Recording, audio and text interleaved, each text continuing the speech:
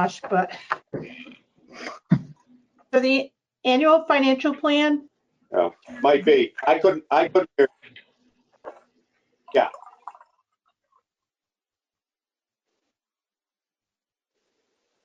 has everyone reviewed it? Yes. So what Yes. I'm looking for is an approval from the select board. So moved. And seconded. It's been moved and seconded. Is there any discussion? So basically, this annual financial plan allows the state to grant money to us, whether we have projects or not.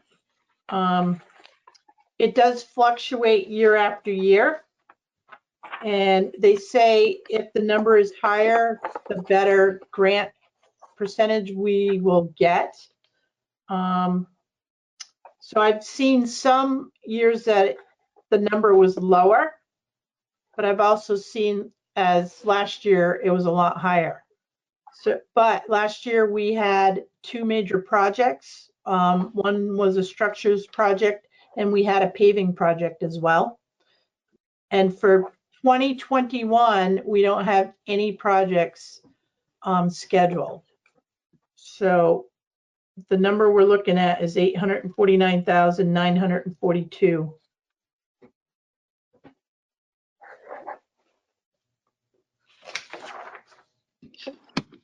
Any other discussion? Does this tell us anything, Karen? I don't think it does, but does it tell you anything about when we should put our name in again for a next project? I mean, is that something we should be? I don't want to miss that opportunity when it comes up, and I don't assume we will, but just keeping an eye on deadlines and things. Yeah, no, Brian is really good about planning, and he usually knows what he wants to do the following year. So if you look back in the past year, Josh, we had two culverts that we replaced. So he had Holland Right. Hill, and then he had Houghton Road, and Yeah. and then he had the big paving project as well on Westminster Road. So now he wants to do some smaller projects, get caught up. He does have Holland Hill on his schedule for this year to do ditching in any culvert replacement there for the stormwater management. And so he's regrouping right now. But I anticipate by fall, he will know what he's going to want to do in 2022. Okay. And that ditching is part of the grant supported project also, isn't it? That is the grants and aid grant funding through Wyndham Regional, which is about $20,000. Okay.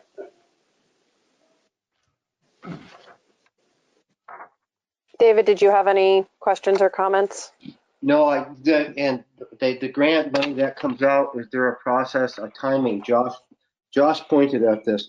Is there, what is the timing of needing to get, in line for that kind of thing? Will that be when Brian knows what he wants to do next year, or? No, there's a process, David, and it comes out at a certain time. It's usually in the fall. So you submit, and then if you're on the list, you have to be at the top of the list for both structures and paving. So we've gotten a paving grant for the last couple of years. So Brian knows we have to wait 3 years. I see. Okay. And it's the same thing with the structures grant with VTrans. The thing with the structures grant is if you're not ready to do your project, they'll put you on hold, but they're going to give that money to somebody else who's already ready. So sometimes you luck out if you have a project, but if you're too busy and you can't get the project done, then you're not utilizing that money. Yeah, I think that's sort of what I was referring to, is just making sure that we're keeping an eye on what we want to have our eye on going forward so that we don't miss those opportunities. Yeah, between Brian and I, we keep an eye on that. So anytime there's money, Josh, and we're ready to utilize it, we're gonna go after it. You're looking for it. Good. Should have just asked that. So.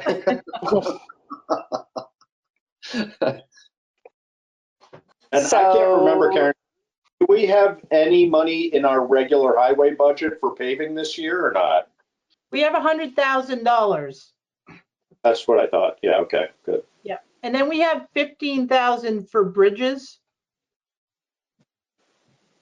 And do you already know what we're thinking of paving and when we need to go out to bid? I do not. Okay. And I would think it'd be, if we're doing any paving, we'd have to go out to bid soon. That's what I'm thinking. Right. Because if you wait too long, you get into fall and who knows. But right now with the virus, contractors are not working.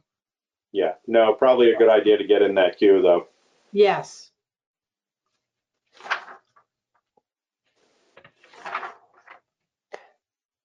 any more discussion?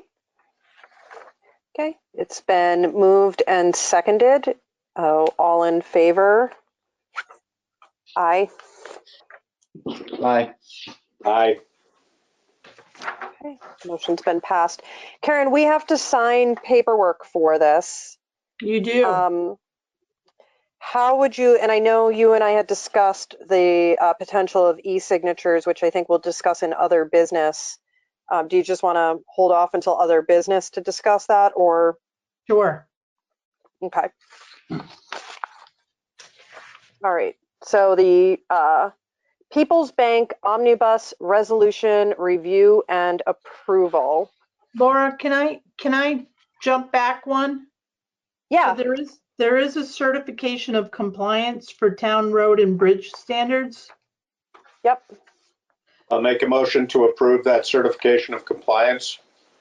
And second that. Okay. Moved and seconded. Any discussion? I will add, this is something that we do. It's part of this annual financial plan. The select board did readopt the town road and bridge standards on August 28th, 2019, per the state's recommendations. And our town road and bridge standards are a little bit better, a little bit stronger than the state's.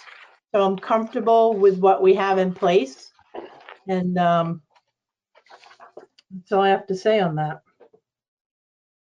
And all our numbers match your data as far as distance and so on. Yes. Good. Yeah, there has not been any new roads added to Putney.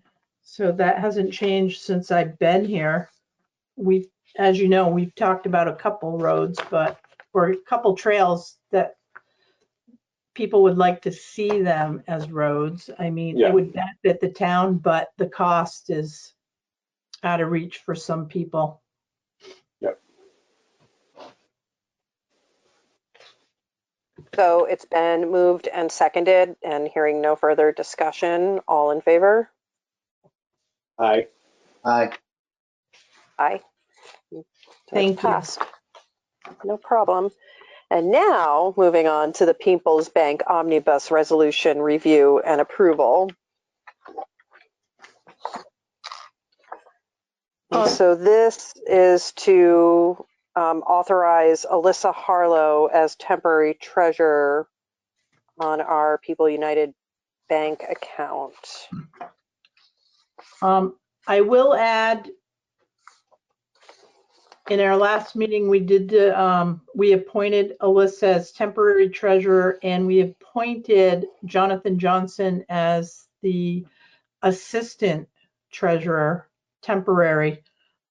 After I had talked to the bank, Josh and David and Laura, I spoke with Lori, she's our contact person, and she had asked, she goes, originally I had Jonathan on the paperwork as well, but having somebody on the resolution will grant them the power to make any changes within the account. And the purpose of adding Jonathan at this time was because of the virus.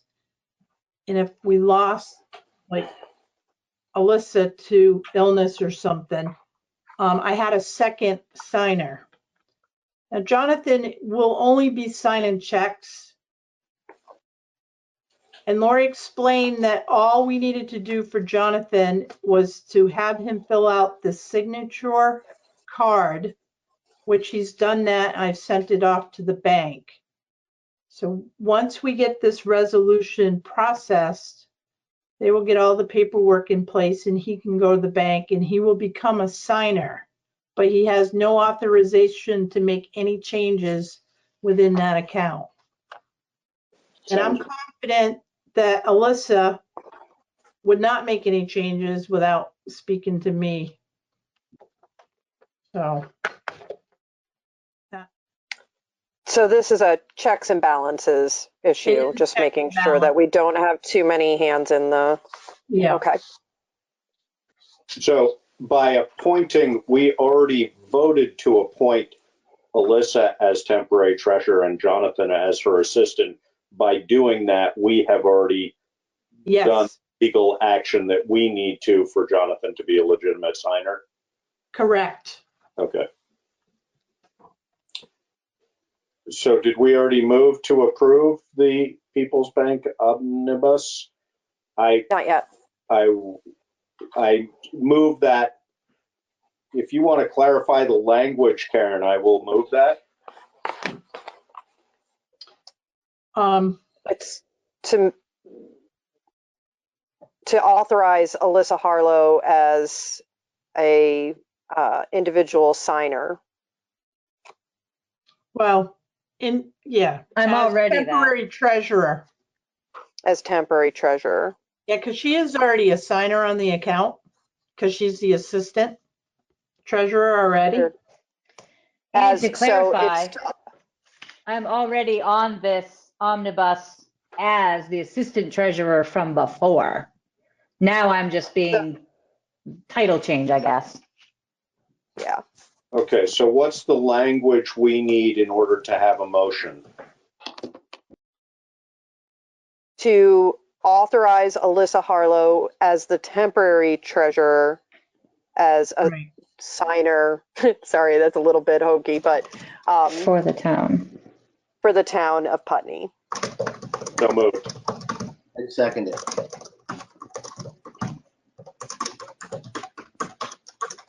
I think we need to mute Alyssa again. Thank you. It's been moved and seconded. Any further discussion? All in favor? Aye. Aye. Aye. Okay, and so it's been passed. So we did have Sandglass USDA Rural Business Development Grant on here. After speaking to Karen earlier, she has recommended that we table this. On February 27th, we did approve a letter of intent to move forward for a grant. On March 11th, we did not receive the app requested for it. We again requested it, didn't receive it on the 27th. So we do have a narrative now, but we still don't have the application. And until we receive the application, it should be tabled. So tabling that. Are they at risk of, are they at risk of missing a deadline? They are. Their deadline is April 15th, Josh, but in an email to me, they asked for certain information such as our EIN number, our DUNS number, our SAMS number with the cage number, which I have all that information, but without seeing the application, I mean, I need to be able to review the application, and I would recommend that the select board see it too before we send it off. Yeah, but we're not meeting again until the 15th. So what does that mean for them or for us? It means they're probably going to miss their deadline. They had let me know that I was going to have that application by today, and it still wasn't at the door at 4 p.m. Do we want to take any action that would allow them to meet that deadline contingent upon individual approval or something? I mean, we can also do that probably via email, but I think all of those numbers they requested are not something certainly that you want to send out as a complete unit in a non-secure, potentially non-secure email. No, I wouldn't like do a that. lot of information. Right.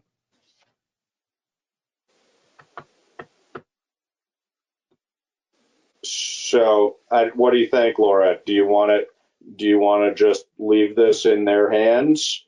I mean, based on the conversation I had with Karen, I feel like it really is out of our hands and it's in theirs.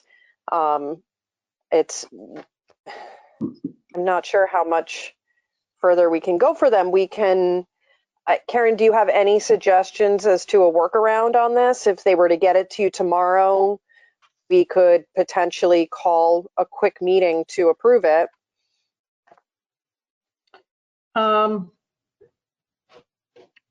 Yeah, I mean, I don't have my calendar in front of me, but let me just.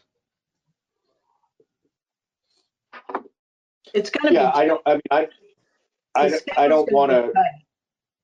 I don't want to burden you any further, Karen. But if they think that they can, I guess we want to be clear with them that if they want to meet this deadline, they have to get it together probably in the next day.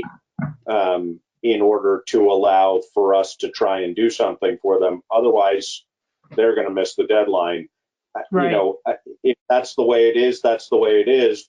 But if we can accommodate them, I'm sure that would be good for them. But they need to jump right on it if that's the case. Yeah, I mean, I've been in conversation with a couple people and, you know, without an application, without a complete package, it might be hard to meet their deadline. I mean, we can do the best we can. I believe I'm going to be signing the application. Does the town manager usually sign? I know the town did one for next stage. Do you recall that one, Josh? I think we can authorize. Well, I think we can authorize you to be the agent, but I don't think it's inaccurate. Also, the statement you made that we probably ought to at least have a look at that application as well. I prefer, yes, I prefer the select board to at least see it. I guess my feeling would be. Okay. Go ahead, Laura. Thanks. I was just going to say my suggestion would be is that, you know, if Karen has another conversation with them and they're able to get her the application within the next couple of days, then maybe it's something where we could call a quick emergency meeting to review and sign off on it. I'm not sure how far it can be pushed out, so. Yeah, we'll have to see what, I mean, 2 days. I'll wait 2 days if they can get us the information, but who knows what's, you know, next week will be like. I mean, I can try to fit it in. Yeah. Yeah, no, and I don't want to burden you unnecessarily. And they've already created that situation, but if we can help bail them out of that situation, I wouldn't object to doing that. Okay. So I think we'll just leave the ball in your court, Karen. All right, I will Oh. reach out to them and see what I can do. And if we see the application and it's complete, then I will call a meeting. Great. I suppose the other question would be if the deadline for submission is April 15th at midnight, then we don't have to worry about it. But Right, just right. confirm that with them. Yep, I will.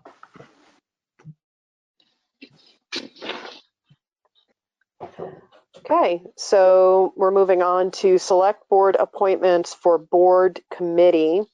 And everybody should have received in their packet the entire slate. I'm going to suggest that we approve these by the slate. So moved. Okay. Seconded. It's been moved and seconded. Is there any discussion? I'd just like to take a moment to thank everybody that steps into these positions. They're purely volunteer and sometimes very time consuming and energy consuming. We appreciate them all. Can I make a comment? Yes, please.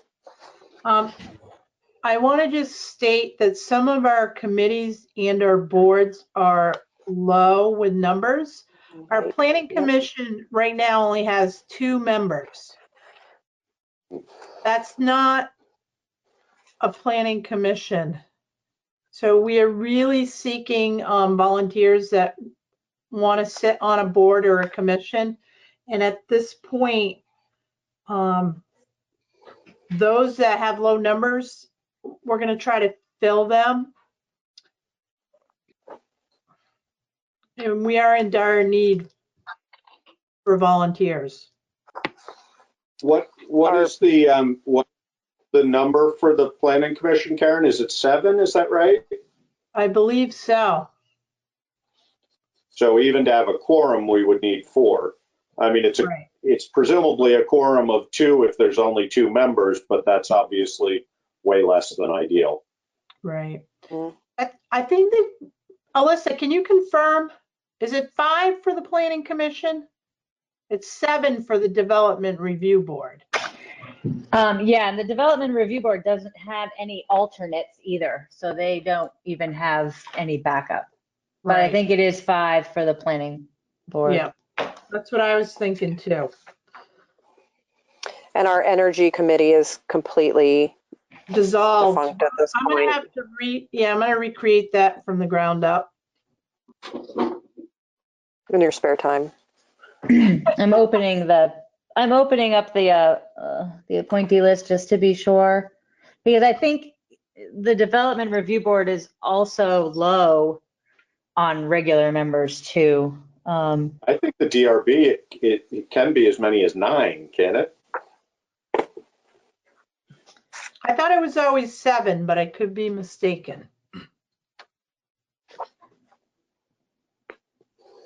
So, oh no, so the Development Review Board has 1, 2, 3, 4, 5, 6 with 1 vacant seat, and then we have 3 vacant alternates. We did have an alternate, but who was it? It was Peter Loomis. Yeah, he never responds to my asking him if he wants to continue. And last year, when he finally did get back to me, he was kind of sounding like he would rather not. So this year, he didn't respond. So I'm just don't know what to do about that. But Planning Commission is 5. Is 5, but we only have 2. So I don't even think they can legally meet with 2 members. It's not a quorum. Does it have to be a quorum of the original number though, or does it have to be a quorum of the existing members? No, it's the original number.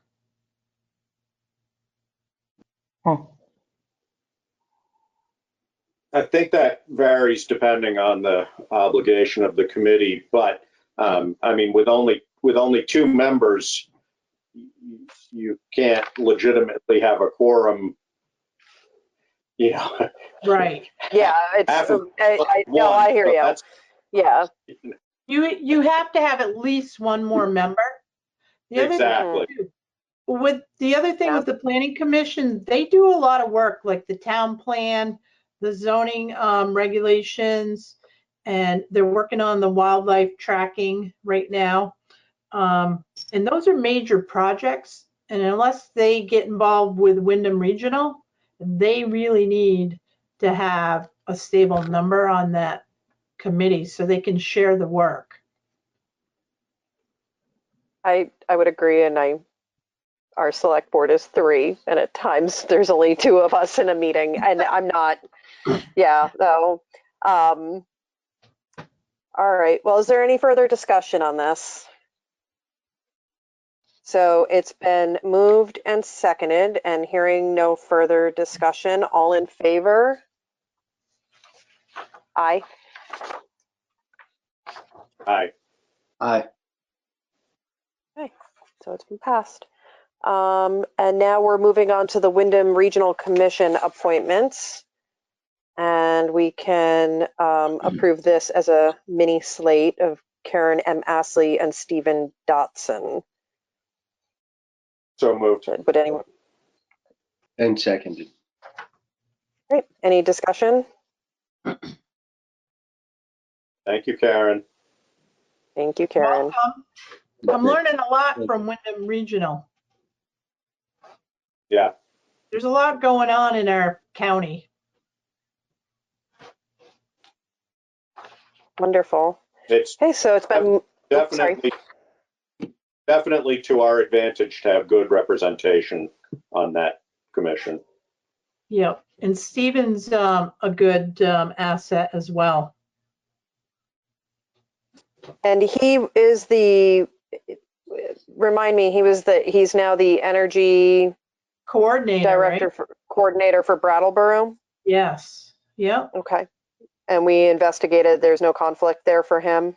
There is no conflict. Perfect. Okay. So it's been moved and seconded, and hearing no further discussion, all in favor? Aye. Aye. Aye. So it's been passed. Great. And now we are moving on to the town manager's report. So I put out some surveys. Where's my, hang on a minute, I'm lost. Here we go. Oh, wait a minute. Let's talk about broadband communication survey update. So the results are in from the broadband communication, and I sent everyone a packet, and it has Putney's numbers in here, which I was very impressed with. I was they were too. like 21% participated in the survey, which, you know, seems like a low number, but for Putney, I thought it was pretty good. Mhm. So Wyndham Regional and ValleyNet and the other company, I can't, it's not on the top of my head right now. They're going to move forward with the feasibility study for broadband fiber to see what the next steps will be. But based on, you know, the survey results. So with the virus too, I'm not sure how this deadline will be impacted, but I mean, there's already a timeline on it, so I think they're going to try to stick to that schedule.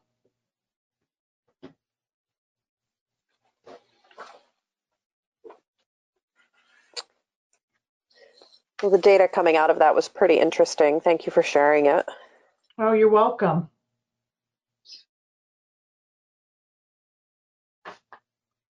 Does anybody have any questions about it?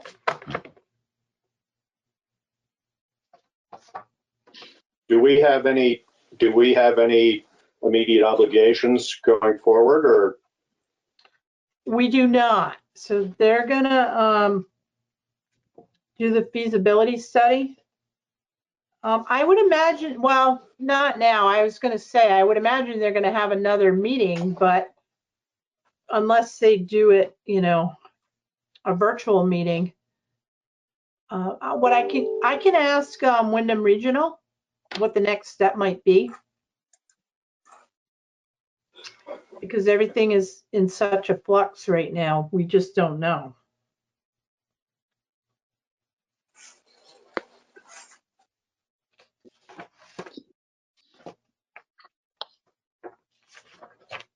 Thank you, Karen.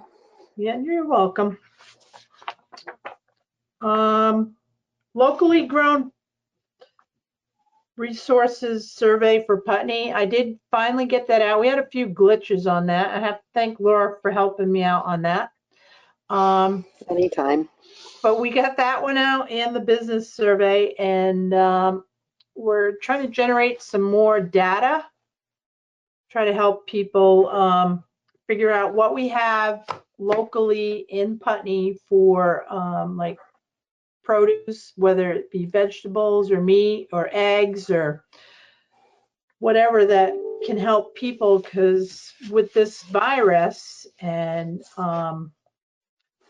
you know, the stay at home and only go out for groceries, and as you know, supermarkets, you know, are still have empty shelves, and if we can help people locally and they can provide resources, I think it's better for our community. But Yeah, I find this so exciting. I think that this builds resiliency and stability and sustainability for our future beyond this virus. And I think it's exactly in the vein of the conversation that Tom had speculated the governor would like us to be having. And so I really commend Karen for having taken the time and initiative to get this going and get it out there to the public, and encourage anybody that's watching that grows or has a business or has any other kind of resources that they would like to offer to their local community, please participate, because it's a great way that we can all connect and support one another. yes, and we did the same thing with the business survey. So basically, it's asking our businesses that basically had to go to takeout, you know, what do they offer? You know, do they have gift cards? Are they doing takeout? Are they doing curbside?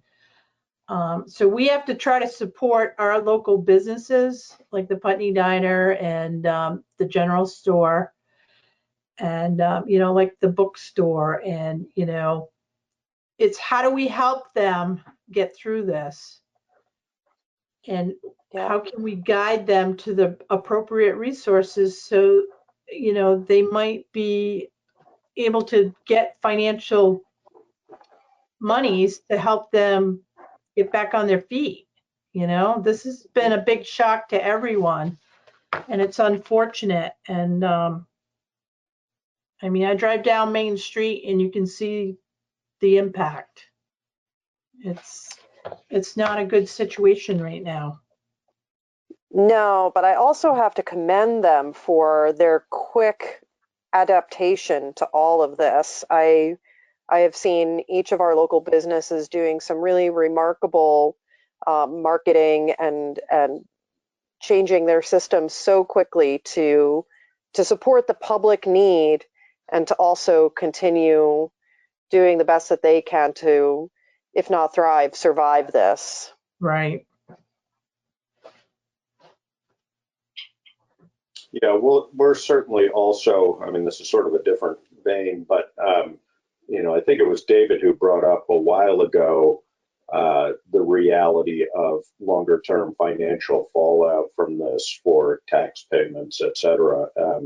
And I think we're going to have to be, we're not going to see that until, you know, I mean, given that tax bills may be delayed, we're certainly not going to see it until at least August, but you know, over the next year, we're going to have to really look at how we're going to manage. And I'm very hopeful that there will be legislative support for how we are supposed to manage that, because I suspect that's going to be very real for us.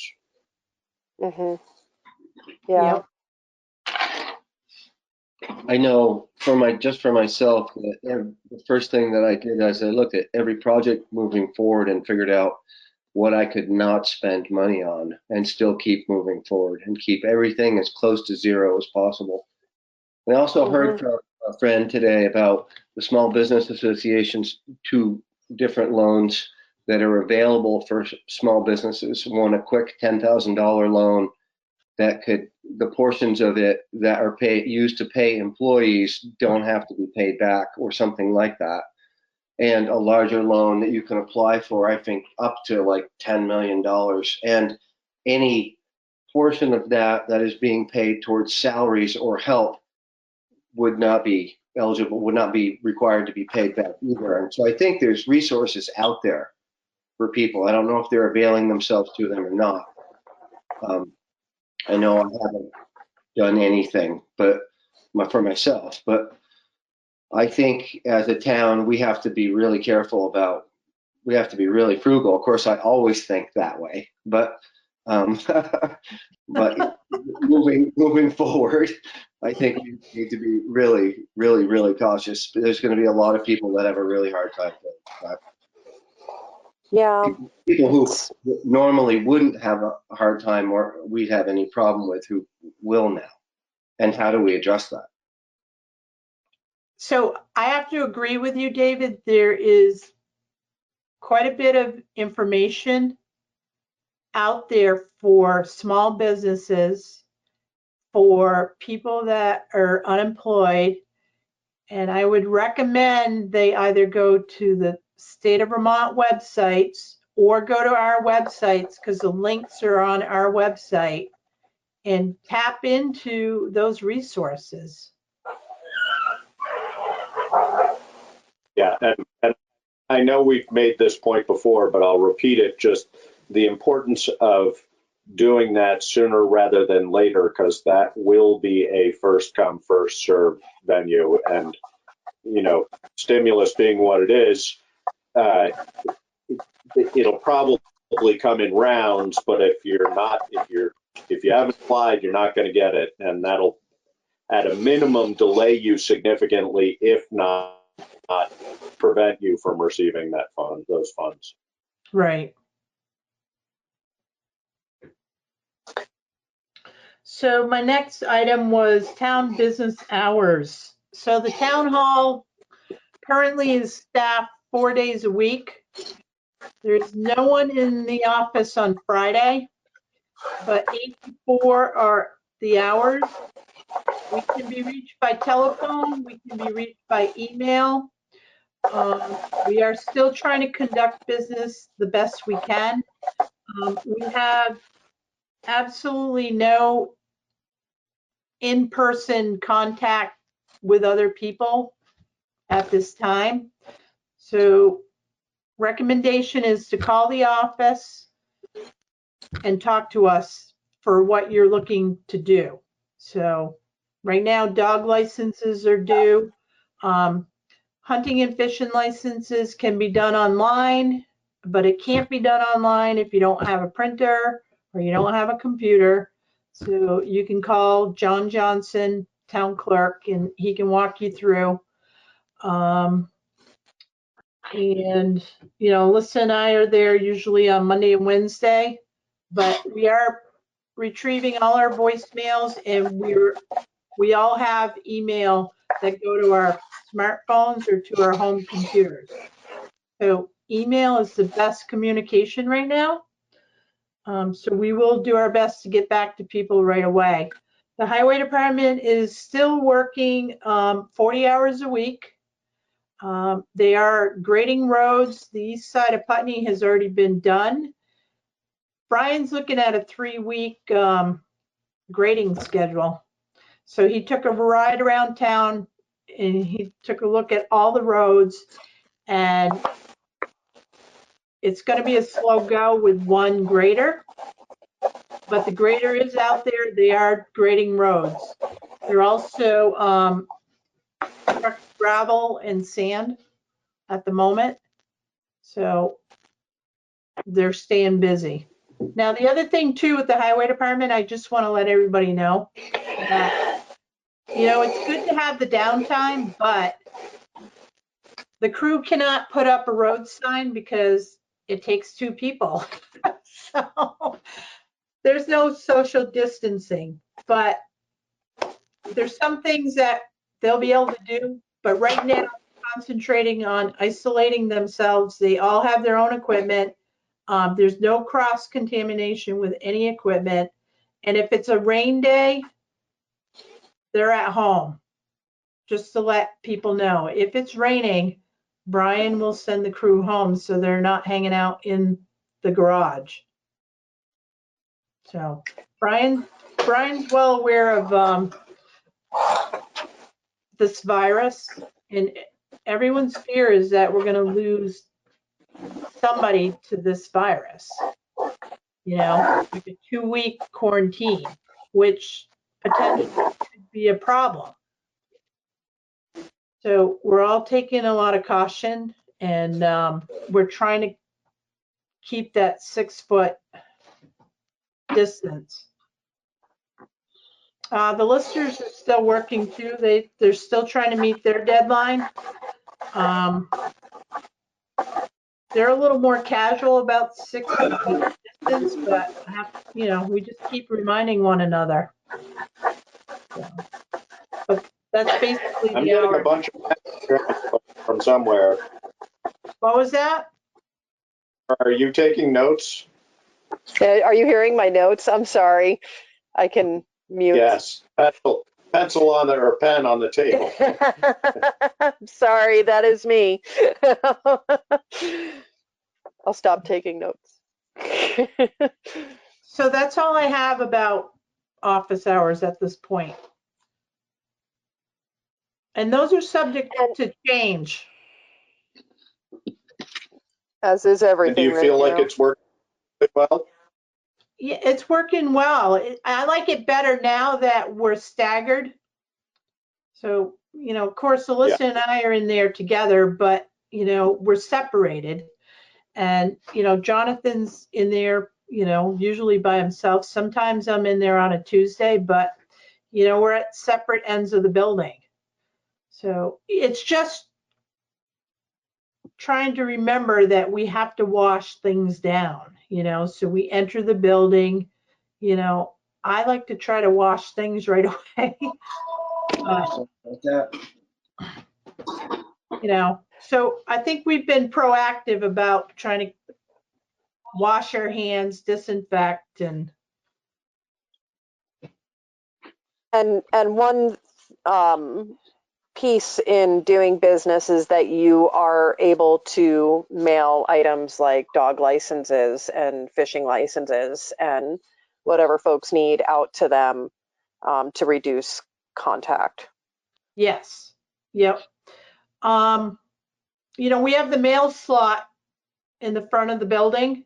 So if anybody needs to drop anything off, they can just put it in the mail slot, and then we can process it and then put it back out in the mail. Really helpful, thank you. You're welcome. So that's all I have for town manager's report.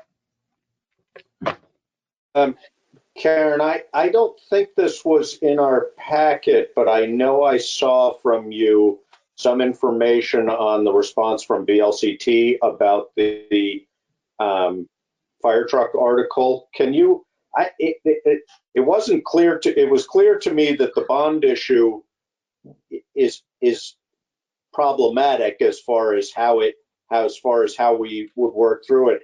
I didn't feel there was a clear answer about going to private lending institutions. Do you have the information you need? I have enough information right now. So the one thing that I'm concerned about is because we voted on a 10-year bond, $550,000 at 2%. So the interest rate concerns me. Yeah. Especially if we won't know what the interest rate is until it comes back from the bidders. I mean, that concerns me a lot. And I haven't started researching what the banks are doing right now, but I will look at it. And again, I haven't really talked to Larry. I know Larry. I didn't feel like there was, I don't know whether there was an answer or even whether the question was sort of voiced that they could answer whether we can legally go to a bank if we chose to, if we met the criteria lined up in the vote. Right. I'll have to go back and reread it because I read it as no, that we have to stick strictly within the language of what was voted on. But and that's how I interpreted that first paragraph for sure. Well, Yeah. I definitely agree with you as far as a bond. If we were to get a bond, then it would need to meet that criteria. For me, it wasn't clear to me whether that left us with the opportunity of going to a bank if it would come in at less than 2% or not. I think Right. I don't know whether that's possible, but I can ask for clarification. okay. all So, right. Warrants? yes. Do we have a motion? I will move that we approve and execute the warrants as presented upon completion of review. And then second that. Been moved and seconded. Any discussion? There were several things that weren't familiar to me here, Karen. I assume it's all legitimate. I don't know whether we want to go through any of it, but Advantage Truck Group. Can we do payroll first? Sure. Can we let's- pass it first? Yeah. So it's been moved and seconded. All in favor? Aye. Aye. Aye. All right, we're going to start with payroll warrant dated April 10th.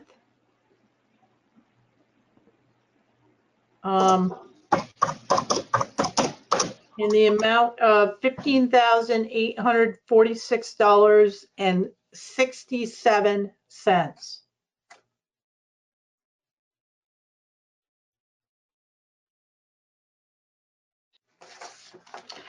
And then That all looks, any questions, Josh? Looks good?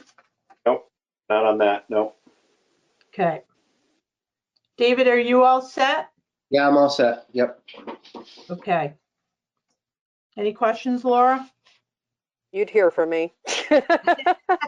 No. All right. So accounts payable dated March 28th through April 10th, 2020, in the amount of $86,264.20.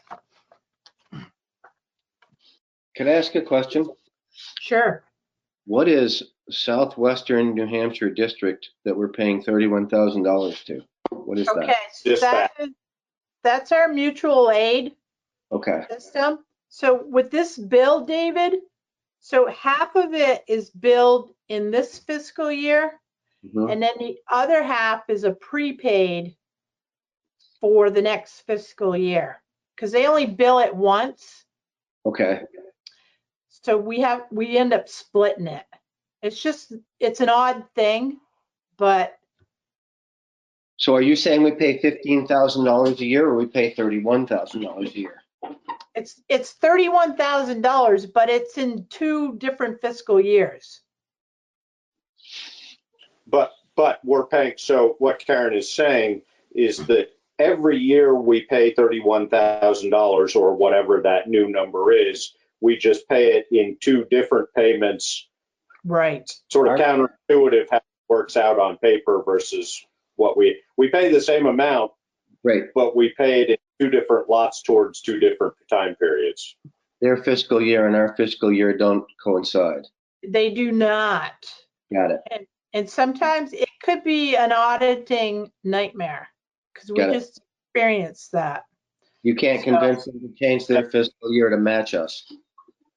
I don't know, but so in the past, just to share with you, in the past, what would happen is we'd make the payment now, we'd make one payment, and then we would hold on to the bill until like July and then pay him for the other half of the year.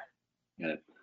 So it looks big, David, but when it comes out in the wash, half of it will be in this fiscal year, and then the other half will be for fiscal year 21.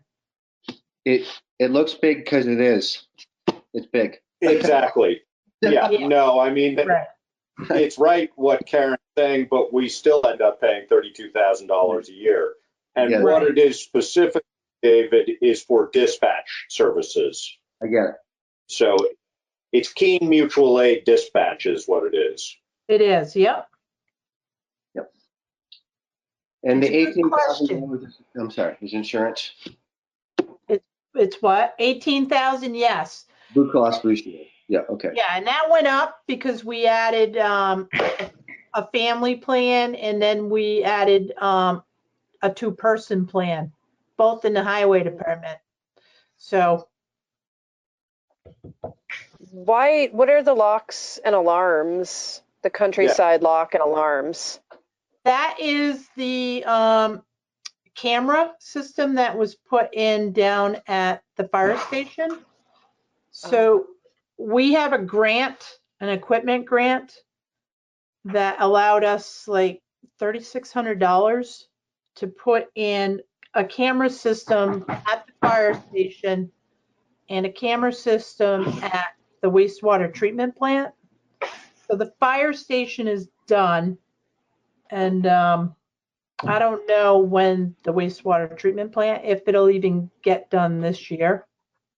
I'm hoping, but Who monitors them? so it'll all go into the fire station onto Okay. their computer there, which is a good thing because if there's any issues, it automatically goes there, and the alarm will go off too. So at the wastewater treatment plant, not only will they have the camera system, but they will have an automatic fire alarm that goes to the fire station. So we won't have a separate monitoring service, is that correct? No, it'll go right directly to the fire station through mutual aid. Okay. And those And are, then- those cameras are, the focus of those cameras are exterior of the building, is that correct? That is correct. Yep. And then it's up to like Tom or one of his people to review if an incident happens, if an issue arises. Yeah, but I would think too, it would go to their smartphone. There's got to be an app for those cameras to go to somebody's smartphone.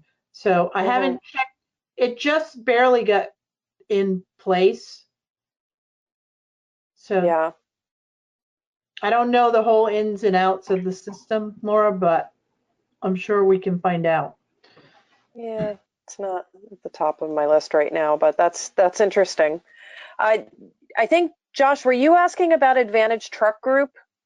Yeah, there were just several things on, I mean, I'm not particularly concerned about it, but they're just names I don't recognize. Advantage Truck Group, Allen Engineering. Of course, I don't have any of the invoices in front of me. Advantage Truck Group is, I think, a part of Patriot Freightliner. It's where they get a lot of their parts for the trucks. Yeah. Okay. Yeah. Oh, okay. And Allen Engineering is the That's the pool place, right? Right, in the sewer department, they get all of their Chemicals and, yeah, chemicals Okay. and stuff. Yeah, we pay an invoice from them once a month.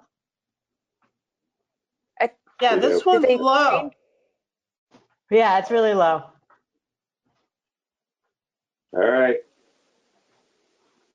Was it always Allen Engineering? No, actually, it was Allen Pools and Spas. Right. That's what I thought. Okay.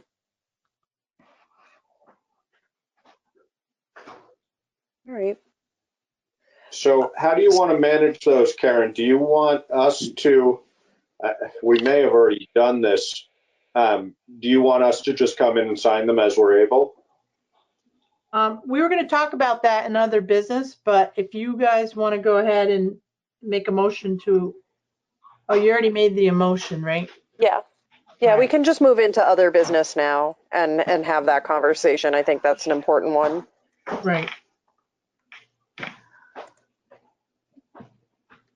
So Karen had suggested the possibility of electronic signing, but without us actually having researched that. I'm not sure if that's feasible at this time. Maybe it's something we could discuss next week. In the meanwhile, as Josh was saying, do you just want us to all come in when we have time and sign those, like committing to getting it done in the next day or two? So everyone has a key to the building. So and I have all the paperwork with me right now. So that would mean me going to the office tomorrow to bring all this stuff in for you to sign. Karen, Yeah,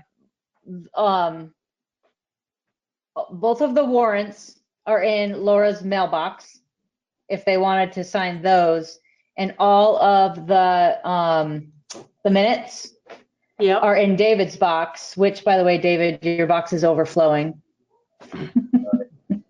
So if you wanted to at least sign those are there at your convenience.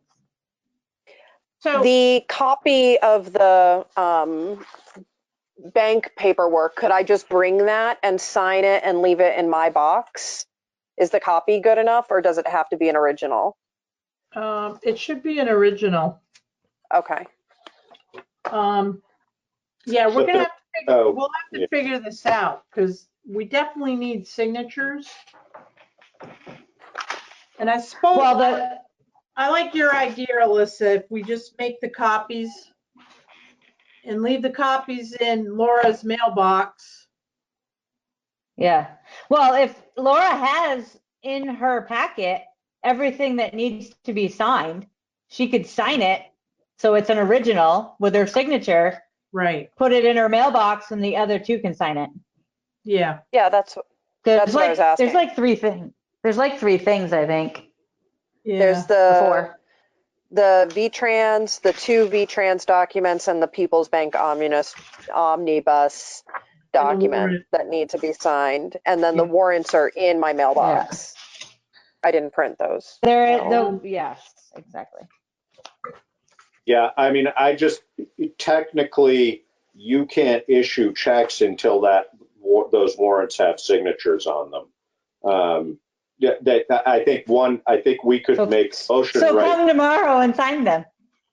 But, right, no, that's what I'm saying. I mean, I think that Laura should do that. So I will make a motion that for the duration of the COVID-19 pandemic, we allow Laura to be the primary signature, and then David and I will follow up as we are able on all warrants from here until the pandemic is completed.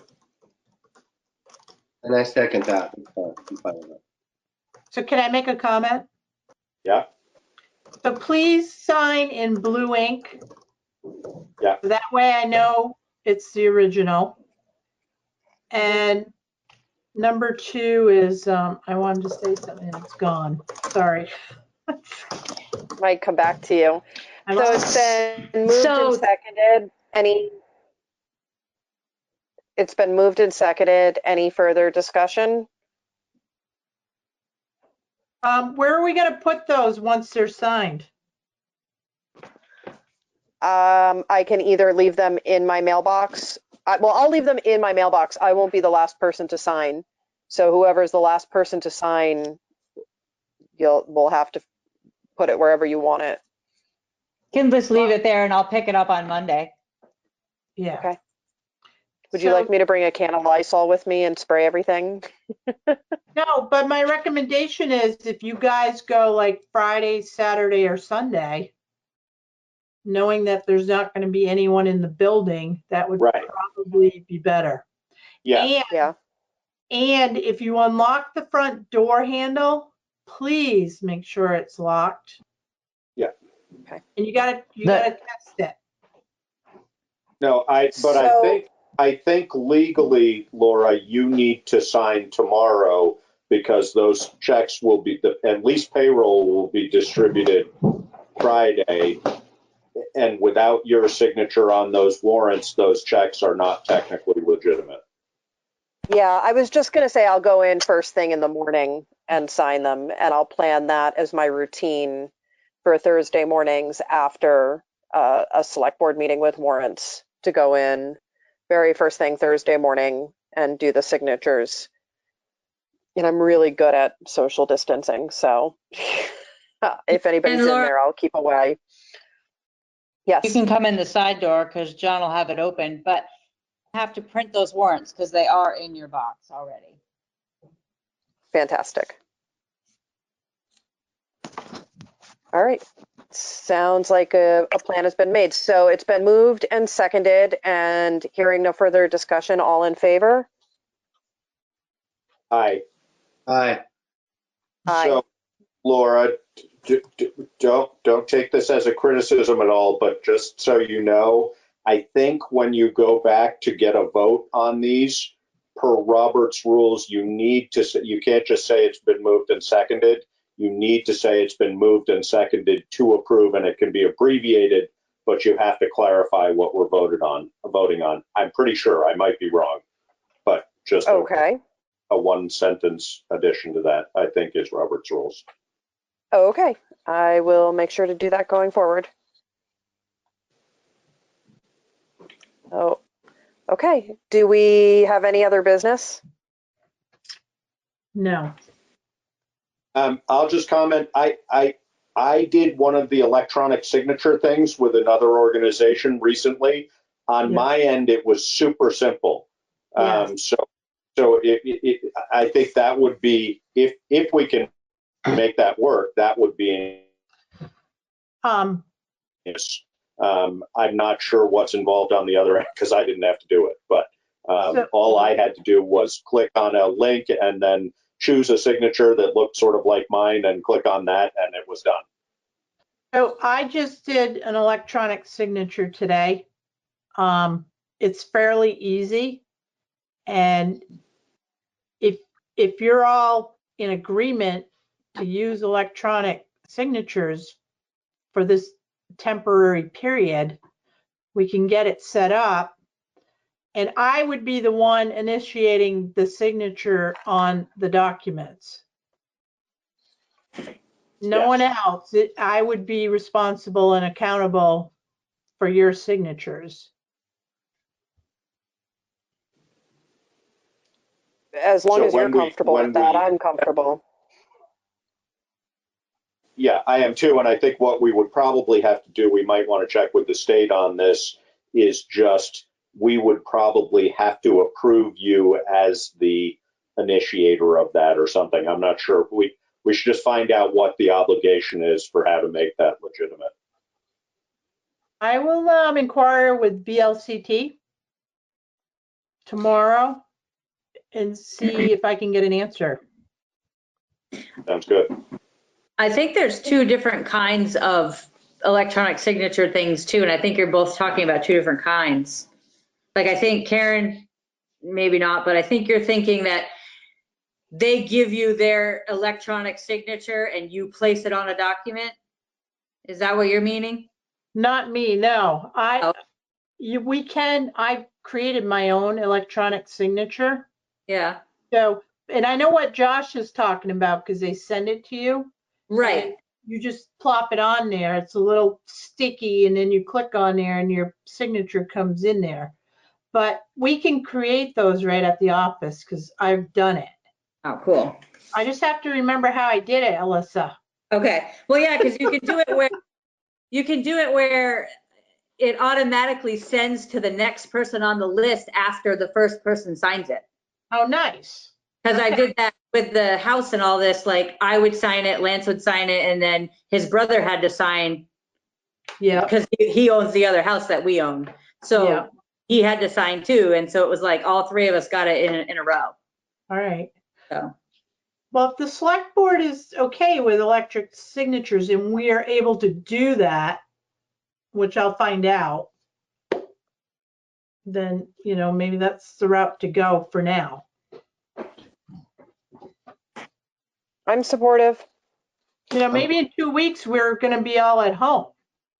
we already are. You More mean or back in the office?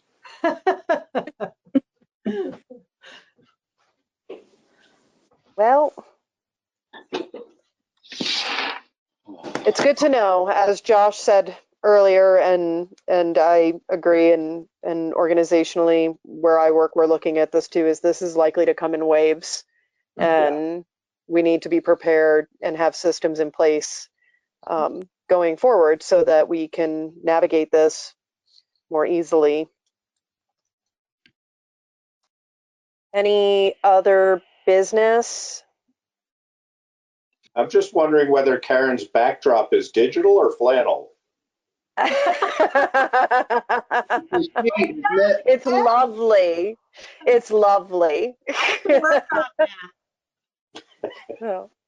It has a very holiday-esque feel. What are you hiding? That's what I want to know. No, you I'm not don't. telling. Behind there, you don't want us to see. Yeah, well, The only other thing that I would bring up is the Putney Mutual Aid Group, Neighbors Helping Neighbors, is doing some really amazing work. They've built a pretty incredible system to connect people, and they've been able to effectively connect folks with Tom, which is what he was speaking to before, where they've been able to connect volunteer counselors and folks that need that support through him. I know that, I don't know if you've received it yet, Karen, but they plan on sending some producers your way for your survey. So it's really heartening to see how our community is coming together during this time and truly supporting each other. And I'm very proud of the work that they're doing. I am too, and they've been very supportive for our office. And, anytime, I'm just thankful we have people in the community willing to help. Mhm. I want to thank everybody who's making the masks too. I think Yeah, the effort is just beyond. it really is. Landmark has started or will be starting soon, and I should actually say I believe that they will be starting soon to 3D print masks if they haven't already. We were able to connect them with somebody that already had the knowledge of how to do it, and they have the printers. So that's really exciting too, that they're going to start printing masks for our first responders and our hospital. Yeah. No, they've stepped up to the plate big time. Laura, I think you said before that the person heading up, or one of the people heading up the mutual aid group, is Ruby McAdoo. Is that true? Yes. And who is working directly with her at sort of the top of that process? So it's Ruby, Kathleen Dewich, Yeah. Jamie Contois is a big piece of it. Oh gosh, I'm forgetting her name right now. Sarah. Farmer Jones? Hold on one second here. Bear with me and I will find you the. I want to shout Yes, out Sarah Armour Jones. Thank you. Hannah Pick too. So- Hannah Pick, the folks from Putney Community Cares. It's really, there's a core leadership group that has been doing a lot of the guiding work. And then there's every week, there's a large slate of us that meets, which includes our local representatives, Notter and Mike, and local representatives from the different organizations in our town, myself, and a few other community members that have been really driven to make this happen. And then there's a communications team, which I'm on, but I have to be like very clear that most of the heavy lifting has been done by other people. I'm just sitting in and listening and occasionally throwing in some input, but trying to make sure that I'm playing the role that I'm supposed to be playing of liaison. They're just doing incredible work. It's been tied in with our local businesses as well. So they're trying to work with the local businesses to help with grocery delivery. Truly remarkable. And something I think that will serve us well going forward for many years. They're building it strong. And I also want to comment to certain residents that have ideas and they'll shoot me an email and I'm able to like throw it over to the mutual aid group and they hook everybody up. And it's been incredible. And it's big for me to do that with everything else going on. It's really difficult. And I feel like this group handles it efficiently and people's, their needs are met. Good. Yeah, I have to agree. It's the exact kind of collaboration we were hoping for. Yeah. It's working. I like it. I'm really impressed too with the community right now. Putney has a lot to be proud of. All right, so we probably have another meeting date on that agenda. I don't have it in front of me. And then We do, except it says April 8th. Who made that mistake? All right, let me look. Sorry, guys. So I believe it's April 15th that we're supposed to be meeting, and that's our 5 o'clock, not a 5:30. Right, April 15th is the emergency preparedness meeting. So April 22nd is the next select board meeting. but we also have a meeting the 15th at 5. Yep. Yes. Okay. Yeah. And I would love to see for us start to, and if you to have any ideas, or I would love to see us start building an agenda aside from just COVID response for those meetings, because I feel like some of what Tom talked about earlier and what both you, Josh, and you, David, were saying are really important pieces that we need to start addressing as soon as possible and fleshing out. We may not be able to come up with the answers, but at least to have the discussions, I think, is really important. Yeah, because I don't think we're in the thick of it yet. And then when we come down that downside, and like Tom mentioned, it's going to be recovery. And we need to plan for that, because it's not like everybody's just going to be able to come back out onto the streets and No, not at all. All right, I will make a motion to adjourn. And I'll second that. It's been moved and seconded. Any discussion?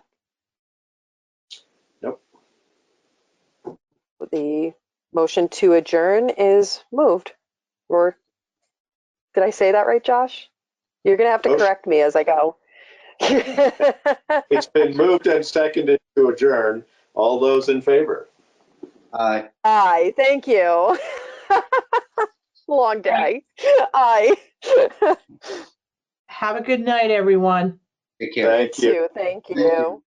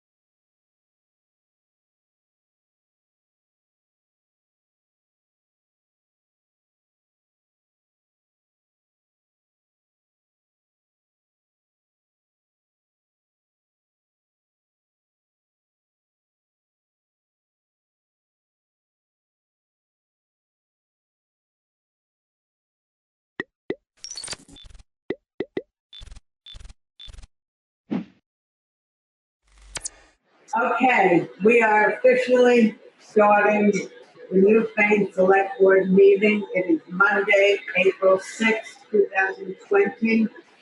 This is the very first time that we're doing some virtual meetings, including Zoom and somebody on the phone. So Chris Williams is on the telephone, Shelley Hubert is on Zoom, Angela Sanborn is on Zoom, Mike Fitzpatrick, Jay Wilson, Lynetta, and myself, Marion Gallen, are here at Town Hall meeting.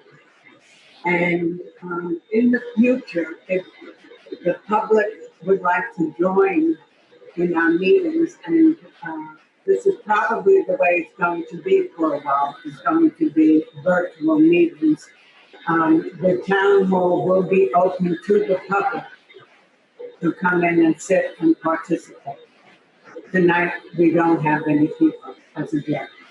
So I'm calling the meeting to order. The first item is additions or amendments to the agenda. Is there anybody who has an addition or an amendment to the agenda, please? Okay. So we're moving to approval of minutes.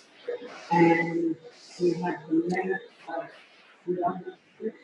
Marion, we have no minutes.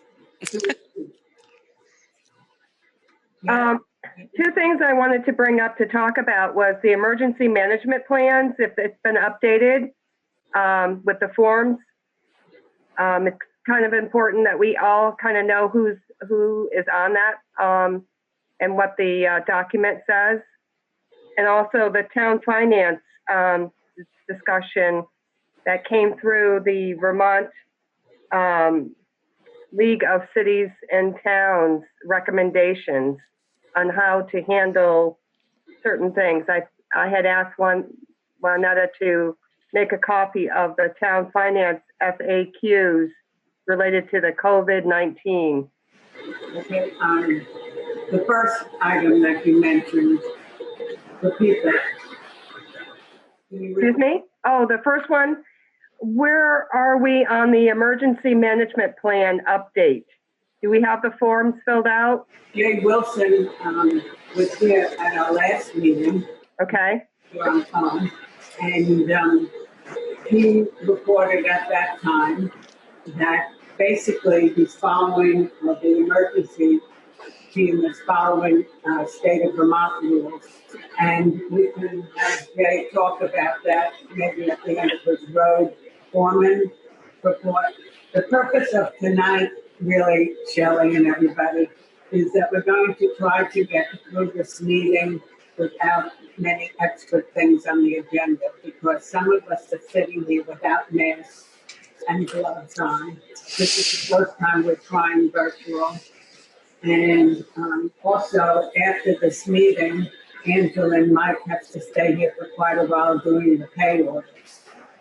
So, because it's the first time working on all of this, I think Jay can talk about emergency.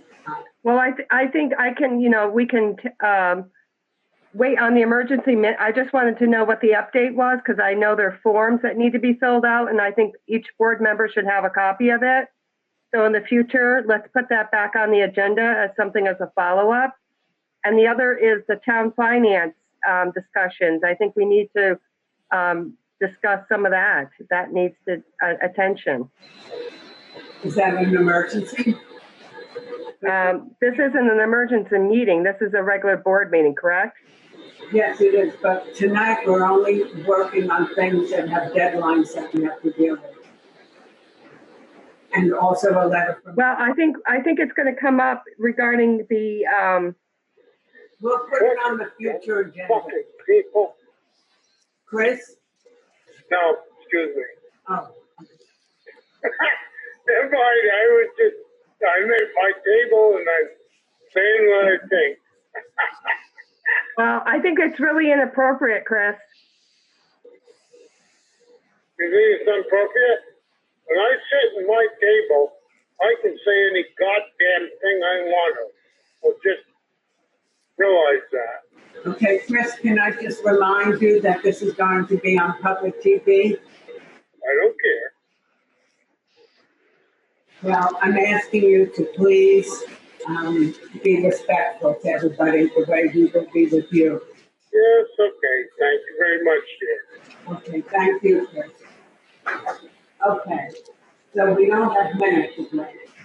Oh, I got somebody off already. So can we just table the minutes for the next one? It's not a big rush. And keep moving right along, please. Make a motion to table. I make a motion to table the meeting approval of minutes till the next meeting that we have, date uncertain. Okay, Mike second. Any discussion? All those in favor say aye. Aye. All right. Okay. I'll have it and then we'll postpone that for next meeting. Okay, the next item on Talking the, on the phone. the next item on the agenda is road business and the road foremen and road commissioner report. We'll start with Wilson, please. We had another burglar alarm at the town garage Friday morning. It's the same motion detector as 2 weeks ago. The home security came, replaced that detector, and replaced all the batteries. Excuse me, Jay, can you speak just a little bit slower? It just comes muffled. Thank you. We had another burglar alarm at the town garage Friday, and it was the same motion detector as 2 weeks ago. So home security came and replaced that detector and replaced all the batteries in the rest of the system. The permitting process continues on the sand salt shed and the Depot Road box culvert. Both of those, the people continue working. Still doing stuff. They're falling partially over and taking the back with it on South Woods Road. I'm working on somewhere to remove the trees. Mark Pickering and Scott Jensen are looking at it to come up with a plan for permanent repair. We're busy getting roads repaired from mud season. And I've been on a daily basis wiping down all the common surface Clorox spray at the garage, either after everyone has left for the day or before they come in. We're doing our best at having people drive only one vehicle or wiping them down if we do have to spray. If this goes on for a couple months, it's going to be very annoying process. I'm not sure what he said. Wiping down everything. They're wiping down everything with chlorine. Okay. So my thought here is, again, if it's not a, what is it called, like an emergency, I don't think that the highway crew should be out unless there's a failure in a road or a bridge, et cetera. Well, that's what he was saying. They were fixing a spot on South Warsboro Road that needed to get done for people that need to drive on it. But is the staff on duty now, though? Yeah. Because the governor has made an emergency declaration, and it's only for essential services. So unless there's an issue, I think we need to discuss about what their role is, and if they're not essential, they should not be out working. There's $1,000 fines that are going to be imposed. The highway crew is considered essential employees. May I say something? Yes, Chris. The town crew works on the road. They aren't together. They're working on the roads, grade the roads. One person is doing one thing, one person's doing another. Let the road crew keep working on their road. If you don't, you're going to have a real problem. Thank you. Thank you, Chris. I just wanted to bring it to your attention. Well, I think that the roads are very essential. That's Because it specifically talks about municipal employees and road workers. So I mean, if we, I don't know if we need to call a vote on it. It sounds like you're all, allowing this to happen. So, I mean, I'm just worried about people getting sick. so we, May I say something about that? Yes.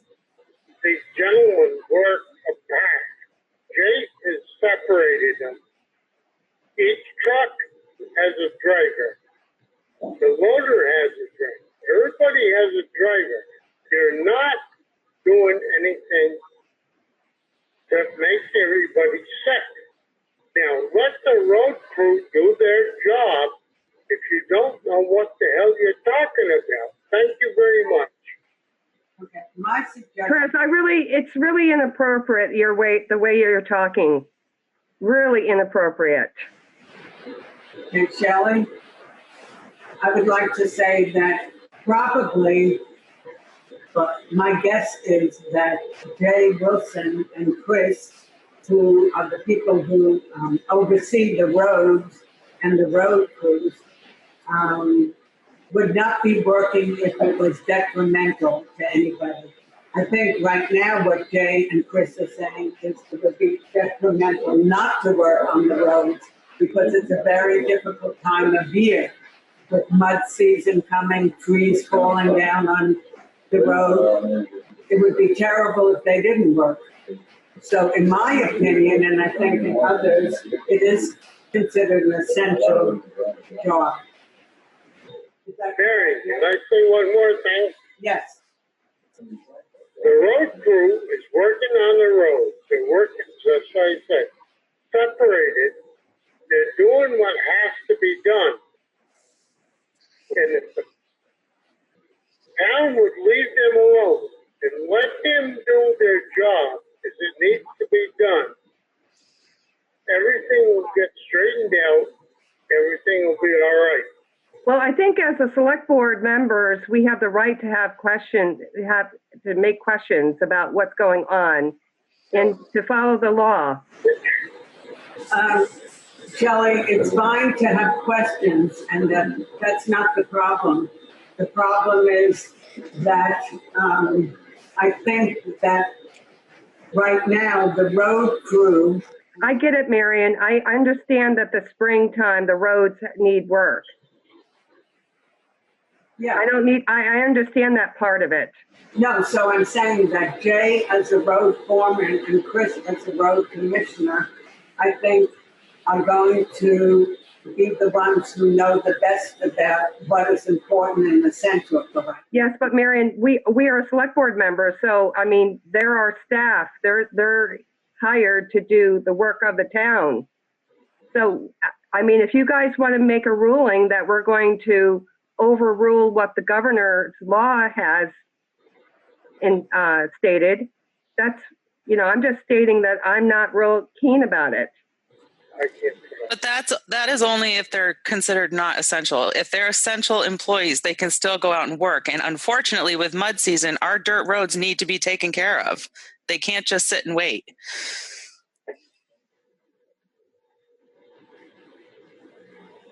Hello? Well, I'm just saying that if they're not out, if they're out there doing an emergency thing, that's one thing.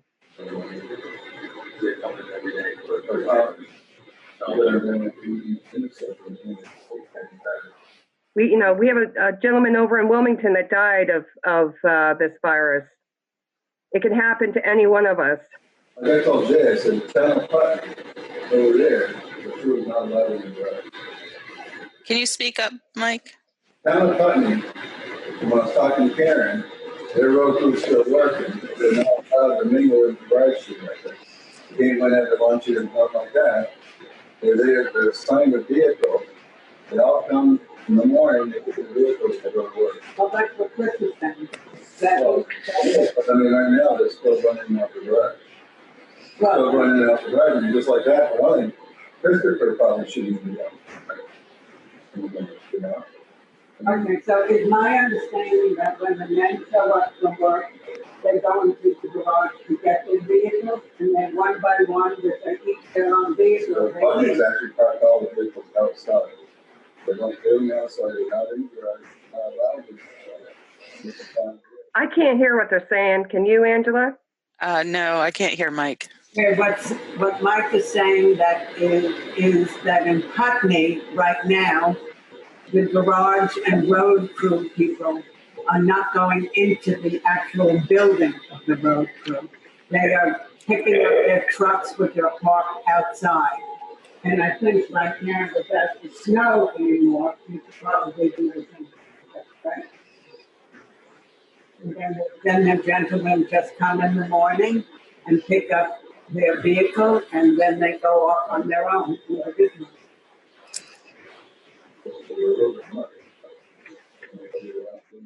I think that's fine. And then I also think that if any member of the road crew feels that they shouldn't be at work, they should take it upon themselves to talk to Jay and explain that. We all have that decision, whether we go in or stay home. Anytime you should make that choice for yourself. They're aware of that, any one of them are welcome to not come in. So, there's days like you get a heavy rain, you can't go out too much on the road. What do you want to do? If they stay home, do we still pay them? How do they do it? I don't know how to.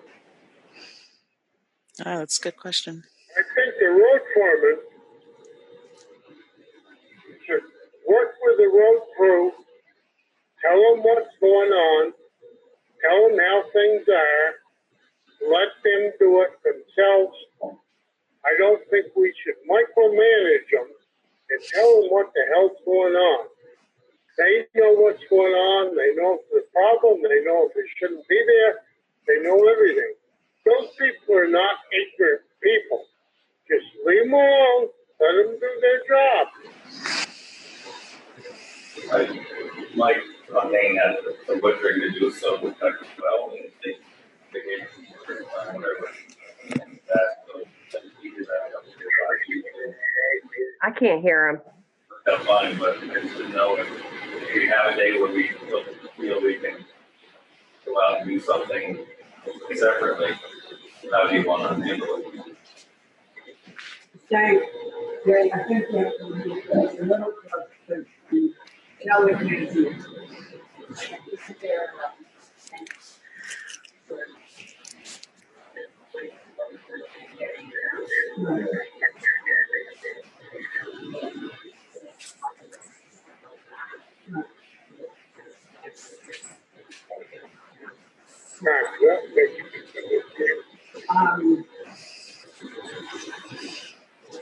I don't like this whole thing no matter what either, you know, honestly, like I said, I'm no different than work. I go to work and buy my stuff. As of tomorrow, they're gonna find me out looking up. And I said, I don't know why the hell, what's the difference between us and the road crews or anybody else like that? There's a lot of jobs, a lot of guys that are logging. They're working by themselves offices. Yeah, just to come out with this water that they don't start finding everything, people go to work, and maybe they'll have to be in money backing it up. I can't hear Michael. Michael was saying, he's talking about the rule that's supposed to be in effect as of tomorrow, that people shouldn't go to work. But at the same time, it's essential work that the road crew has to do, that Mike and other people, loggers, have to do. Oh, I know, I said, we're no different than the road crews or anybody like that. They're no different than the road. We're not with a bunch of cars. You're by yourself all day long. Right. And all that stuff like that, but as of tomorrow, they can either find here, they even said they even put in jail. So, Jay, how about calling the state first thing in the morning and saying, did the new thing go through for me? We would like to know. I mean, I know this is serious shit going on. No, I know. It's really going to be looked at, no matter what. I mean, you can't we all know how very long to, I mean, it's not good. But, you know, I mean, on the other hand, too, you know, people have to stop, you know. You can't just shut everybody. I mean, places they tell you can go to work, and places you should be going. That's stores. You know, you go in there and there's 100 people in their shop and tell you to get up and you got the place, you know. And that's it, everybody's all right, you know, you know that. Well, would everybody agree that Jake called the Vermont State tomorrow, the governor's office, whomever he has called, and ask permission and see what they say about road crews being essential? Sure. That sounds great. I agree with that. Can everybody agree with that? Kelly, do you hear me? You're muted.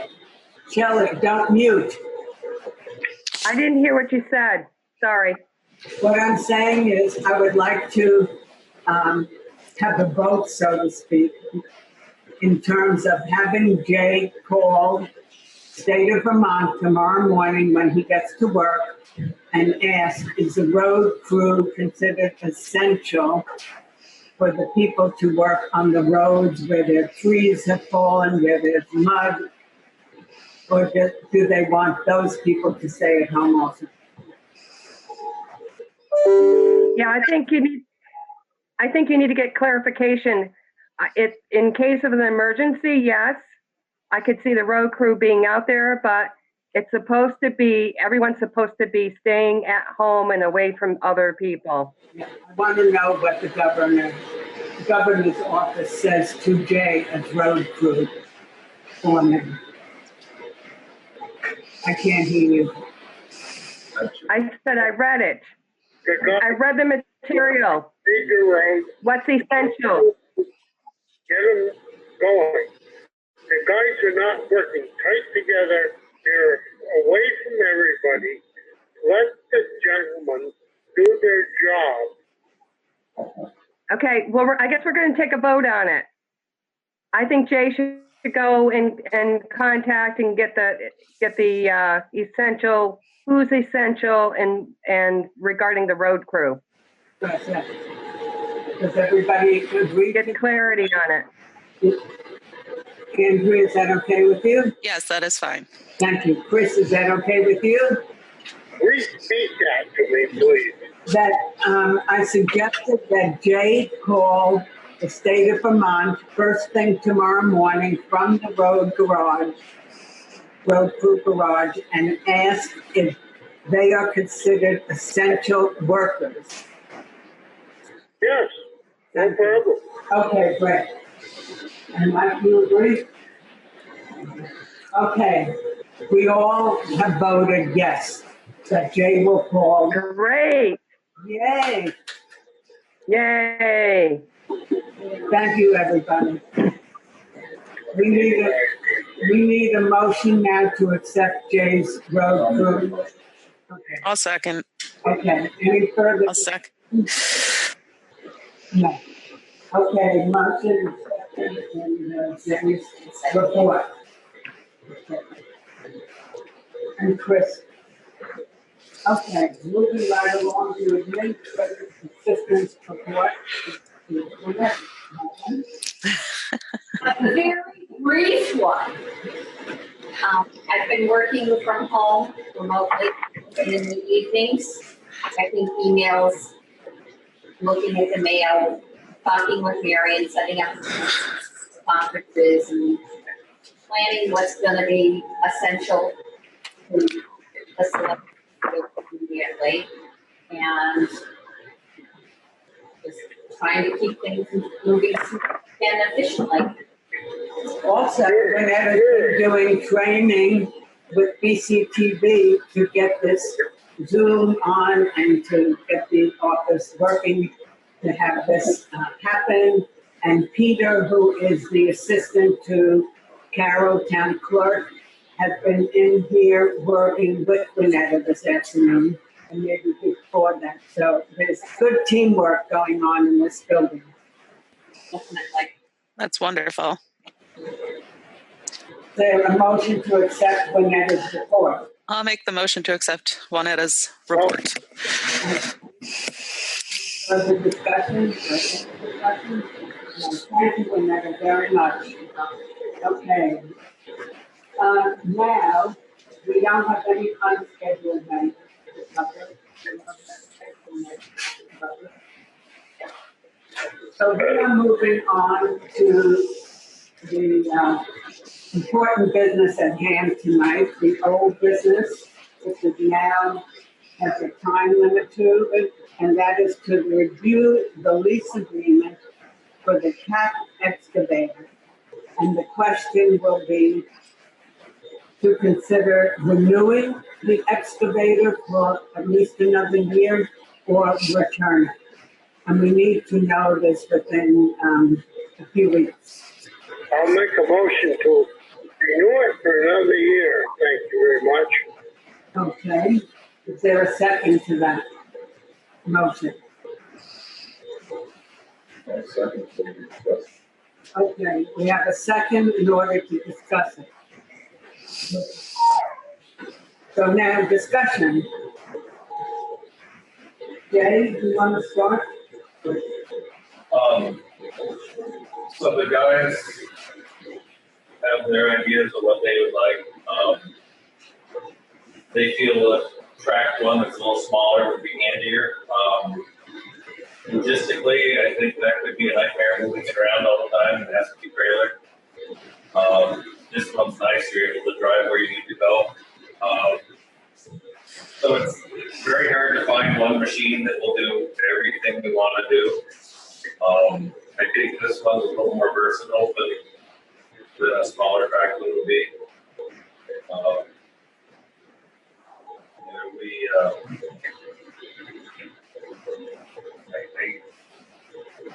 I just can see that we were able to go through the covered bridge with this one because we were able to sneak through, whereas very long we have to go over the. Can't hear you, Jay. We're able to go through the covered bridge with this one, and if we had a tracked one, we'd have to go over the piece work, which if it's slippery at all isn't always good. I don't know. I think we've been able to do quite a bit of stuff with it. How often is it used? We put about 340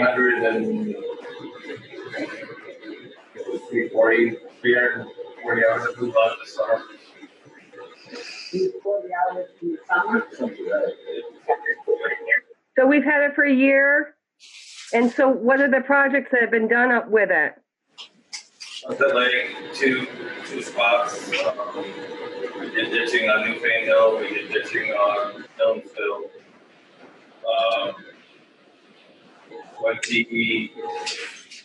20 plus culverts. We did the work for the 100 Brook bridges, moving of the old ones and the. Can't hear you. What was that? Can't hear you. We did the 100 Brook bridges with it. Pulled a number of stumps and rocks that were, hitting lanes and plows. Quite a bit of stuff that we haven't been able to do with this backhoe before. We had a rock that was thrown inside of a small car. We got out of one of the roads. So, Have you been able to use the brush cutter? we used it some. We ran into a lot of problems with neighbors. The power company had come through and everybody was still a little raw from all the cutting they did. And so it was a lot of people were coming out and questioning why we had to cut the road back and so forth. Why you were cutting it back? Yes. Really? Did you say 340 or 500? Yeah. 300. I think the normal usage for town, last time I saw it was like 3. I can't hear you. Looked up what they usually figure the hours. They base our warranty on how many hours the town usually use them. Yep. The range was 350 to 500 hours was the average for a town per year.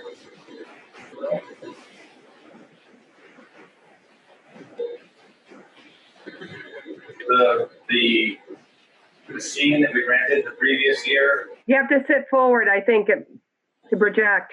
the machine we rented the previous year, the wheeled excavator, was $5,900 a month, which comes out if you rent it for the summer like $29,000 or something.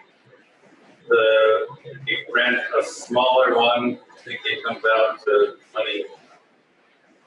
Something like that. Well, the track one, they'll cover on 3,500 a month. Right.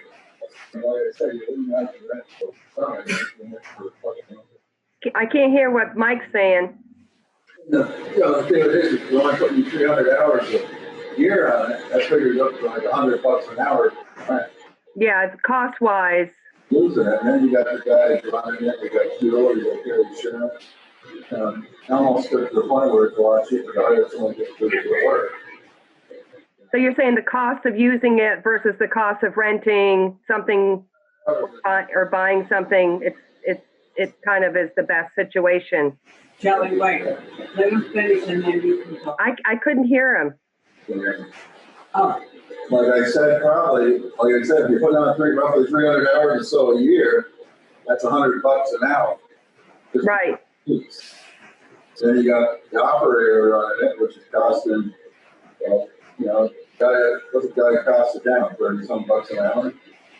So then you got 130-some bucks an hour there, you got your insurance on that, you got fuel going, that's where you're down to spending, you're spending probably, goddamn,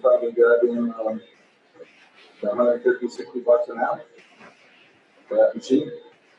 Where you can hire somebody for a hell of a lot cheaper.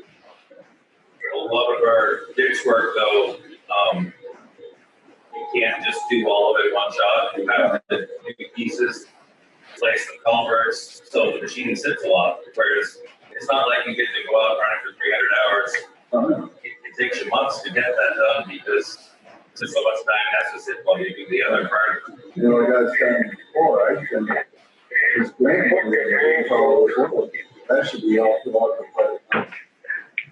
You didn't have, that should be good, but you get a better deal. People that they put a contractor doing it, they can do it. And furthermore, it takes away from the town doing the maintenance on the road. The way I look at a road crew is, the road crew is the maintenance. Many of them do it on the road. And they never have, and most of them don't. They just doing the project, they put that there. And I think that's the way to go. I mean, especially if they right now, they got people out of work, get it done for a little now. I'm not the, like I said, when we first started about getting one of these, we were looking at renting a nice, get a good used machine for when they're operating the road, they can figure that out there. Everybody I talked to just think this thing's way too big for our road. I don't really give a shit one way or the other. I've had a lot of people back there who just opted to do it.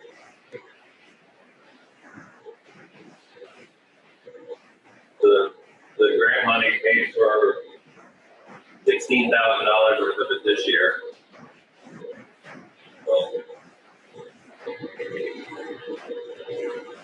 so 16,000 is paid.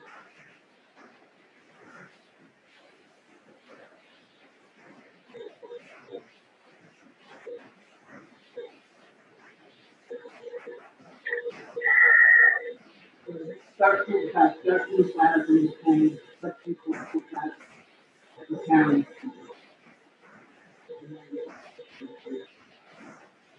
Is that a grant that we can apply for on a yearly basis? Yes, we apply for 2 every year. We've got 1 so far.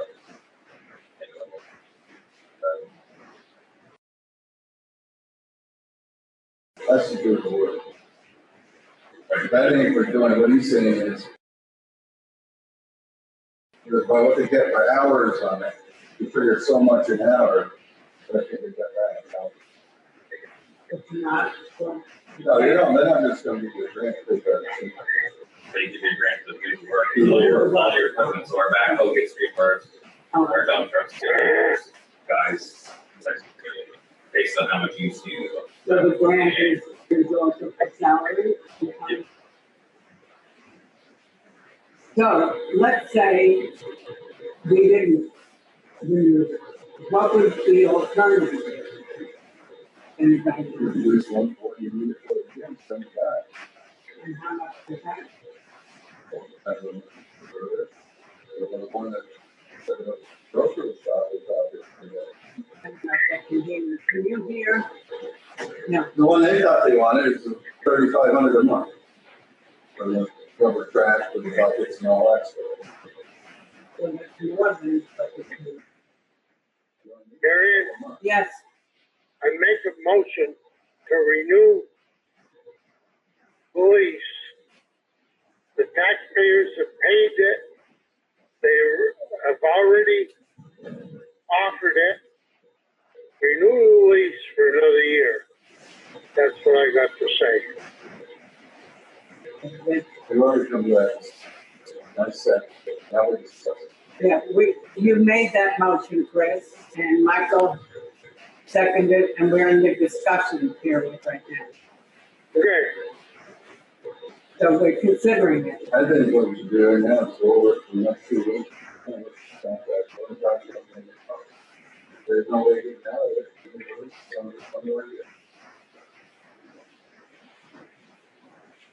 So I do say that I think these grants. The broker has always got plenty to do, but maintaining it. Last year when they were up on Sunset Lake Road, they all came off and they put them behind over a month and a half because they were working on that road. They're working on the town road. We can't hear Michael. I'm just saying, I think what we ought to do tonight, we'll look this thing over a little bit more, take it the rest of the next, between now and our next meeting, look this contract over, go through it. And if you can't get out of it, so you gotta rent it one more year, we'll rent it one more damn year. But I said, I still think all this grant money that we get for different things can be put out to bid. And the guys, they only use that to work on the road as maintenance. Use it for that. Wire, the head got that too, and that, you know, cutting brush. And you got first use it. Now, that's so much, they said that that's a vibration to it now too. That's what they said, they tell. Be like a balanced shack, but I tried it. well, it's really good. But I mean, balance, there's vibrators, it's gonna pull the bearings out of it, you see it out of it. I would like to reword the motion, and I don't know if that's allowed with that. So you correct me, you and Chris is right. And I'm not gonna probably do it, but what your motion is to look over the lease and see if you can get out of it. And if you can't get out of it, then the lease is connected. I would prefer to say, to make a motion, second, that we look over the lease in the next 2 weeks, not with the purpose of getting rid of it, but then making a decision based on real facts. Should we keep it? So that it's still, we're not wiping it out. So that we can be respectful to both I mean, sides. it's just like what I said that I wanted to do last year. Can't hear you, Mike. I said what I said last year, even when we got it, I didn't like the idea of just putting it as a lease payment or rental equipment, you know? And the thing, I'd rather have it go as a damn article in the town vote if they want to buy it. But like I said, right now, you're hearing a bunch of this in the morning. May I say something? That should have been put into an article as in the warning. For us to vote to spend $30,000 a year to purchase. Just that's right. Yes. Right now, we're going, Wait a minute, Chris. right now, every year, we're putting in rental equipment money that we pay for rent. Doesn't say that we're buying it. Well, no, I remember talking that whether we would buy it or rent it. Mary, we can't hear you. Chris would like to say something. What would you like to say, Chris? I got one thing to say.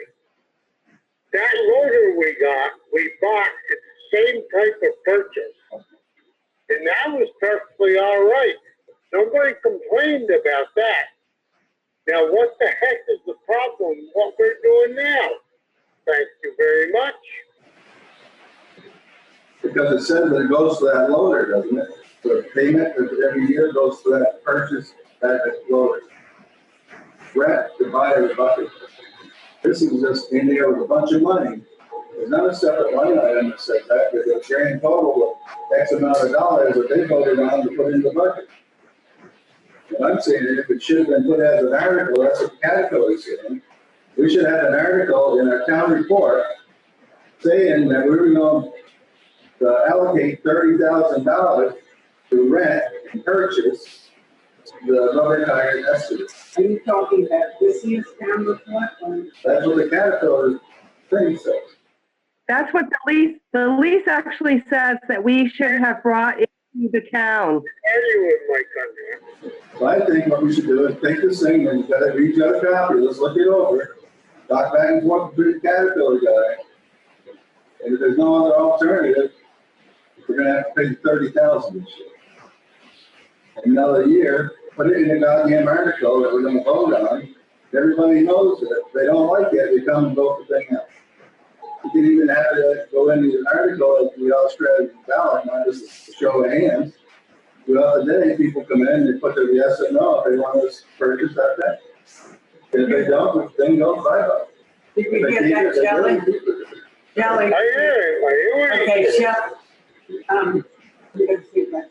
It's better if you speak towards the computer, I think. Okay, what Mike was saying was that, I think what he's saying is that it's possible that we might have to lease it again, Yes. but we have to talk to the person, the company who owns the excavator and talk about the lease. If we don't return it, then Mike is suggesting then we have to rent it, lease it for one more year, and then it must be an article on the time when town meeting comes where even the public would be able to vote on having this equipment being leased the third year or not. Is that correct?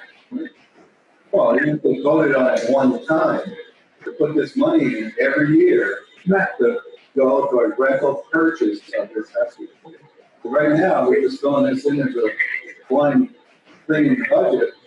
So that, like I said, it's come up to what, $100,000, $120,000, it's crazy for different things. And half of them don't even know what it's for. Now, Is they there a prove it, reason that it wasn't? and according to Caterpillar, it should have been voted on at town meeting in an article, unless it says it's one that you need. Well, So that was overlooked. Caterpillar didn't say that. Okay. So as I said, we'll have to go over this thing, talk to them a little bit, see what it is. So they can't get out of it, we'll have to lease it one more year. Come down meeting, then we do it as an article. We'll get the vote on it, and I'll show you the ballot throughout the day, just like we do the rest of the thing. And at the end of the day, they say yes or no, there you go. So it seems that it could have been voted on at town meeting this year as an article. And for whatever reason, that didn't happen. So Mike is suggesting that we might lease it again for one more year. That we might have to lease it again for one more year and then put it in an article for town meeting day where the public will vote on whether to spend the money on this excavator or not. Well, I read the lease, and the lease did state that it had to go before the board for this last town meeting. Right, but it was overlooked. It I didn't, understand that. Okay. So let's just go through the paperwork. Can I speak, Marion? yes, Chris. Okay. We both do it. Then it's gotta be, put it on a ballot. whether they want to purchase it or lease it for another year. And that will make things very much simpler. That's the way it was supposed to have been done. Sense? We're gonna look everything over and then.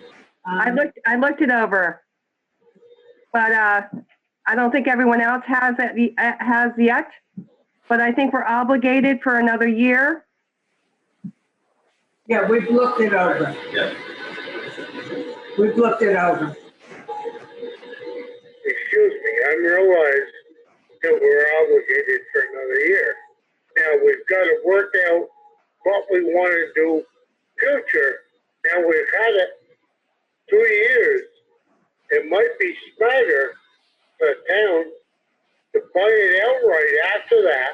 You've got to look at the purchase price, what the town can get, buy it for, and it might be a lot smarter just to buy it. Well, Off that. I don't know how I'm not making any sense. But no, I understand. I think we understand what you're saying. And I think since this is an issue that we want to have come up on next town meeting day, correct. in 1 year, a little less than a year, we have quite a bit of time to make sure that we will put an article out, we will discuss it, we will go over the leases, we'll make sure that will be done correctly. Does the rest of the board agree with me or not? Do you agree, Mike? Well, that's like I said, I want everybody to copy now, the story is complete. Yeah, we're gonna go, everybody. Next meeting, you know what happens. Well, I just like to say that we can get out of the lease, but we would have to pay a penalty, and it would be, if we wanted to push it on the lease, so that we could break the lease. But at this point, if he feels that he's going to be using the machine and it's worthwhile, we're into it for another year. And when it comes back up for next year before a town meeting, we need to get it in as an article, and we can discuss it prior to town meeting day. That's what I just said, that we have almost a full year to discuss this now. Right. We reviewed the contract, and we will make sure that before town meeting, that everything is in place to put an article into the town meeting day and be voted on. Now, the article should be put in, what to redo it, what to purchase it. Well, that's something that I think we need to decide as a select board at the time. All right, that's, I'm just telling you like I feel. Right. We're gonna go. By the end of the month, figure out what we're doing. Right. We're going to go through the lease next meeting. Everybody has a copy of the lease, is that correct? Yes, and I think we should also ask the dealer to give us a summary of what the lease requires us to do. And and what it would cost for us to get out of it if we chose to do that. Okay. It's in the agreement. That's what I said. By between now and the next meeting, we'll all read over the contract, finance must read it, and then we'll decide by that point. Right. Yeah. Right. I mean, there's no such a point down there, it's out here. I haven't looked over there, I think Shelley's looked over it. I looked think it over. it has. We never mind. So, Spent a long time looking I at it. mean, it's just like I said, what you told me the other day, that wasn't in the article, the vote on it. If someone pulled it out, you could get out of it. I can't hear you, Mike. Well, then talk to them. I don't care if it keeps fucking them or not. I don't care. He's been saying it all night. So. Okay, we're gonna clean it up. Now, I just want to say that I want to we go this thing, we got till the end of the month. Yes, we're going to do that. Right. And our next meeting is, the 30th. No, they're on the wrong calendar. Let's go there. Sorry, that's the clock. April 20th. April 20th. April 20th is our next meeting, God willing, we're all here in the live video. Okay? Is that good for everybody? Angela? I can't hear you. Can't hear you. April 20th? Yes, Angela, you're not on. Angela? Nobody can hear you. Are you muted? Muted? You're saying yes? Yes, you will. Yes, okay. Okay. So, do we need to vote again? Okay, so can I make a motion that we contact the dealer? No, we have the motion already on the floor. Motion on the table was So you can vote on that, but then I wanted to make a motion to contact the dealer if we're not going to do that.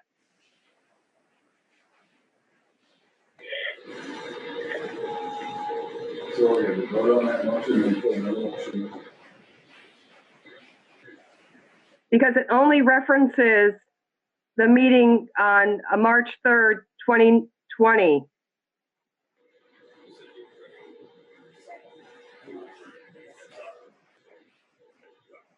Hello? It's, I think it's including, Mike has offered to go and talk to the lease person. Yeah, but I think we need it in writing. We need a statement in writing from the dealer so that we all have it in black and white. I will have that done. Who's going to go with you? You and Jay? Jay and Mike are going to go and talk to the dealer and have it in writing, whatever the decision is. And we will discuss, we will vote on it. Regarding how we can go forward as far as another year. That's what we're talking about. The motion on the table was Chris made a motion. Yeah, I know, Marion. I just wanted to clarify because it's kind of hard to understand what's going on. Mary, the motion on the table was Chris made the motion to remove the leaves. Mike seconded it in order to discuss. So we need to have a vote on that motion or amend. Can't hear it, Juanita. The only one that can amend the would be the one that made the motion. Right? Can you hear me now, people? Yep. You can? Yeah. Good. I'm all set. Haha. I could, but I can't hear Juanita. Somebody is doing a motion. We need to vote on the motion. So the motion was made by Chris to review the lease.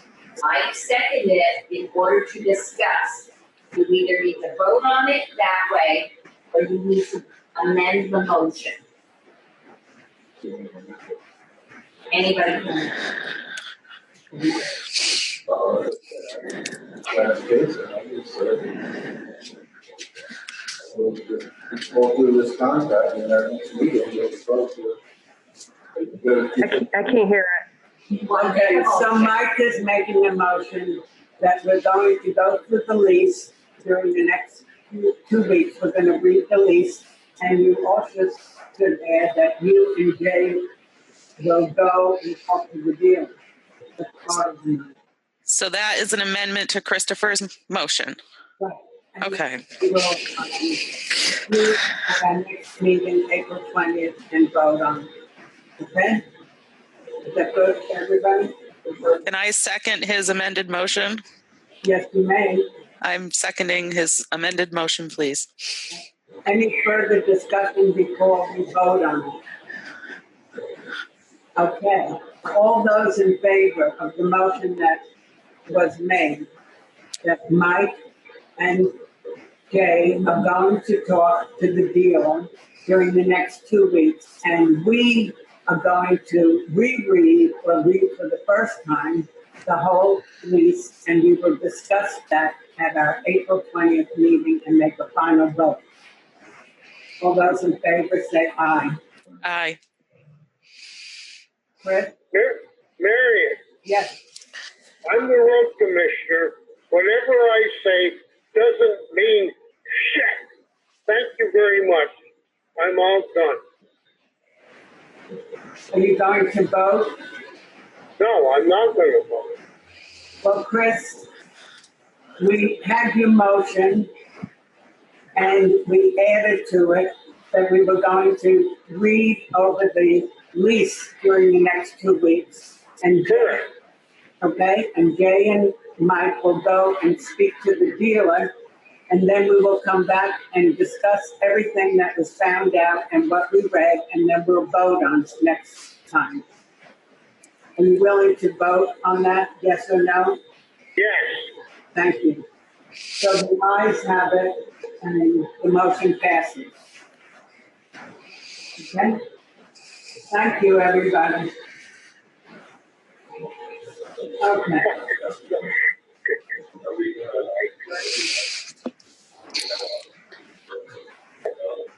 We don't know, we have to find out. I thought we could strike this one.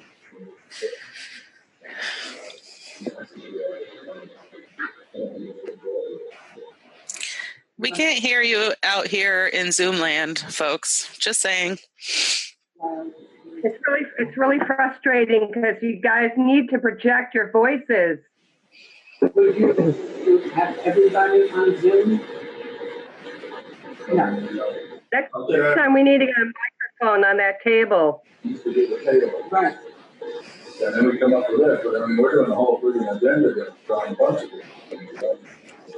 I don't think we're not supposed to be hanging around together. We shouldn't be hanging around. We never are yelling. Mike, can you lean forward? I said, I don't really like this whole TV deal, you know, because we're not supposed to be hanging out, and now we're having to yell at the top of our damn lungs so you can get it so everybody can hear me. I said, our last meeting, the only thing we were really going to be doing was Pay orders. to do the pay order. Now, this is turning into a full meeting. Yeah, because we found out about this deadline, which you, Right, but I ones think, who pointed out to us, thanks, Marion, which was great. which I think probably will get totally handled, you know, on the side.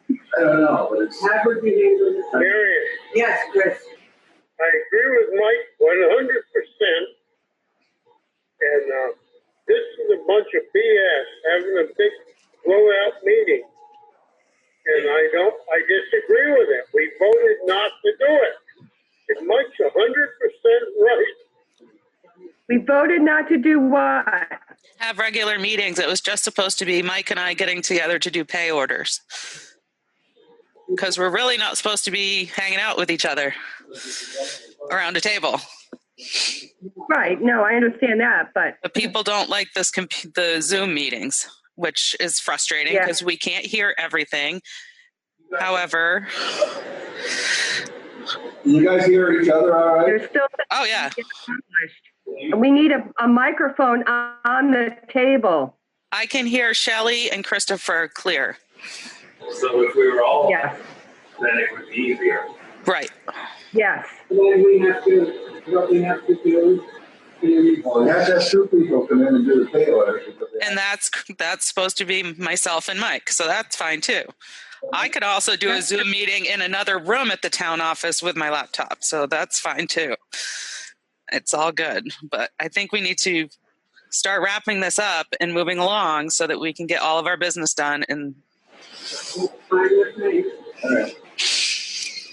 Everybody got a letter, I think, by an email from the letter that Bob Fisher wrote a letter regarding the select board to follow the oath of office, particularly about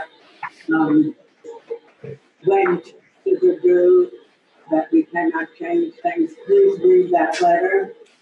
We can go into correspondence. have we all read that letter? Do we need to make a motion or anything to accept his guidance? And I haven't read it because I got it late this afternoon. We didn't get it on Wednesday last week when I sent the agenda. Yeah, I was here when she sent it out. Oh, I didn't get it. Sorry. I just saw it this afternoon. Yeah, I was sitting with Winetta when she mailed those out last week. I personally do not think that this is an emergency that we need to deal with this evening. Okay. Personally. Okay, we're not having executive session. I and Angela are going to be doing pay orders, so we can adjourn. Make a motion to adjourn. Thank you. Thank you. Thank you, everybody. We'll be in touch about how to do this on April 20th.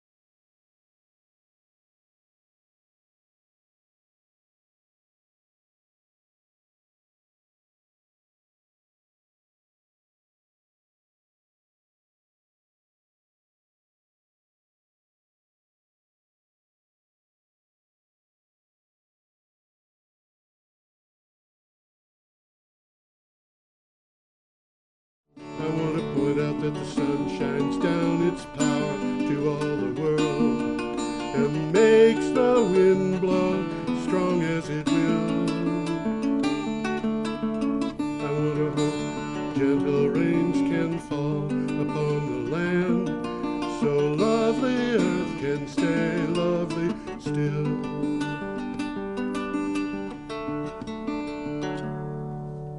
Hello, everybody. Welcome to Energy Week with George Harvey and the amazing Tom Fennell.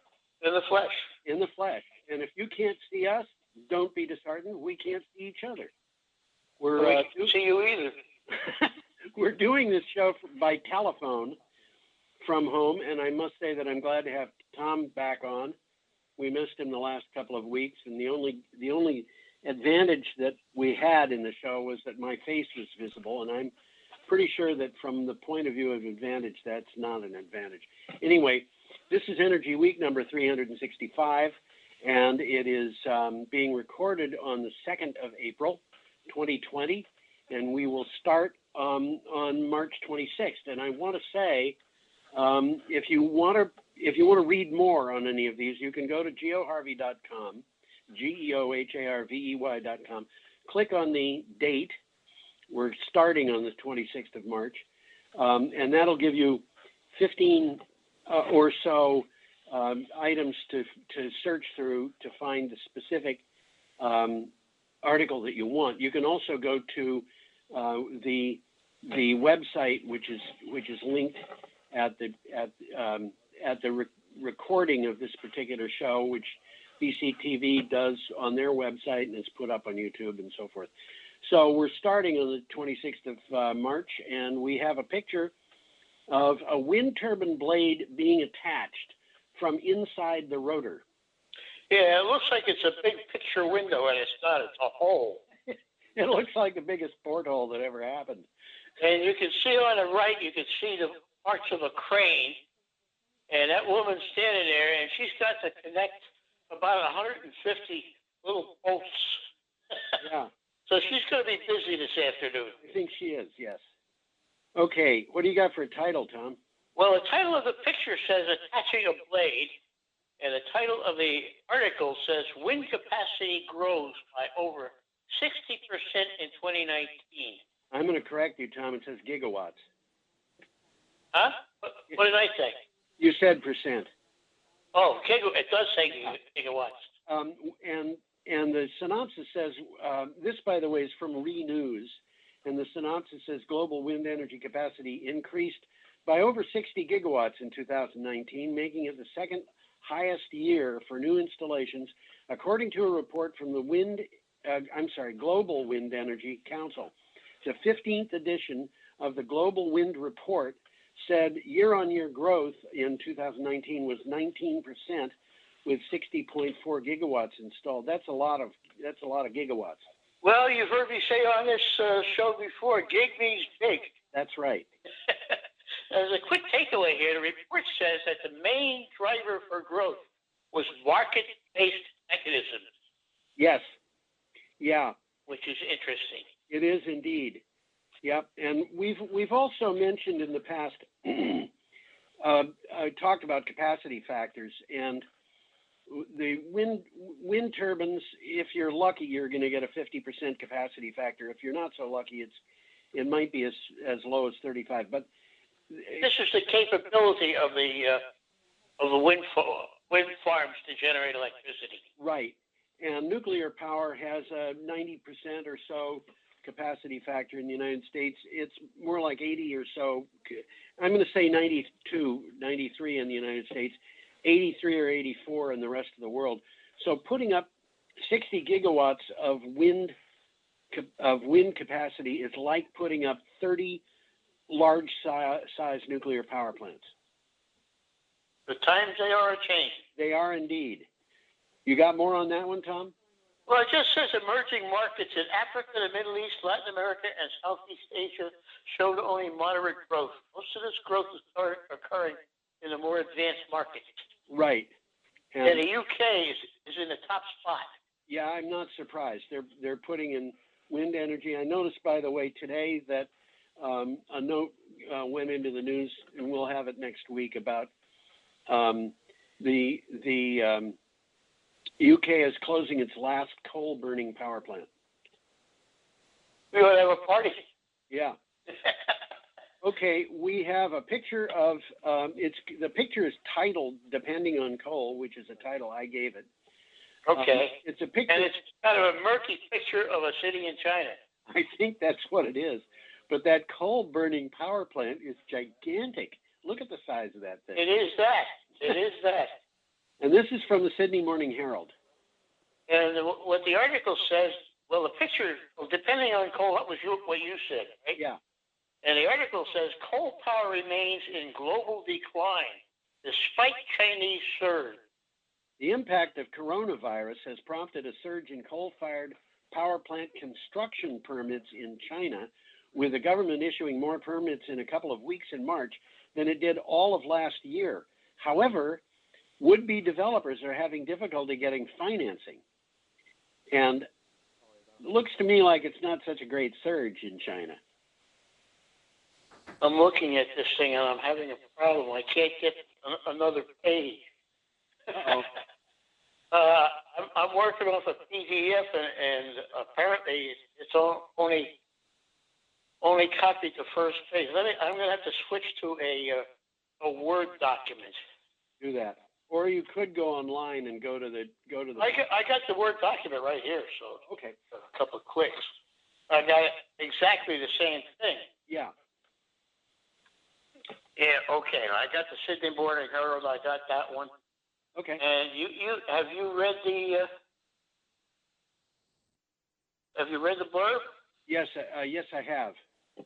The would-be developers are having difficulty finding financing? Yes. Okay. And I said it sounds to me like it's not such a great surge. Well, leaders have toughened their stance against fossil fuels as prices for renewables continue to fall. Yeah, we're going to see some more of that later in this show. Uh-huh. Well, we got another one coming up here. We got a picture of Science the Times. That's right. This is from Clean Technica. Okay. Got a title? It says, nature is trying to tell us something. Is there anybody listening? The coronavirus has upended our society. The head of the Federal Reserve predicts a 50% reduction in America's GDP in the second and third quarters this year, with unemployment of 30% or more. Meanwhile, Donald Trump, President Trump, is pushing for the pandemic to be over by Easter. Now, remember, this was something that appeared last Thursday, which is a week ago today. Things have changed a lot since then. And yeah, they have. Huh? Yeah, they have. Yeah, they have. And Easter, for what it's worth, is Sunday, April 12th. That's coming quick. It's coming quick. The 12th, yeah. I don't know what's going to happen with unemployment, but I saw this morning that 6.5 million people had filed, which is the highest. It's double the previous week, and that week was a record that was just astonishing compared to anything that had ever happened before. So we've had 10 million people apply for unemployment in a 2-week period. Well, this is a great unknown. There's going to be all sorts of consequences of this. Yeah. But Donald Trump is no longer pushing for the pandemic to be over by Easter. In fact, he said he would be doing a really good job if only 100,000 people die. Oh, that's nice. Isn't it? You want to move on, Tom? Well, there's a quick takeaway here. Nature is sending us a message. Yeah. Loss of habitat caused by increasing population and warmer temperatures is forcing humans and animals into closer contact, which increases the odds that animal-borne diseases will be transmitted to people. Yes, and there's another thing that increases those odds, and it's specific to not just China, but there's a lot of it in China, which is sale of wild animals for human food in markets in Chinese cities, and that really does bring wild animals into contact with human beings pretty intimate. They're saying that's a very strong part of the cause of this thing. Yeah, and they don't know what species of animal it came from. I've seen some people talk about bats, and I've seen some people talk about pangolins. Yep. And pangolins are interesting little creatures. Yeah, they got scales. They have scales, yes. Well, anyway, there you go. All set? Well, let's move up to Friday, March 27th. Good idea. We got a picture here of Hornsea 1. Yes, and this is from Renews. And you can see this sort of goes along with the first picture we saw. Sure does. The woman was standing in the cell, and there's a picture right in the middle of the picture is in the cell. And it looks like they are in the process here of installing a blade. It sure does. It sure does. So what do you got for title? UK Renewables Task in record 2019. Renewable energy generated a record 37% of the UK's electricity demand in 2019, with wind contributing more than half that amount. According to new statistics released by the UK government, onshore and offshore wind farms each contributed 9.9% of the total amount of electricity generated. Well, this Hornsea plant is located 50 miles off the Yorkshire coast, the east coast of England, in the North Sea. Yeah. And it's the largest offshore wind farm in the world. Yes. And they have great plans to build more there. They're building offshore wind farms like crazy. And, you know, they didn't want onshore wind farms spoiling the beautiful kind of rustic feel of the English countryside. And having lived there, I can understand that. But on the other hand, you know, England is not going to, the UK, Scotland, none of those countries is going to be the same in the future because of climate change. They're all already changing enormously. Absolutely. Well, let's move along here. We got a picture of a solar farm. It's a big solar farm. And it's a what solar farm? Very large. I think this is a large solar farm. Yeah, I think, Tom, you're probably right. Okay, this is from Renew Economy. Well, it says AEMO warns any further delays in renewables transition could hit gas supplies. This is if you're wondering what AEMO is, you're going to tell us. I believe I will. It's Australia's energy market operator. That's the equivalent, I think, of an ISO, like we have ISO New England, which exactly the same. It's the yeah, who determine pretty much how to dispatch the power to us. Right. And Australia's energy market operator has warned that any delays to at least 30 gigawatts and up to 47 gigawatts of new renewable energy capacity required to realize its draft integrated system plan could force it to lean more heavily on costly and polluting gas. And of course, this is interesting because if they lean more on natural gas, it means that the price of natural gas is going to go up and it's not going to be available to households. So, you know, they're pushing to get this. They want to make sure that this is not stopped for political reasons or because of the coronavirus. Yep. Well, the key message out of this one is there is no time to lose. Yes, I think that's true. But the thing that I found interesting about it was they need to have this capacity, this new renewable capacity that's on the books is coming along in order to save on natural gas. So I thought that was an interesting situation. Well, let's move along here. Okay. The picture here is of tribal land. It's really quite pretty picture. It is. This is apparently on the Standing Rock Sioux Reservation. And we have the item is from Clean Technica. Federal judge rules permits for Dakota Access Pipeline are invalid. Yeah, this is something. There's more happening on this one. This is kind of amazing. And in a sense, I have to call it a comeuppance for the company that put this in there because they started construction without the permits, despite the fact that the Indian reservation wanted this thing not to be there. But basically, the permits were eventually given. Now, this reads, even though the Dakota Access Pipeline has been completed and placed into service, a federal judge ruled this week that all environmental permits for it were granted without adequate review or input from the indigenous communities impacted by it. So that's kind of a problem. They've spent a lot of money, they've got the thing running, and it's not legal. Well, the judge has ordered the Corps of Engineers to conduct a full environmental review of the project, which they could have done. They should have done, yes. And he's considering whether the invalidity of the permits means the pipeline should be shut down. Yes. So this could have big impacts. Oh yeah, this could have big impacts. But you know what, Tom? I wonder whether that pipeline is ever going to be paid off, even in the best conditions for it. Well, the times are changing, and they didn't anticipate, I think, the fact that natural gas, particularly frac natural gas, is expensive to produce. Yes. We'll be talking about that again later. We will, and we'll also be talking about the price of oil hitting ridiculous figures. Yep. And at those figures, that pipeline might as well just not be used. Bingo. Okay, we're up to Saturday, March 28th, and we have an item here from Clean Technica. Here's a picture of a car on a train. Taken from right next to the car. Volvo moves to rail transport to reduce carbon emissions. It's an interesting article. It is a very interesting article.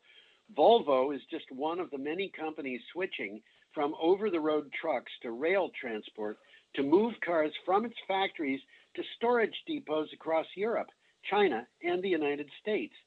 The switch to rail reduced CO2 emissions by nearly 75% on one European delivery route.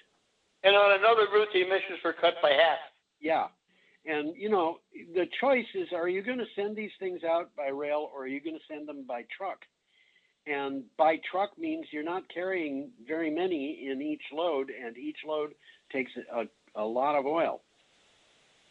I'm surprised they haven't done this by themselves just for economic reasons. Well, I'm kind of surprised too. The rail systems in Europe have been, I don't know, maybe I'm wrong about this, but my recollection. They're ours. Huh? Yeah, much better. My recollection was that the rail systems in Europe were absolutely amazingly good, but you got to bear in mind that recollection goes back 58 years. They were really good when I was just amazing. They were so good, and now I would think that they'd still be moving things by rail, but you know, apparently those companies had switched to trucks. So well, they're switching back to rail. I guess. That's what this article is telling us. Yeah, absolutely. Well, in the U.S., Volvo's South Carolina plant is starting to take new cars by rail to depots in cities across North America. Yeah. And what happens, of course, they make the cars in Europe. They bring them over here, and a lot of them go to New Jersey. You can see a place there where there's thousands of cars stacked up. And that's close to rail. So what they're just doing now is putting them on trains. I don't understand why people have been moving stuff by truck. Really, I mean, there's reasons why you would move stuff by truck, but it seems that a lot of things that are moved by truck could be moved by rail. Well, I think they're finding that out. Yeah. Okay. Well, we got another picture here of some solar panels in China. They're looking like they're in a park. It looks like that. Yeah. It certainly does. Now, this is from Smart Energy. Renewables set to win during China's COVID-19 lockdown. In China, lower demand for electricity during the COVID-19 downturn has affected power generation sectors unevenly. Thermal power generation dropped 9% year on year during the first 2 months of the year, but wind generation increased by 1% and solar is up 12%. And of course, what that means is they could permit all the plants they want, but they're not going to do anything if they can't sell electricity. Bingo. Yeah. You got anything else on that, Tom? Not anything really of great significance. So let's move on. Okay. And we had a picture of China, and we got a picture of Kansas. Yes. U.S. renewable energy increases in 2019. Emphasis on the word increases. Right. And this is from North American Wind Power, which, of course, we could accuse rightfully of tooting its own horn. I think that they would admit that. But here's the synopsis. The production of U.S. energy from solar sources increased by 13.85% in 2019, while output from wind power grew by 10.06%, according to a Sunday campaign analysis of newly released data from the Energy Information Administration's latest issue of monthly energy review. Well, the data reveals that for the first time, energy from solar sources topped 1% of the total U.S. energy production. Yeah, we have to be clear. From wind reached nearly 3%. Yeah, we have to be clear about this. There is the percentage of electricity generated, and there is separately the percentage of energy. And when you're dealing with electricity, you get very much higher percentages because solar and wind is generating basically just electricity. But when you're dealing with energy, you have to include the gasoline you put in your car. You have to include the propane you use to cook your dinner, diesel oil that's used to drive trucks and so forth. Everything is included in that. The home heating. Not just electricity. Yeah. So the figures that I keep in my mind are figures for the figures I usually have in my mind are the ones that relate to electricity, and the growth in solar and wind power is, I don't know. I think solar and wind power are probably renewables in general, including hydropower and so forth, are contributing about 20%. And I really expect that they're probably going to top the output of coal by the end of the year. Well, it makes sense just for economic reasons. Yeah, that's right. And we have part of the story of it's making sense coming up in this next item, which is from Sunday, March 29th. But do you have more on that one? No, let's move on to the next one. Picture of a unit train. Yeah. In Wyoming. In Wyoming. Although you can tell this is eastern Wyoming. Everything is flat, no mountains. That unit train reminds me of a time, about 20 years ago, I took a rail out to the West Coast. Yeah. Got on Amtrak, it just kept going, stopped in Chicago, went through the Dakotas. And an interesting thing that I noticed then was the passenger train took second fiddle to these unit trains of coal. They would put us in a siding while this unit train went by. Really? Which I wouldn't expect. I would have figured that the people took priority.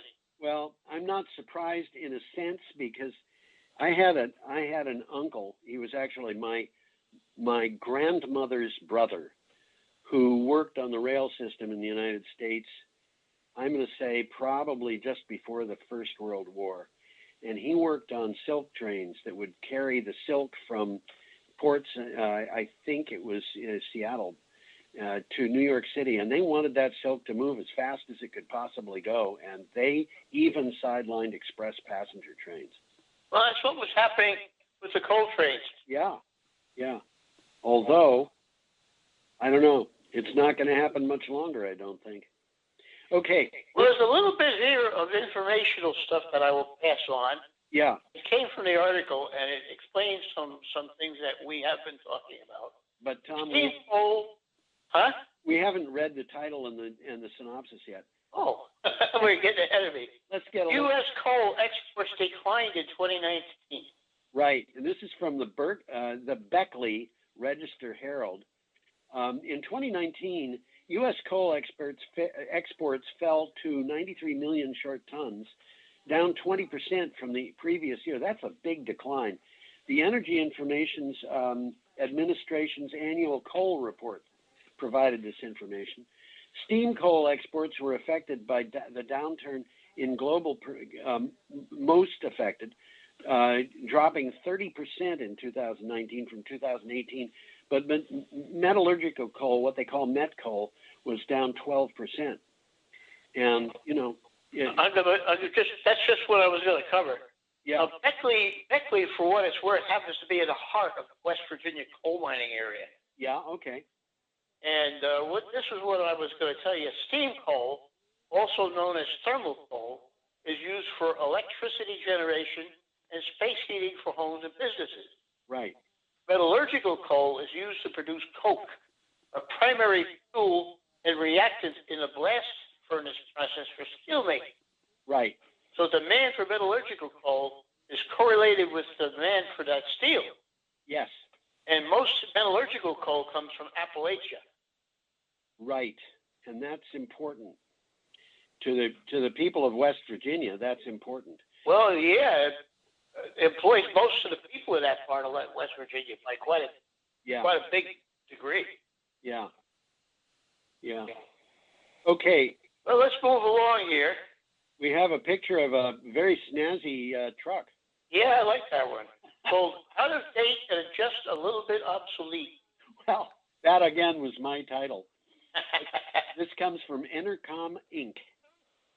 Exxon may crush bailout hopes for suffering fracking companies. This is significant. This shows you what's going on. Different people have got different ideas about what to do. In a remarkable interview on March 26th, CEO Scott Sheffield of shale firm Pioneer Natural Resources gave great clarity to why shale companies are unlikely to get bailed out and why the American Petroleum Institute has been touting free markets and opposing the bailout. Well, yeah, it's easy to tout the free market when you can use it to destroy your competition. Well, this is an interesting takeaway from it, or a sideline. Yeah. There's about 74 independent shale companies. Yes. There's only going to be about 10 of them left at the end of 2021. The rest of them are going to become ghosts or zombies. Yeah, that's basically what they're predicting. And it's saying they're deeply indebted and they're losing billions of dollars. Yeah, this is something that it's really almost. I feel sympathy for people who are working in this business because it's an expensive business. Oil is not inexpensive to produce. It's a business that has been under pressure because of a whole variety of problems. The amount of money they've got to put into drilling, the fact that the wells don't keep producing very long. Well, that's a big disappointment. They're not producing anywhere near what they predicted. Yeah, and then on top of everything else, these people have got debts they have to pay. They've got bondholders, and all of a sudden comes along the coronavirus, which cuts demand, and then comes along this trade war between Saudi Arabia and Russia, in which they're supposedly shooting at each other, but somehow the bullets come at us. This is kind of an interesting thing. It looks like Exxon is going to wind up buying up all these independent shale companies, and basically they've been speculating. Yeah, and you know what? If Exxon is going to buy up those companies, they're going to buy them up for almost literally for a song. Pennies on the dollar. Pennies on the dollar? You think it'll be as much as a penny? There have been shale oil companies that have gone broke, and they have. Coal companies have done this. They've gone broke and offered up their assets for sale, and no bidders. No bidders for it. Nobody even wants it. Huh? And this is going to happen to the shale companies too. And then you've got the problem of they've created a big pond of petroleum, a thing that ducks land in and die. And who's going to clean that up? I'm not. Well, I'm not either. So. Well, let's move along here and take a picture of misinformation. And that's what she was. You'll see that misinformation is actually part of the picture. Well, that's just what I'm going to say. Yeah. Misinformation kills. I'm not talking about her. Yeah, well. Link between climate denial and coronavirus conspiracy. Yeah. Misinformation is being spread, scientific warnings are being ignored, and leading Republicans have said that addressing the problem is either too expensive or too difficult. No, this isn't climate change. This is the new reality of the novel coronavirus. Things have changed since this since this particular news item appeared.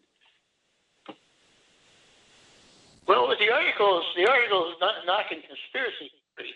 Yeah. Conspiracy theories and fake news have been on the rise. Yes, they have. Bio theories hide a larger problem: widespread skepticism about the severity of the crisis. Such spreading of misinformation can put people in danger. Well, the bottom line is we don't really know what's going on.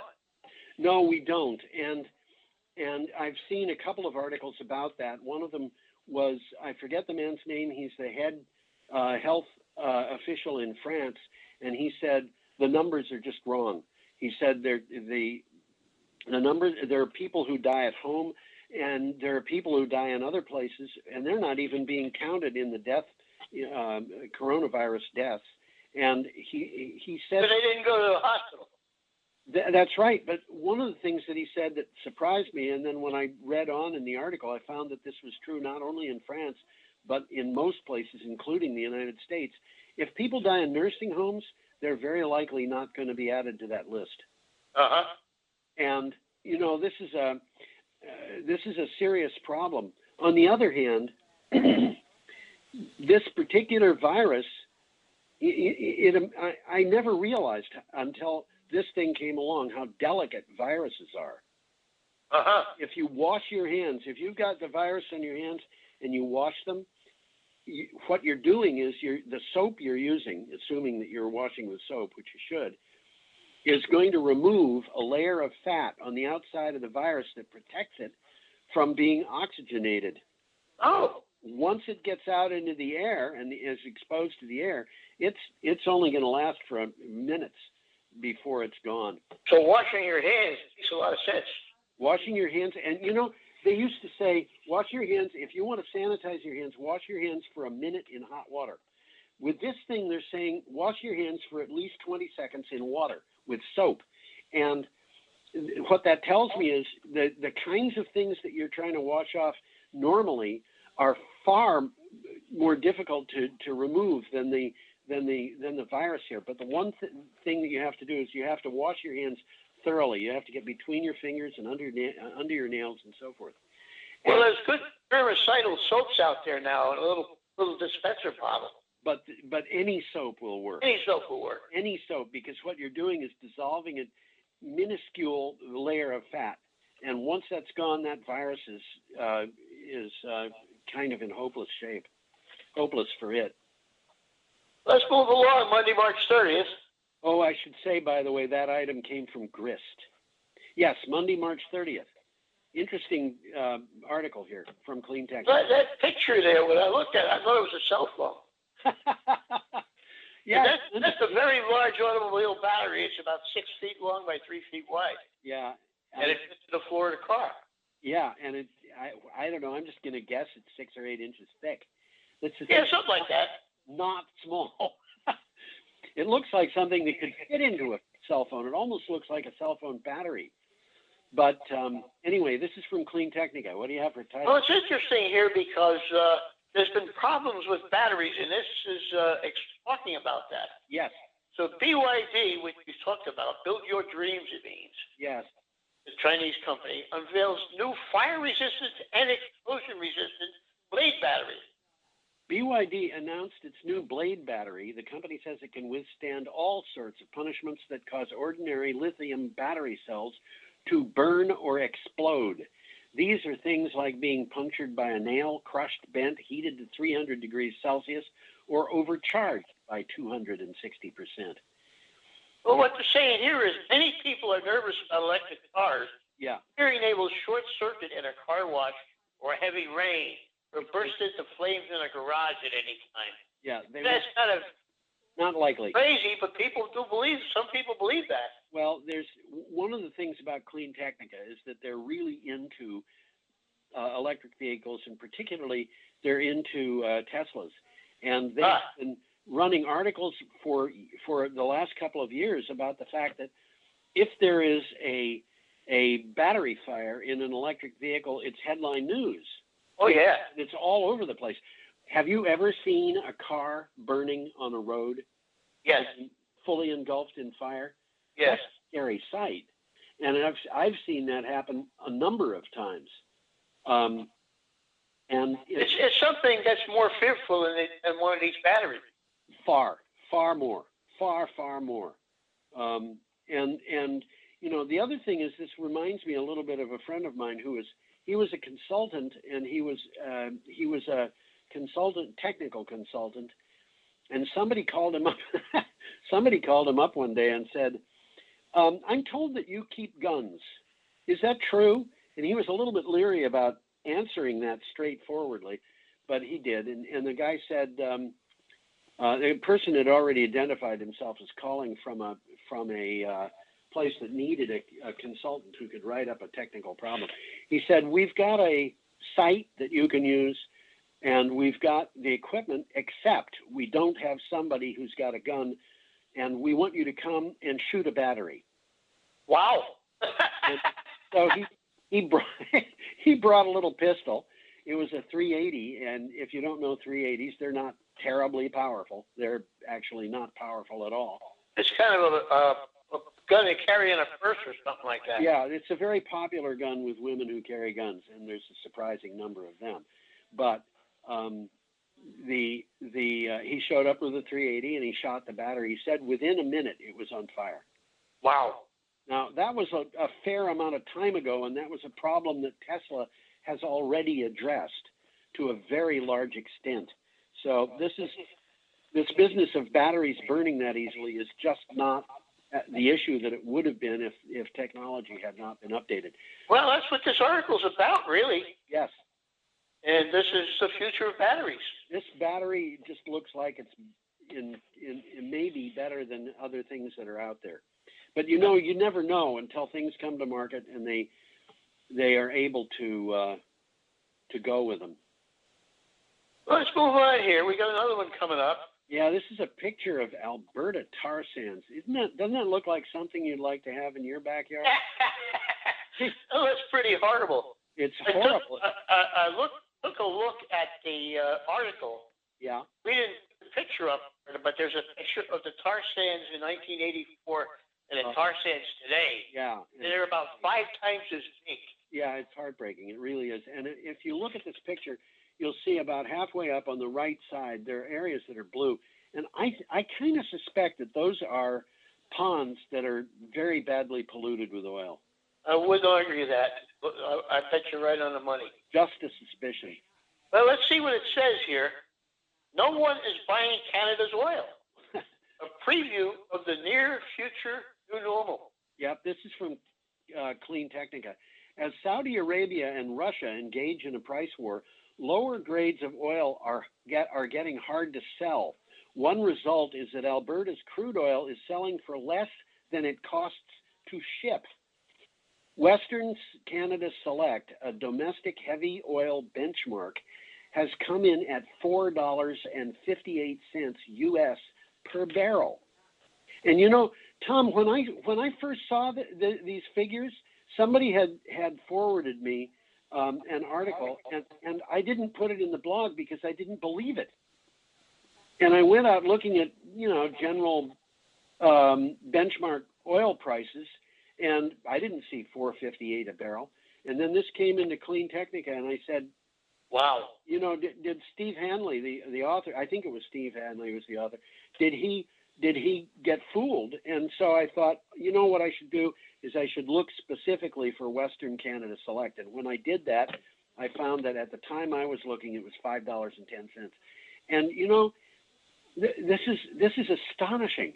I haven't seen $4.58 oil since before 1973. This is like I don't know. It's amazing what this is doing to the shale companies, and we were just talking about that. Absolutely. Yeah. Well, there's a lot of it has been speculation. People looking to make a quick buck. Yeah. And it ain't happening. Well, yeah, there was a lot of speculation, as you said, and there was a lot of people who raised a lot of money, and a lot of money has been lost, and there will be more money lost. Let's move along here. We'll take a look at a whole bunch of West Virginia coal miners. Who I think are probably all out of work now. They may very well be. Yeah. Coal miners' coronavirus calamity. This is from miningjournal.com. The troubled Pan-Pacific coal miner Coronado Global Resources had to idle its Central Appalachian thermal and metallurgical coal mines. It blamed the COVID-19 induced economic downturn in much of the world. All hourly employees will be laid off. Essential salaried workers will keep working. Now, those essential salaried workers are people who are working in offices to process things. Yeah, they're not underground. They're not underground, and they have jobs that if they just stop working, the place would go belly up. So I don't know. This is interesting. That picture from the article is in the Buchanan mine. Yeah. And that's the mine I've been down in. Oh, really? Yeah. Only about 4 feet tall. Yeah, you told us that. Yeah. Yeah. They give you hammers to use as crutches. Yes. I would come out of a thing like that with an enormous backache, I think. Well, what did I read? Did I even read it? Coal miners' coronavirus calamity. Yeah. We read that. We're up to Tuesday, March 31st, and we've got an interesting picture here of offshore wind power. Yeah, we do. That big yellow thing is basically the headquarters. That's where all of the cables go to that rig. Yeah. And they're all combined in one big cable takes it to the shore. Right. And that, if you notice on the left side of that big yellow thing, there's a thing with a flat top that's hanging off the side, and that is a place for helicopters to land. Yeah, sure. Absolutely. That rig looks smaller than a lot of rigs I've seen. It looks to me like it's probably about 4 stories from the bottom of where people might walk to the top of it. So it means, what I'm saying is... That's basically a hotel. Yeah. I mean, people live there. Yeah. Yeah. Well, let's read what it says. Northland makes Canadian offshore move. This is from Renews. Northland Power, a Canadian company, is to buy an early-stage offshore wind development from Nikon Wind Energy Group off British Columbia, Canada. The deal, which is expected to close in mid-2020, will see Northland take up 100% ownership of the Nikon offshore wind farm. I included this in my blog and in this week's show because they're talking about offshore wind off the west coast of North America. Right. There's not a big Atlantic shelf out there. There's a steep Pacific shelf. And there's a narrow Pacific shelf, and now they're starting to explore floating turbines. Yes. So we talked about that. I think we're going to see more action out there. Well, if you go to this article, you'll find there's some related stories. Yes. They're interesting. Yeah. The Northland Center will work closely with the Haida Nation, Indian Nation, to explore the project details. And they also mentioned that Northland is acquiring wind farms in other countries like South Korea. Yeah. Okay, we'll move on. Oh, here we got a nice, interesting picture here. We do indeed. Can you see the solar cell in that picture? Yeah. Well, what it says here is the company wants to turn your windows into solar panels. This is from CNN. What if every window could generate electricity? MIT spin-off Ubiquitous Energy has developed transparent solar cells. Its Clearview power windows are what is called solar glass that turn sunlight into energy without the blue-gray opaque panels we generally associate with solar energy. I was a little generation.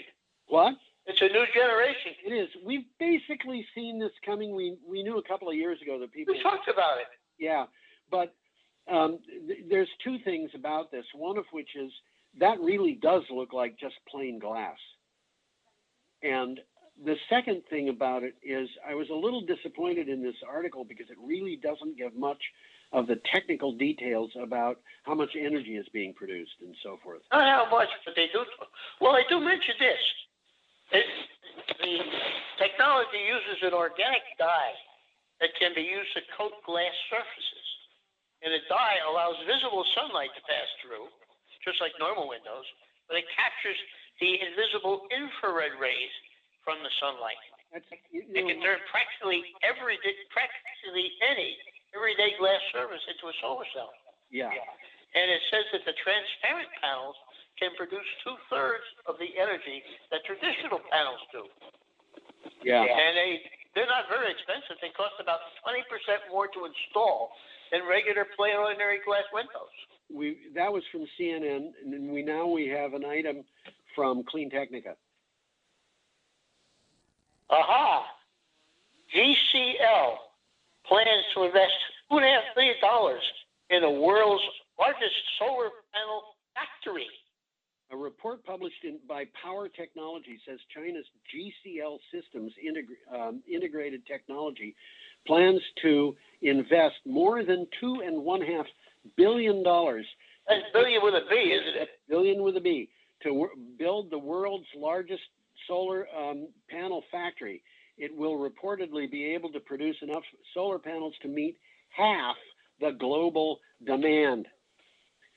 Just think about that for a minute. Think about the amount of money that it takes to meet half the global demand. That's $2.5 billion, as opposed to the amount of money that it takes, which would probably be $10 billion, to build one nuclear reactor. Interesting. Yeah. The article says that this factory is going to be capable of building 60 gigawatts worth of solar panels annually.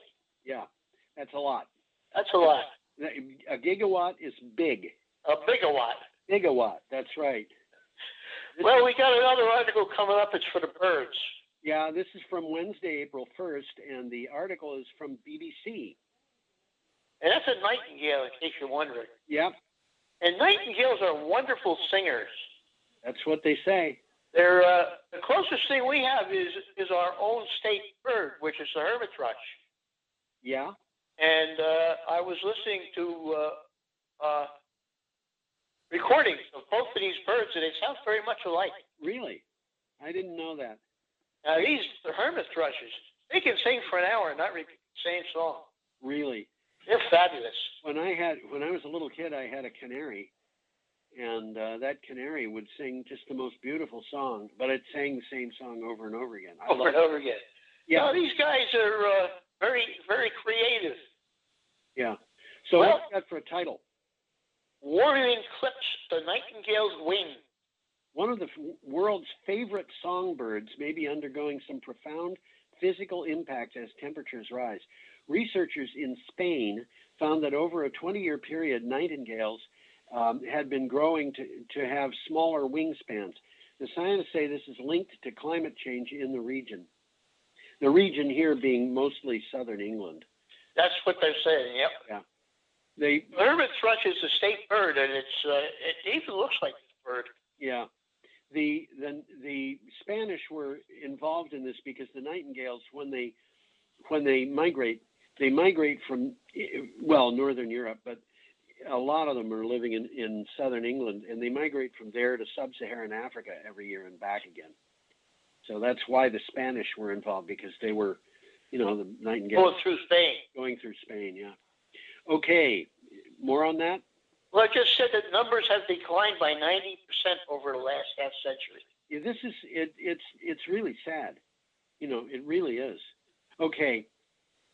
There's a picture cleverly called Cars on the Road. Again, my title. They didn't have a title. And you know what I do? I save these pictures that come with the article to a file, and I have to give the file a name. So what you're seeing there is the name of the file I put in. Okay, this is from Benzinga. Benzinga. Benzinga. Okay, I'll let you. Your way is more interesting than mine. Benzinga. Benzinga. There you go. Trump cuts fuel efficiency standards. Wow. Chastises foolish oil executives on Twitter. Foolish is his word. This is astonishing to me. The Trump administration cut fuel standards and ushered in a plan calling for significantly lower annual increases in fuel economy, but not all automakers were happy about this. He had some words for the industry's leadership and called them, quote, foolish executives, end quote. We've talked about this already. We have indeed, but they when we talked about it before, they were talking about doing this. Now they've done it. Now he's done it. And the big thing here is California and a number of states have got a right, which was signed into law, to have different standards than the federal standards, and the California standards are they're more rigid. More rigid. And this was something that was I don't know that it was signed into law, but it was agreed to. You know, it was a formal agreement. And California and a few other states. Well, it was with different drummer. Yeah, and in California, it's understandable. They want to clean up the air. That's right. And California's big enough that if they set standards, the auto companies can work on that standard. This is Silver Linings Playbook, Coronavirus Edition. This is a picture of an empty beach, and it was a NASA image. And if you look at that image, Tom, tell me how NASA managed to take that from outer space. Anyway, with the pandemic, we're in the middle of a global wake-up call. That's what this article says. But it doesn't mean it's not possible to look forward and see what we'll gain by waking up. Some things will be minor compared to the damage of COVID-19, but some things will be major. What are the silver linings? Okay. We got a whole list here. They sure do. Oh, I guess we got enough time to read it. Yeah. Well, there's about 7 or 8 of them here. Okay. First one is the world has awakened to the fragility of oil and gas as underpinnings of the economy. Yes. And the second one, we accept that collective action and sacrifice are necessary to solve global problem. Yes. A third one, this is interesting because it's different from the other two. More people are wearing face masks. Yes. The second one's kind of related to that. The handshake as an indicator of leadership strength is probably dead now. Right. They're telling you don't shake hands. Don't shake hands. You know, I don't even like bumping elbows, which is what some people are doing. Yeah. I hold my hand out from 6 feet away and say virtual handshake and move it up and down. Interesting. Well, anti-vaxxers, people against vaccines, have mostly shut up. Yes. And Trump, this is an interesting one. Trump's likelihood of a return to the Oval Office in November 2020 has diminished. I think, yes. And finally, the last one, our global ability to deal with the next pandemic, and they're assuming it's going to happen, it will be much stronger. Well, I think that's true, and I think we can bet that there will be a pandemic. You know, this problem of what is the next pandemic, epidemic, whatever, you know, was going to come. I've been reading about the next one that was coming for years and years and years. And I remember some time ago reading about the thing saying the article I was reading saying it was overdue. We have a major pandemic more often than once every century, and they gave a number of years. I don't know, it was 84 years or whatever. But the next pandemic was overdue, and they were talking about the fact that the United States was not prepared for it. And you know the situation now, we had huge numbers of people are not working. Huge numbers of people have filed for unemployment. Things are not progressing the way that they normally do. That seems to be the case. Yeah. Well, there's still a lot of conspiracy theories about this. Yes. They found the biggest one involves a MIT professor, I think he is, and some Chinese guys that were working with him Yeah. And one of the Chinese guys, this happened back in December, got caught smuggling some unknown chemical compounds. Chemical compounds? Well, they were chemical compounds affecting things like pandemics. Really? And he was taking them to Wuhan. That's what the conspiracy theory says. Well, there are facts. The conspiracy theory ties them all together in a sinister manner. Yeah, well, I have a conspiracy theory. Would you like to hear it? Yeah. Donald Trump's father was getting into trouble just before he was born with the FBI, and you can look it up. That was going not the FBI, the IRS. So he wanted to leave the country. So he and his wife went to the Brazilian embassy in Washington D.C. And at the embassy, she went into labor prematurely, and Donald Trump was actually born at the embassy on Brazilian soil. Oh, that's interesting. Okay, so he's got to come up with credentials just like he wanted Barack Obama to come up with credentials. I don't know. I mean, you can make these things up. You can just do it.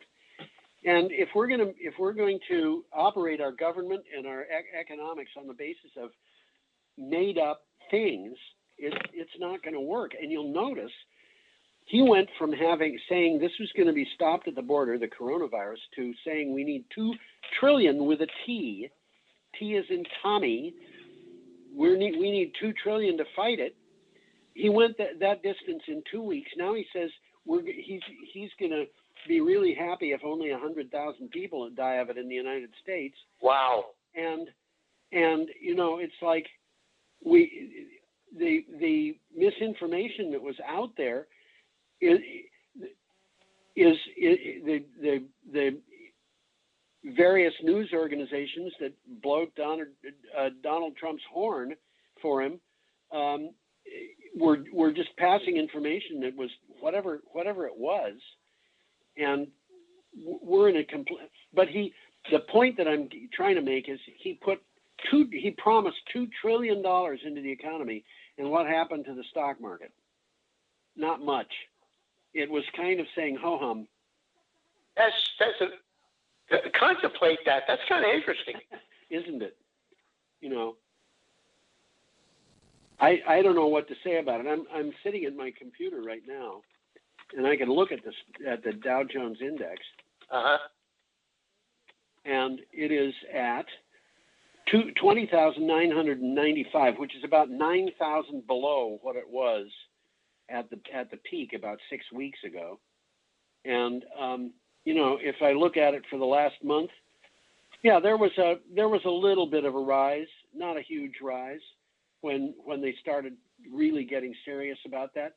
But it went up from 18,500 to 20,900. But it's not. You'd think that with $2 trillion coming, they'd be all excited and happy, but I just don't see it. One might think, but stuff goes on there that you and I aren't privy to. Well, that's true. And the stock market's idea about what's going to happen and everybody else's are two different things. Well, people think of the stock market as a whole bunch of people buying shares, and the reality is that most of the stock market is bought by organization. Yes, that's true. I mean, they're investor groups, stuff like that. Yeah, mutual funds. Retirement funds. Absolutely. Unions. And well, I guess you could call mutual funds agglomerations of investors, but that's what they are. That's what they are. Yeah. Okay, Tom, I think we're at the end of our show now. Well, we've done a little bit more than an hour. We've done about an hour and 5 minutes, so. Including about 5 minutes that I think Brian's going to have to remove. He's going to have to just cut it off. Okay, so we'll say goodbye to everybody. And the note is, at the end of this, have a perfectly untroubled week. We hope that'd be a good idea. Our watchers are able to be careful about the coronavirus and prevent themselves successfully from getting it. Because my battery on the phone has survived, which is good news. I will predict that it'll be back another day. I think it will. Where it stands, It recharges automatically anyhow. Okay.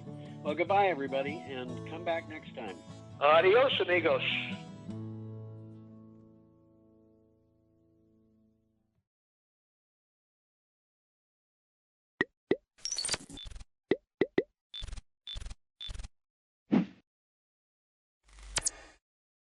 Go for it. Okay, I'm going to call this meeting to order. And our first order of business is to approve the minutes from March 25th. I would make a motion that we approve the minutes from our select board meeting of March 25th. And I second that motion. Okay, any discussion? I'd like to add to the attendees of that meeting, Lillian Riddlehoover. Okay. Okay, so with that addition, any more discussion? All those in favor? Aye. Aye. Aye. All right. Next, we have warrants 21, 21P, reappraisal fund number 9, and capital fund number 5. I'll make a motion to approve bills for payment warrants 21, 21P, reappraisal fund number 9, and capital fund number 5. This is Geraldine. I'll second that. Okay, any discussion? Under warrant 21, the total is $55,357.12. That is for Wyndham Solid Waste quarterly payment of the monthly rescue. There were payroll taxes, the power company, salt and fuel for the highway department, and the fire station loan, one of the payments on the fire station loan. So, any other discussion? Okay, all those in favor? Aye. Aye. Aye. Aye. All right. Doesn't seem like we have any visitors. Any news from the road, Foreman? Yes, there is. I spoke to Lee this week.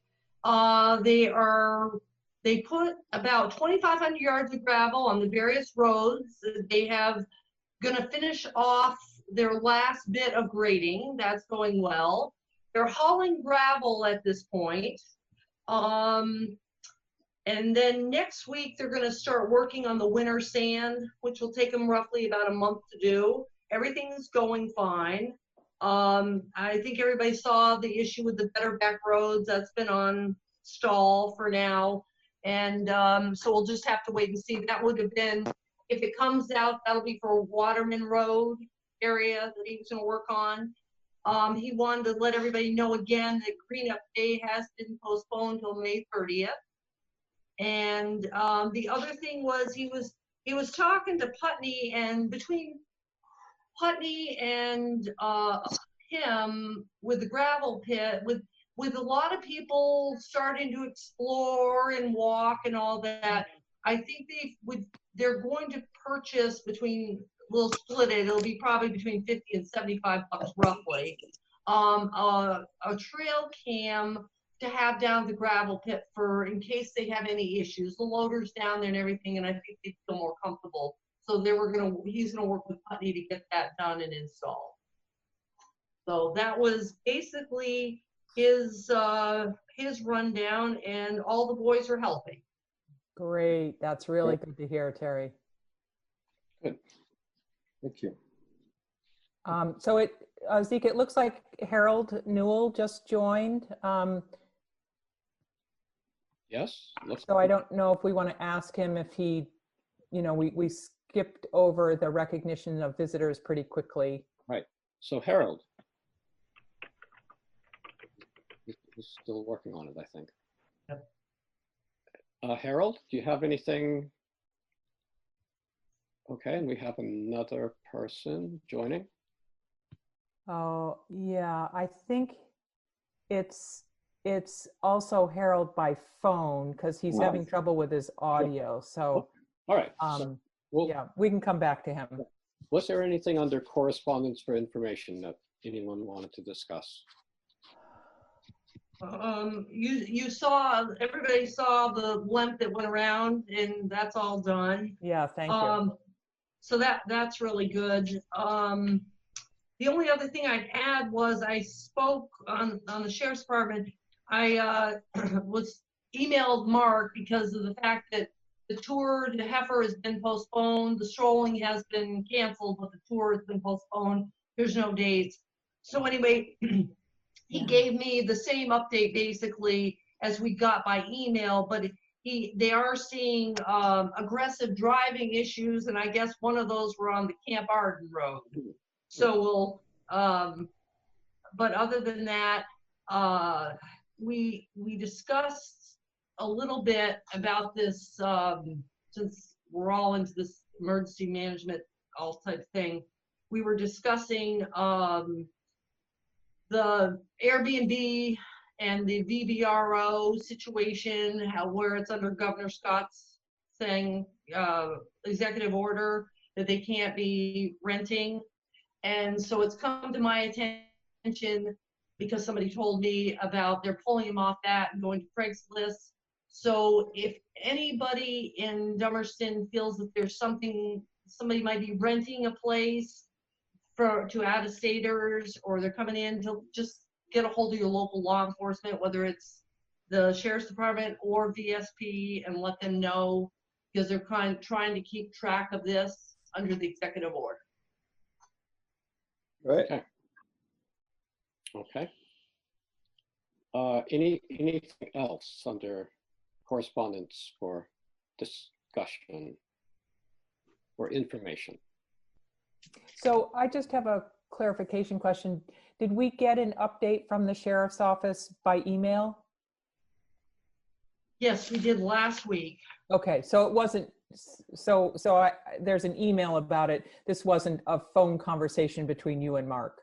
No, it was email. We were just Okay. discussing. I was just saying, hey, the tour of the Heifer has been postponed, and he kind of just gave me the same thing about the call volume. Domestics and stuff are going up, and all that. But the added one was the aggressive drivers, and he said specifically one on Camp Arden Road.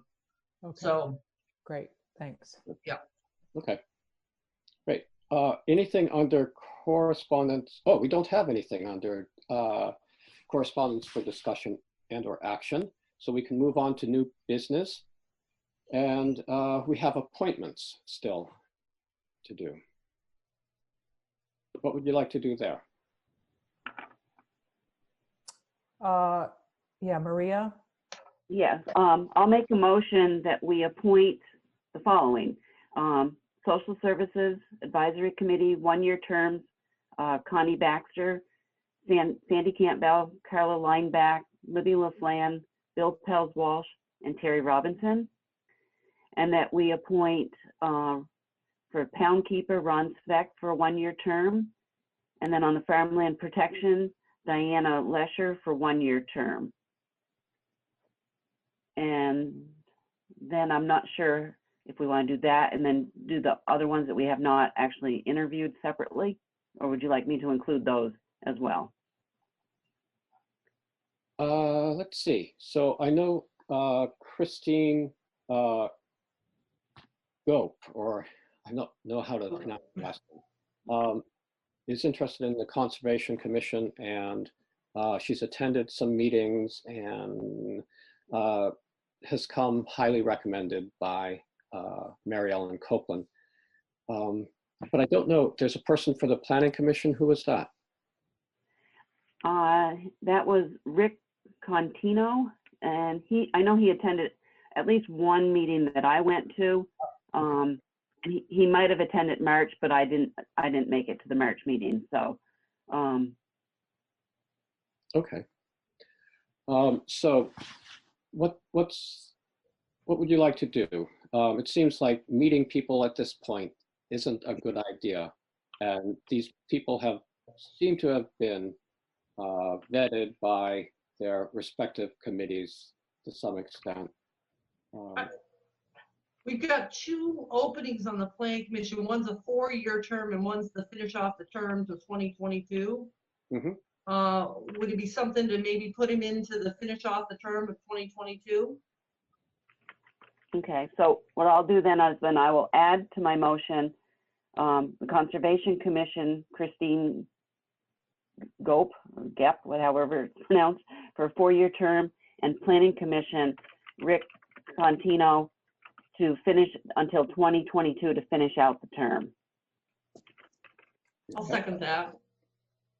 Okay, any discussion? Okay, all those in favor? Aye. Aye. Aye. All right. So I'll let Christine know she's been appointed.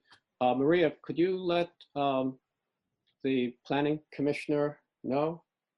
Yes, I will. Great, okay. All right. Let's see. Anybody? I don't think we have any unfinished business now, and we don't have any other new business. Other than Roger Turner was looking for a complete list Okay. for the views article of all open positions. Okay. So, which some of these now I can obviously take off because we just appointed some.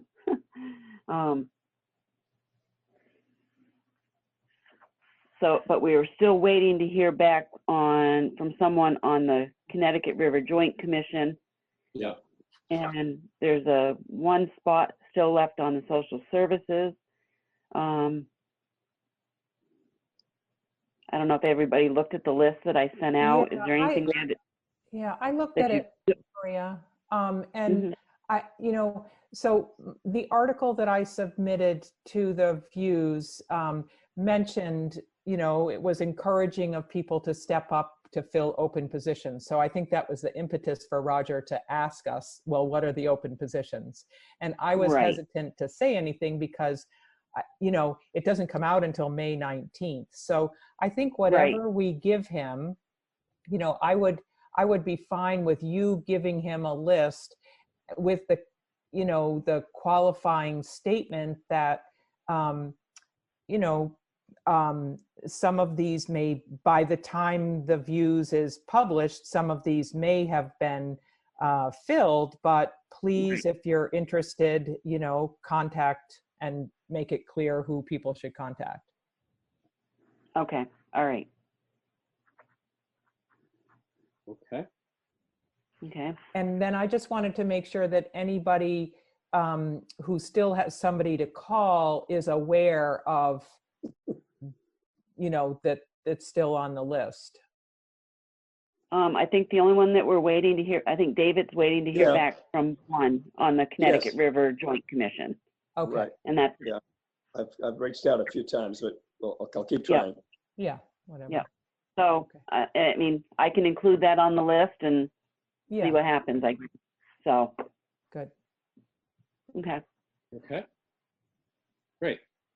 I guess that's it until 2 weeks from now. Yeah. So what about, did Harold have something that he particularly wanted to say, or he's just listening in? I guess he's just listening in. Yeah. Okay. All right. Okay. So then I'll make a motion that we adjourn. I second that. All right. Thank you very much. See you in 2 weeks. All right. Great meeting. Thank you. Glad this is working. Yes. Yeah, great. Thank you.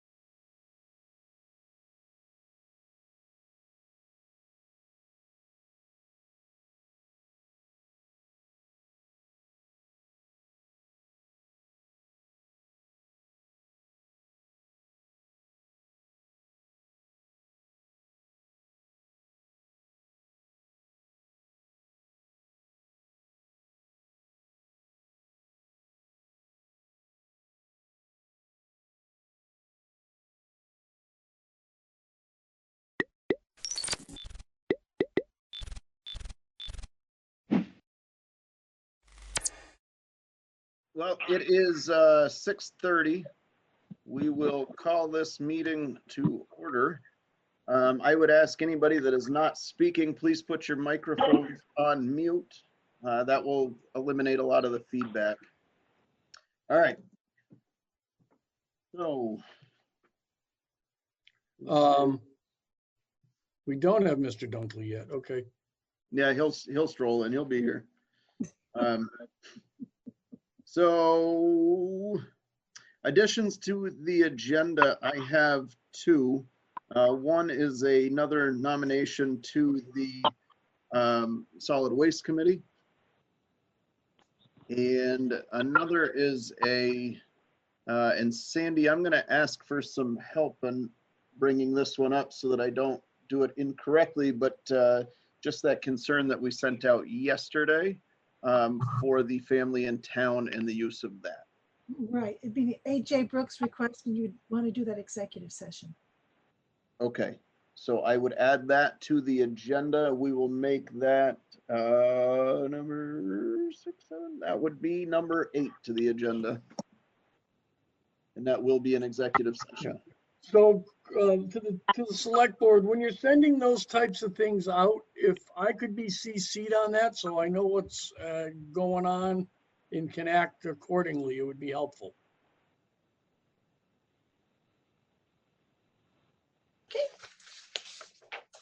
All right. Chair's remarks. I don't have much. The only thing that I will say, and it's troubling that we are here. However, this is where we are, but the recreation department, the playground, the basketball courts, the pavilion, as well as the playground at the elementary school, their basketball court, baseball fields are all closed to public use. This was a decision that the school as well as the rec department, the rec board, I'm sorry, had come to that decision. I agreed with them as that's what the majority of the surrounding towns were doing.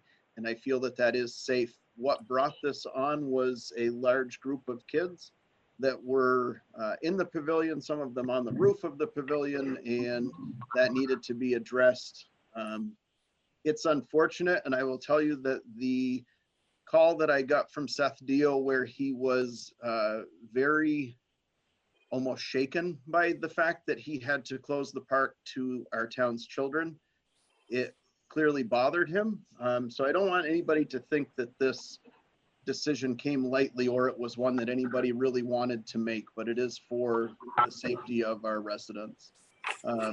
Additionally, I would like to note that the Holdbrook is offering deliveries. They're offering to pick things up for people. They're making bulk meals to go. They're really trying to help everybody out. So if people have not looked into that, I would suggest that they do. And other than that, let's just be nice to each other. We're all in this together. Having said that, open public comments on agenda items only. Anybody? Guests, I don't believe we have any other than BCTV. Am I correct with that? Jeff Dunkley's here. Brana, go ahead, unmute yourself. What do you got? I'm a guest. I'm sorry about that. No problem. It's a little bit harder when I have to scroll through pictures to find you. Did you have any comments on the agenda items, Brana? No, unless you want me to tell you what the library trustees have done now, and then I could just depart, or I can wait to the agenda item. It's sure. Up to Well, we don't really have you on there much, so I would roll into department and committee reports, and I would accept that at this point if you would like. Brana, does that work for you? Yeah. Okay. The trustees meet tomorrow on Zoom, so I took a straw poll last week, and we all voted to pay our staff and follow your example, and they're we're very grateful. And I did get an email from one of the staff who was very surprised and grateful. But tomorrow we have a formal motion to consider this, just to make it kosher, I guess. I've also let Cindy know that we are doing that. It seems a little bit like maybe overkill, but I think it really needs to happen to make sure the record is clean and clear. And that's it. Okay, thank you. Thank you. And unless anybody had any questions or comments on that, I would roll into Mark Snow and David Emery with an update on the COVID-19 situation. Gentlemen, the floor is yours. All right, welcome and thank you. Unfortunately, I'm not clever enough to connect into the video part, so I'm on the phone part. Can you hear me okay? Gotcha. Yes. Okay, all right. I know Mark also is connected by phone, but let me, I'll start and then I'll turn it over to Mark. So first of all, I really want to say thank you out to all the first responders, the fire, the sheriff, doctors, nurses, you know, and especially all the extra support people, the housekeeping, food prep, you know, supplies, secretaries, public works, you know, and the real heroes out there are not million-dollar athletes. They are the people that are the waiters and waitresses, store clerks, and the stockers, and all of them that come to work every day. So with that, I'm sure that you all get tons of emails, not only from me, but from everyone else that you're probably connected with. So I'm just going to reiterate some of the stuff that you already know. As of today, the state of Vermont has 575 positive tests. 7,129 total people have been tested. There have been 23 deaths in the state so far. And right now there's 29 critical hospitalized. And Windham County is sitting on 32. So with that said, the next 7 to 14 days are predicted to be the apex of this virus, and significant more cases they expect to rise. So really the worst is yet to come. So with that, Vermont has done a great job. I can tell you the Vernon residents have done a great job. The key to this is personal hygiene, the washing your hands, and the distancing. And that is the best tool that we have right now. And I'm sure you've all seen a lot of the stuff where they're working on antiviruses. They're working on everything that may or may not come about soon.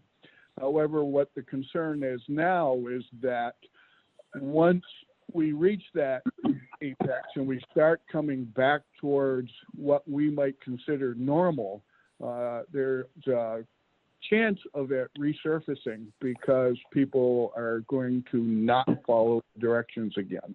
So that's something that we need to make sure we stay on top of. So as updates for the locals for all our stuff, as you know, the school is closed and will be for the rest of the year. The school is actually going to continue with their spring break from April 20th to the 24th.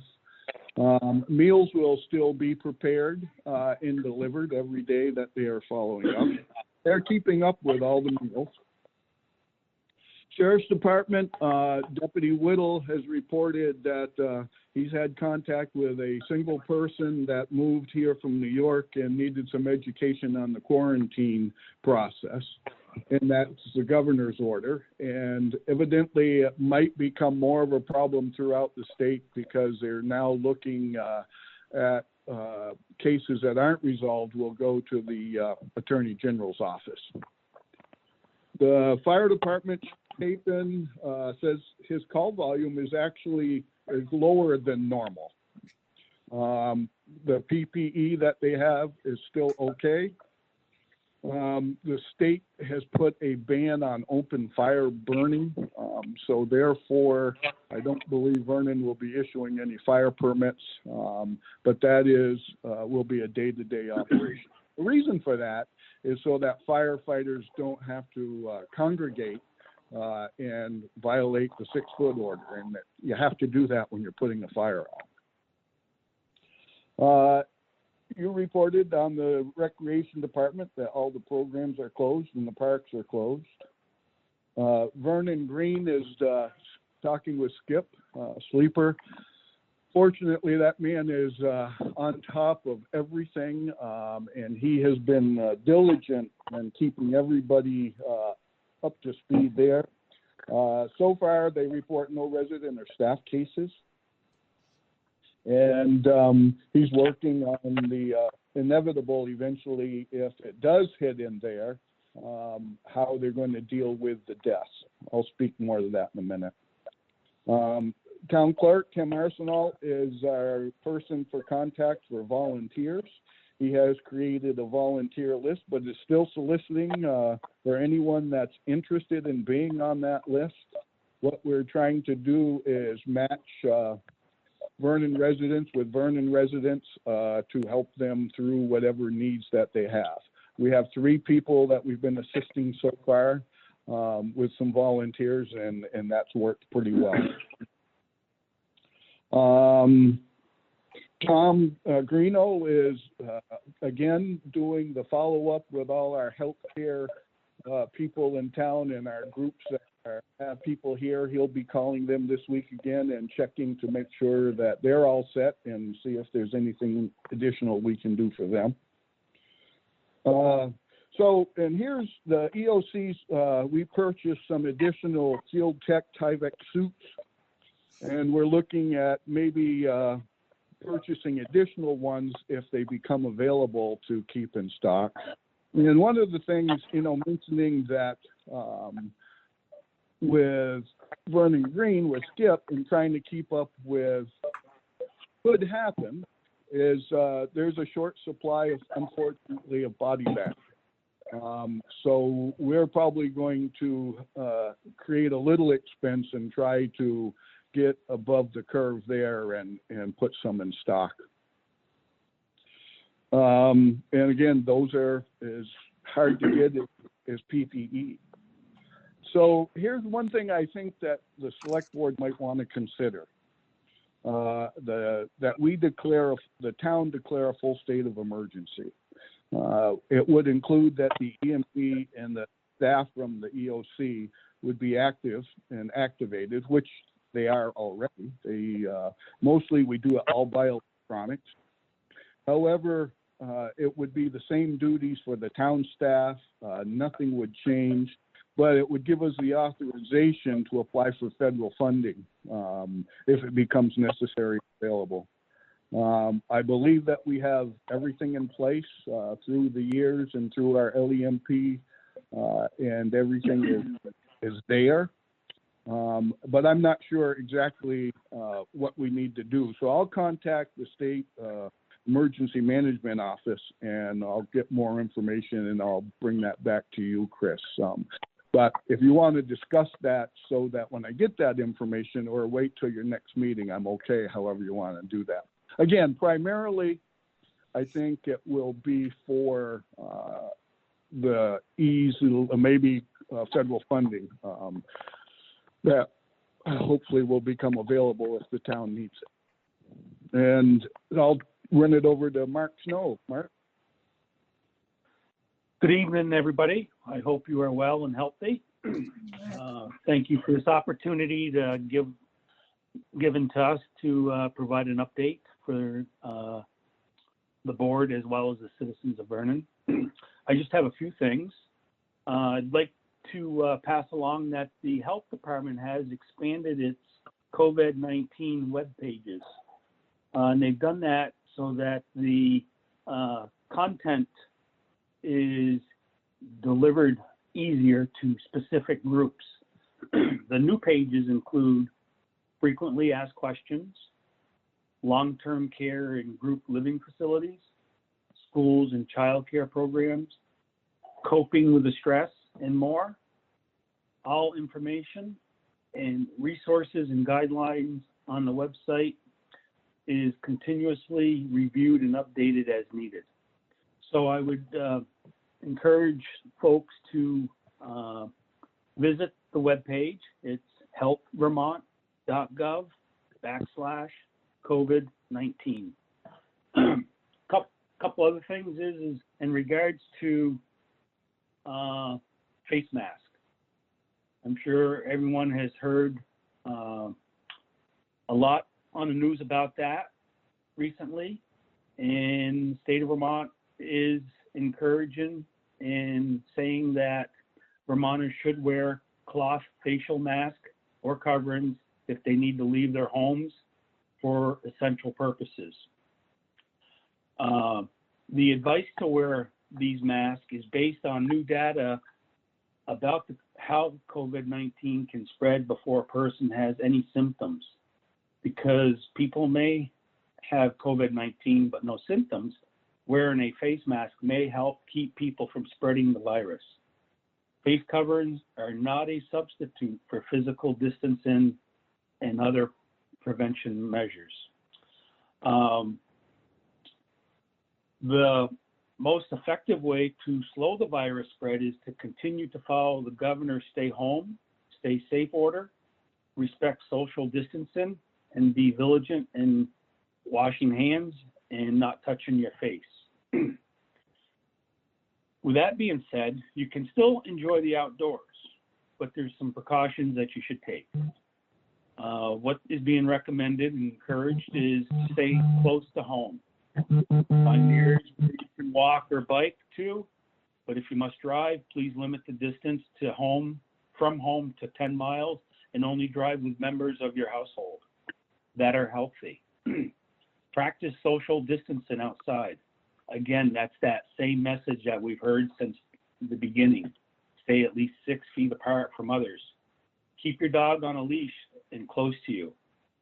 Be cautious in choosing low-risk activities to avoid injury.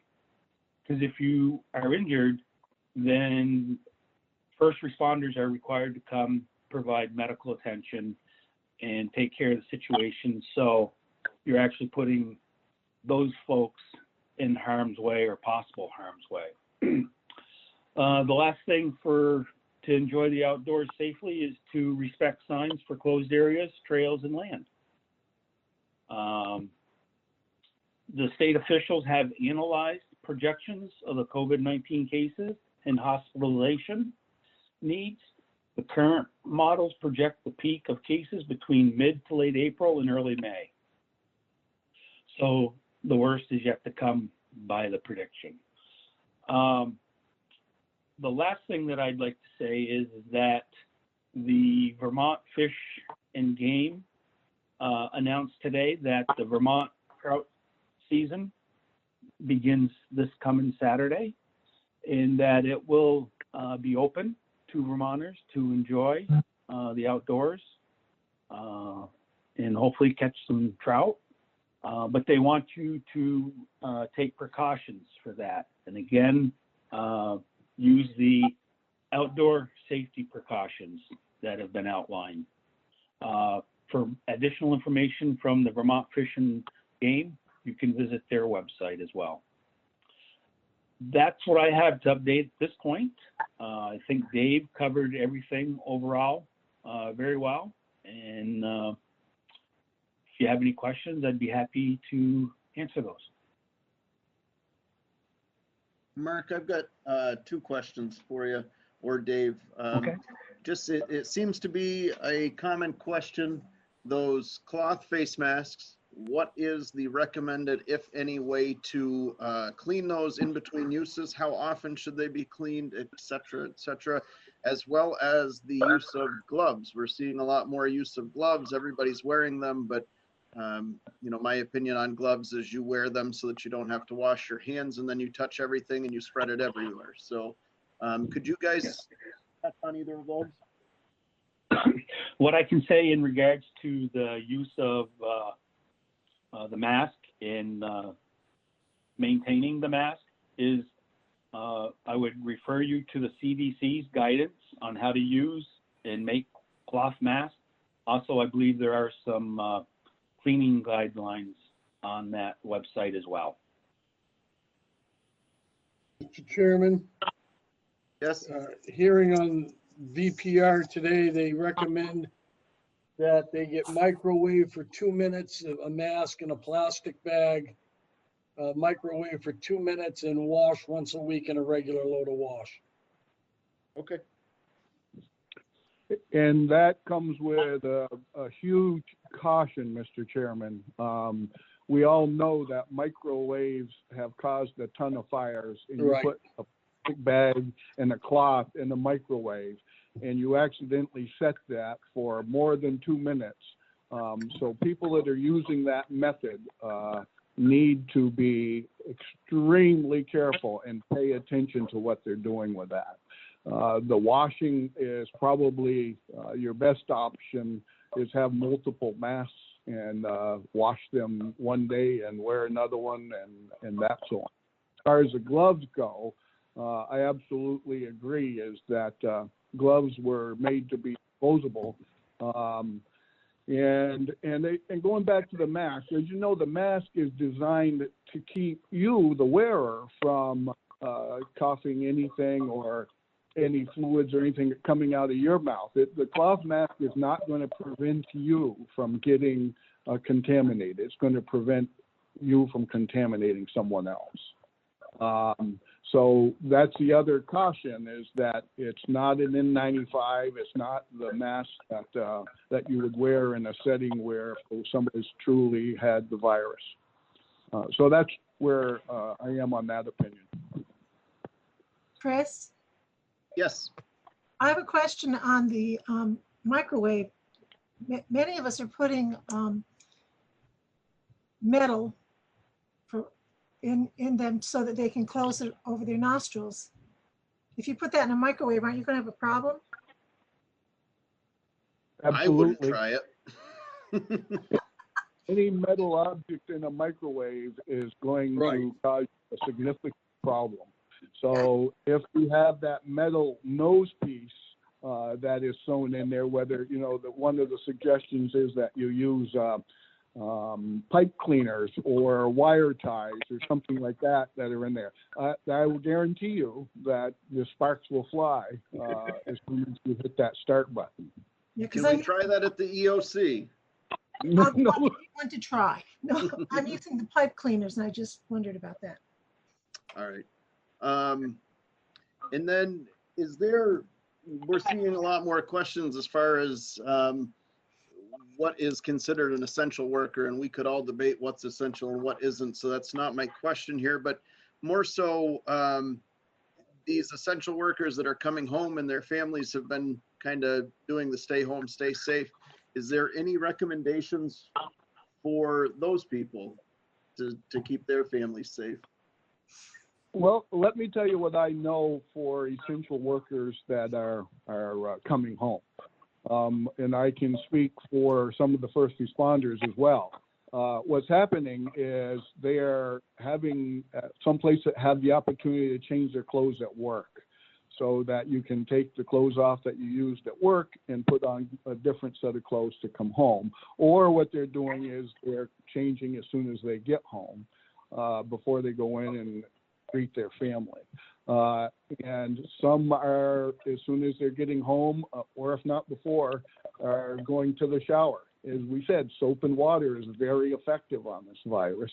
So, you know, I would recommend any essential worker that is coming home, that's been in contact, or, you know, with the public especially, you haven't been able to do the 6-foot distance, I would recommend that you have a change of clothes, or you have the ability to jump into the shower before you do your hugging and kissing with your family. Perfect. Any other questions for David or Mark? Let me scroll through all the pictures here. I see no hands. Gentlemen, thank you. We always appreciate hearing from you and staying on top of this, keeping us informed, and always looking out for Vernon. We appreciate that. David, we will talk about the declaration of the state of emergency at the end of this meeting, and then I will wait for some guidance from you over the next day or so. Okay. All right, perfect. I will hang in to the meeting in case you have any other questions. Are you hanging in just for that, sir? Well, primarily, yeah. All right. Unless anybody on the board would have an issue with that, could we move that discussion to number 1 in new business, just so that Mr. Emery does not have to stay on with us? Sounds good. I see no objection. We will do that after the bills and warrants, which will be coming up. So gentlemen, thank you. We are going to move along to the approval of March 17th minutes.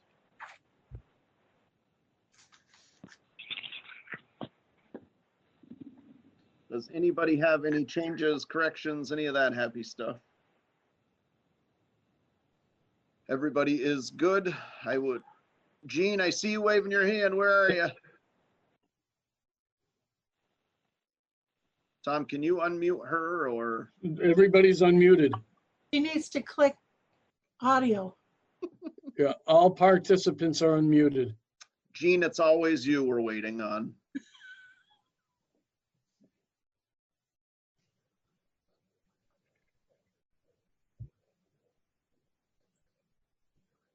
Well, while we're waiting for Jean, I had a couple of hopeful, from the board, hopeful amendments to the meeting minutes, as I didn't catch who made motions in a couple of spots. No, we're on 2 different ones, Tom. We are on the March 17th. Oh, 17th, not the 29th. Yep. I'm sorry, Mr. Chairman. But as we are waiting on Jean, we could, well, Sandy, there's no reason we couldn't do the 27th as well. No, you can do them. You can take them out of order while Jean connects. Okay, Tom, go ahead. Let me pull that up here so I'm looking at it. So go ahead. We will switch over to Friday, March 27th. That was the special meeting. Can we look at those and accept corrections, please? Thank you.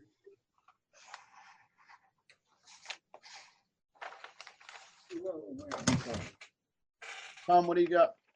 Well, if you look to the latter pages, I think most of the minutes are pretty good. I got the first set of motions, but there are motions on the last page for adjournment and paying folks, the motion on paying folks and reviewing it through the May 5th meeting. Tom, Sandy's trying to chime in here. I think she's probably got that information. I made that motion on the May 5th. Okay. Thank you. There's quite a few typographical things. Yeah, I'm sorry. Clarity. Sandy, I know that you've got a lot of notes on this. Tell us what page you want to start on and we'll all get on the same page here. Well, mostly it was, let me get back to my notes here. It started on page 3. Is that Jean? No, on page 3. Did Jean just check it? We just lost Jean? On the first one, the first sentence needs clarification, Tom.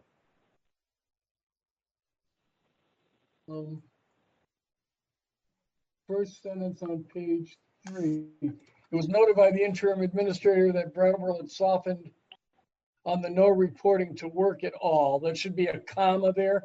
It should probably be a quote. It was beginning to bring some recreation and DPW employees back to undertake tasks that require no other person-to-person interaction.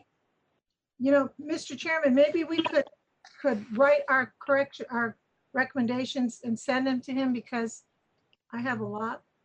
Okay, yeah, I spell checked it and grammar checked it, so Your spell check is broken, sir. Yeah. That could be. But I'm certainly, why don't you send them to me and I'll make the corrections as necessary. And then we can can address it at the next meeting. Yep. Chris, would that be okay? That's fine, yep. I apologize, Tom, but you have to realize I'm correcting a lot of English papers right now, and everything's jumping out at me. Yeah, I just checked it. Spelling and grammar check is complete. So, okay, yeah, that's fine. I'm good with that. What do you think, Chris? Sandy, I'm fine with that because I've got a few notes here as well, so. Okay. So that's fine. Jean, are you on with us? It says her mic's on and her camera's off.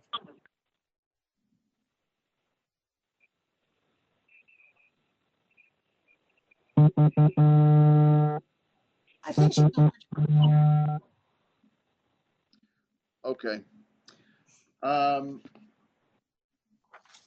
I'm at a bit of a loss here because she had some questions on the 17th meeting minutes. Did anybody else, Jeff, Sandy, Michael, anything on the 17th meeting minutes? No.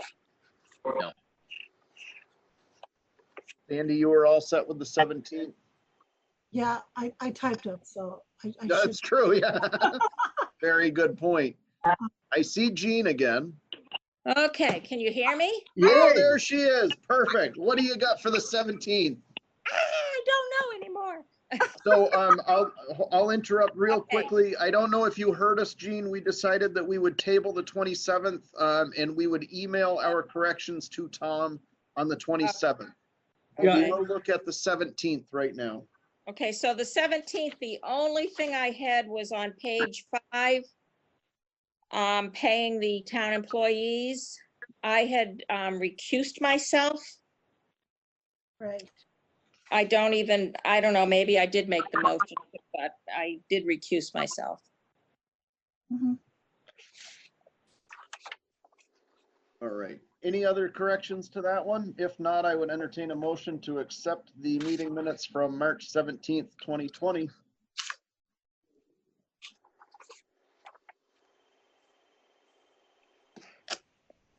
Make a motion to accept the minutes from March 17th, 2020.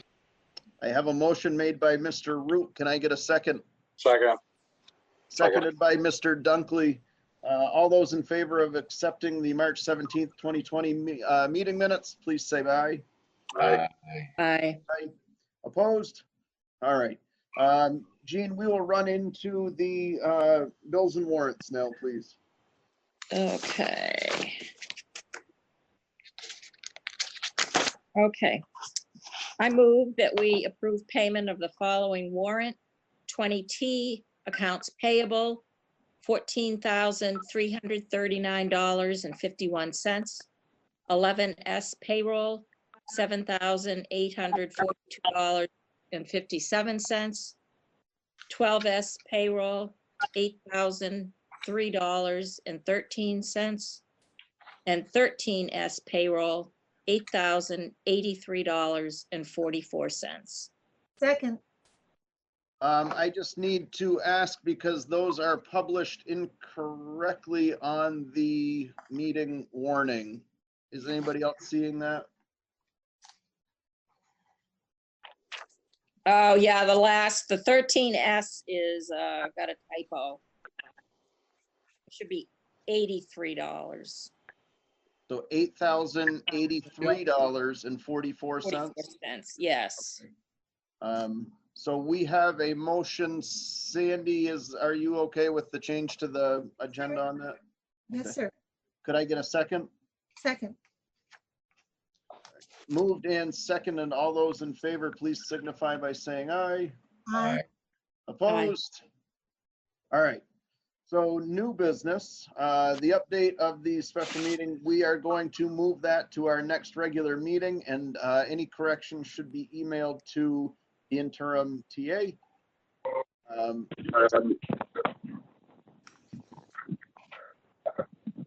So we will go on to new business number 2, town policies update and review process.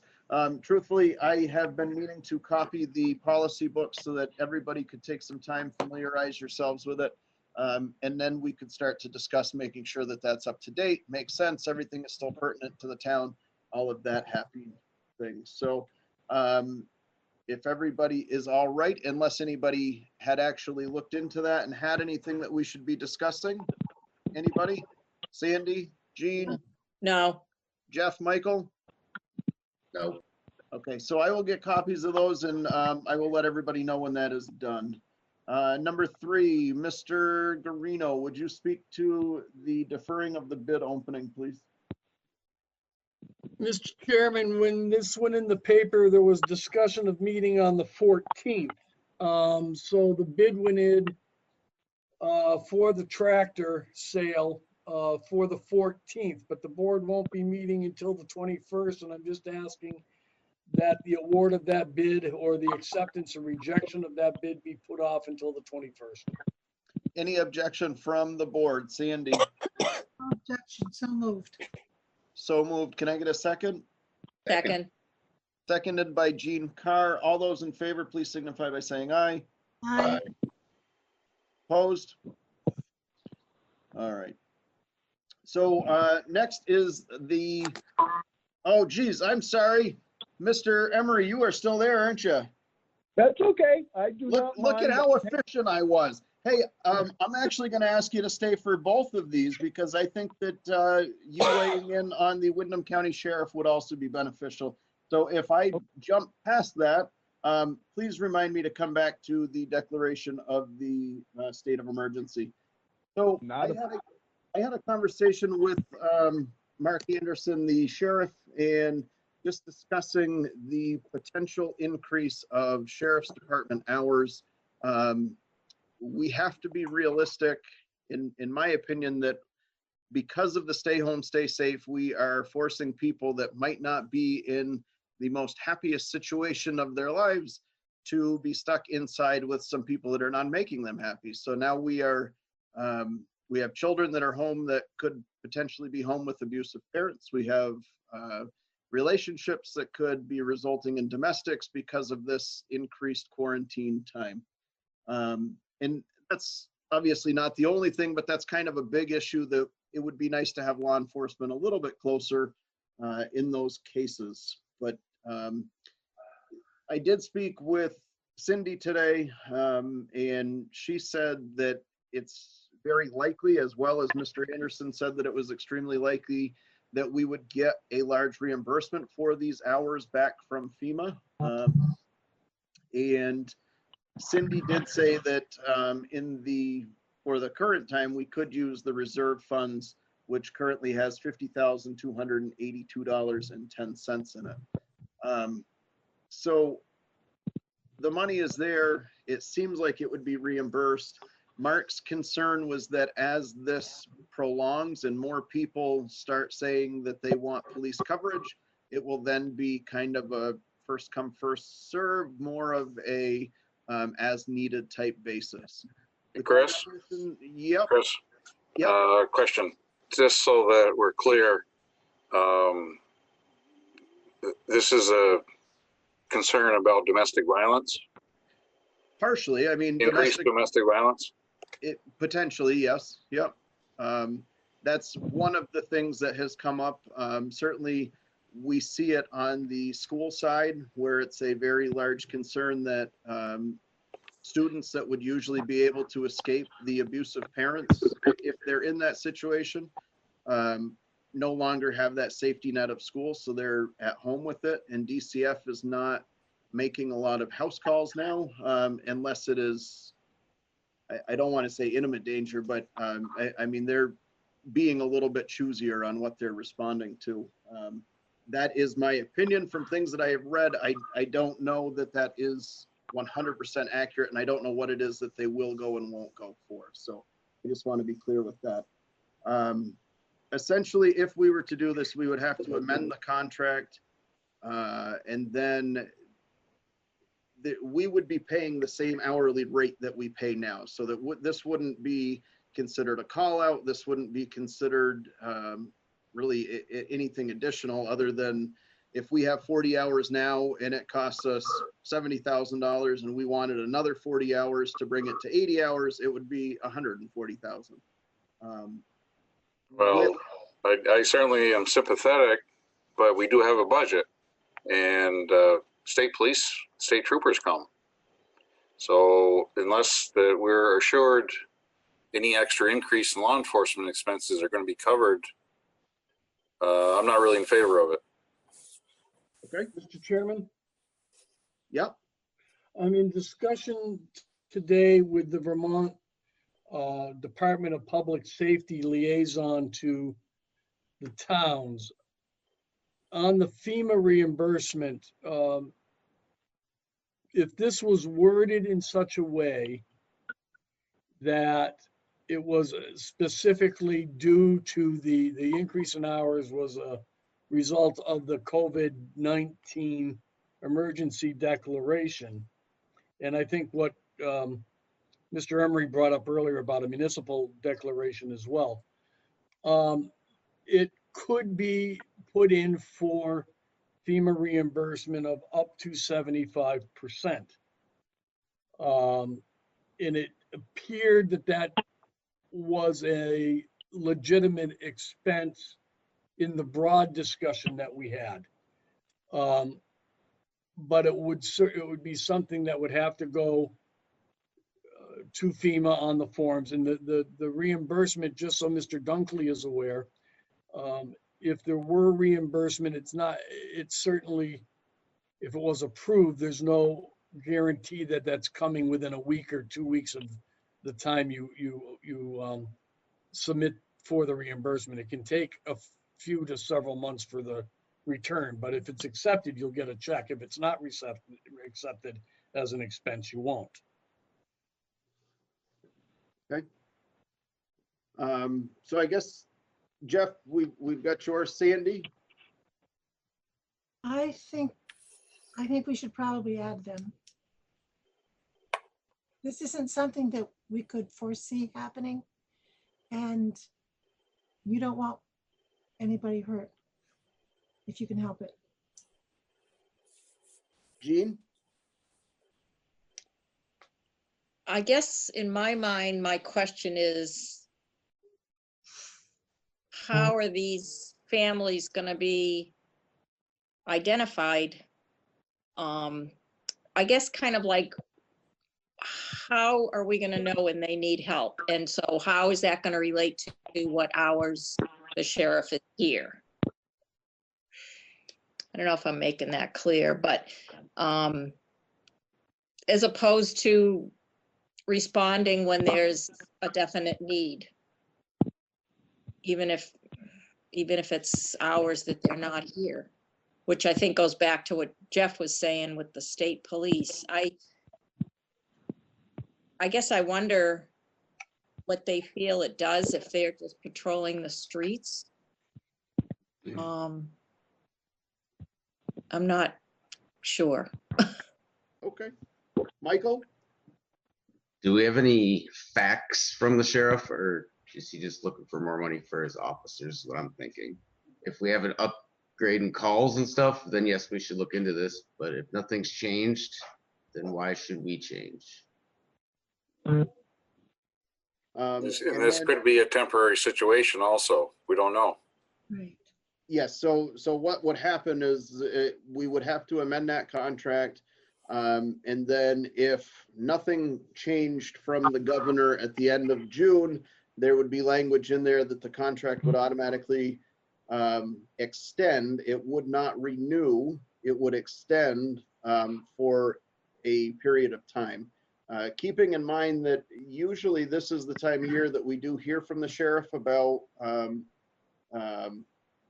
the contract, and we have that discussion. It's usually, I believe, Sandy, the second meeting in April. I think that we usually discuss that.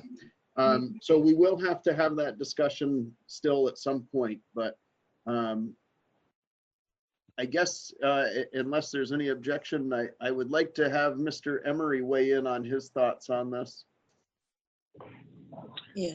Well, I can probably assure you, it's not because the sheriff is attempting to create more hours for his people, because I'm not so sure that he has enough people to fill all the hours that are out there. However, the concern is valid. There has been a number of different cases throughout in different towns that have dealt with the same problem and wrestling with the same thing. I don't think anyone can predict the time or the place or any of that. So I know you're in a tough position about that. The only advantage you have, and it's not 100% sure, is that 75% of that cost could be recoverable. However, again, that's yet to be determined. And I think anytime there's a government opportunity to recover money, that there's always a question mark that comes with that in my book. So I guess I certainly wouldn't say it's a bad idea, but it is a tough one that you have to wrestle with. Mr. Chairman? Yep. Is it my understanding, am I correct, that let's say the select board opted to increase the hours hypothetically to X number, let's say 60 instead of 40? It wouldn't be an automatic billing of 60.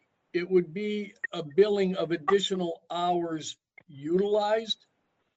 So if they use, that is my understanding from the conversation with the sheriff, is that if we said, hey, it'd be great if you were here for another 20 hours a week, but they are spreading their resources around the county, that if they were only here for 50 hours, we would be billed for the 50 as opposed to just a standard billing. We were both during our conversation, the word fluidity was used a lot, making sure that there was give and take should we choose to go this way. And Mark also said no hard feelings if we don't go this way. He was just putting it out there because we are in his contracted area and wanted to at least make that offer available to us, so that it was made.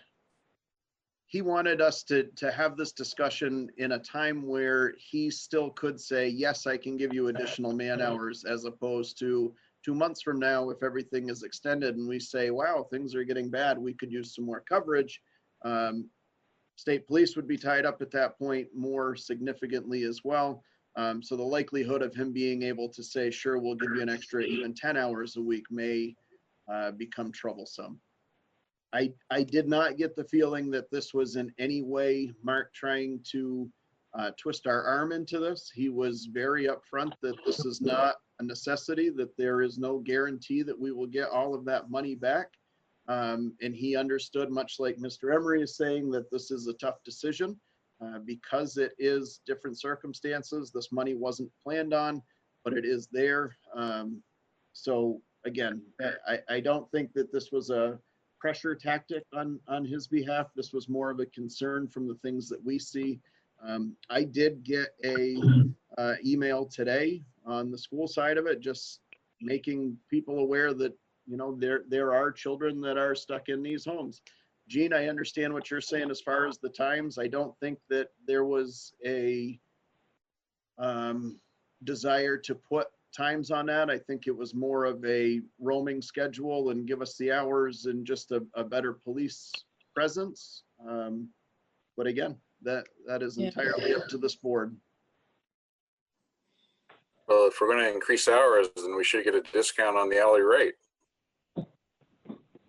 And again, if there's no quantifiable increase in calls at this point, I believe it's kind of a little too early to start making a decision like this. I mean, that, for example, today there were 2 state troopers running around the town. Anybody else? I guess that on this, we are either at a point where we could make a motion on this, or we can just say that we will wait to see what happens and move on to the next agenda item. I just want to move on. Hearing no motion. My... Yep, hearing no motion. Mr. Emery, if you wanted to come back and just touch on the state of emergency one more time so that we can discuss that briefly here.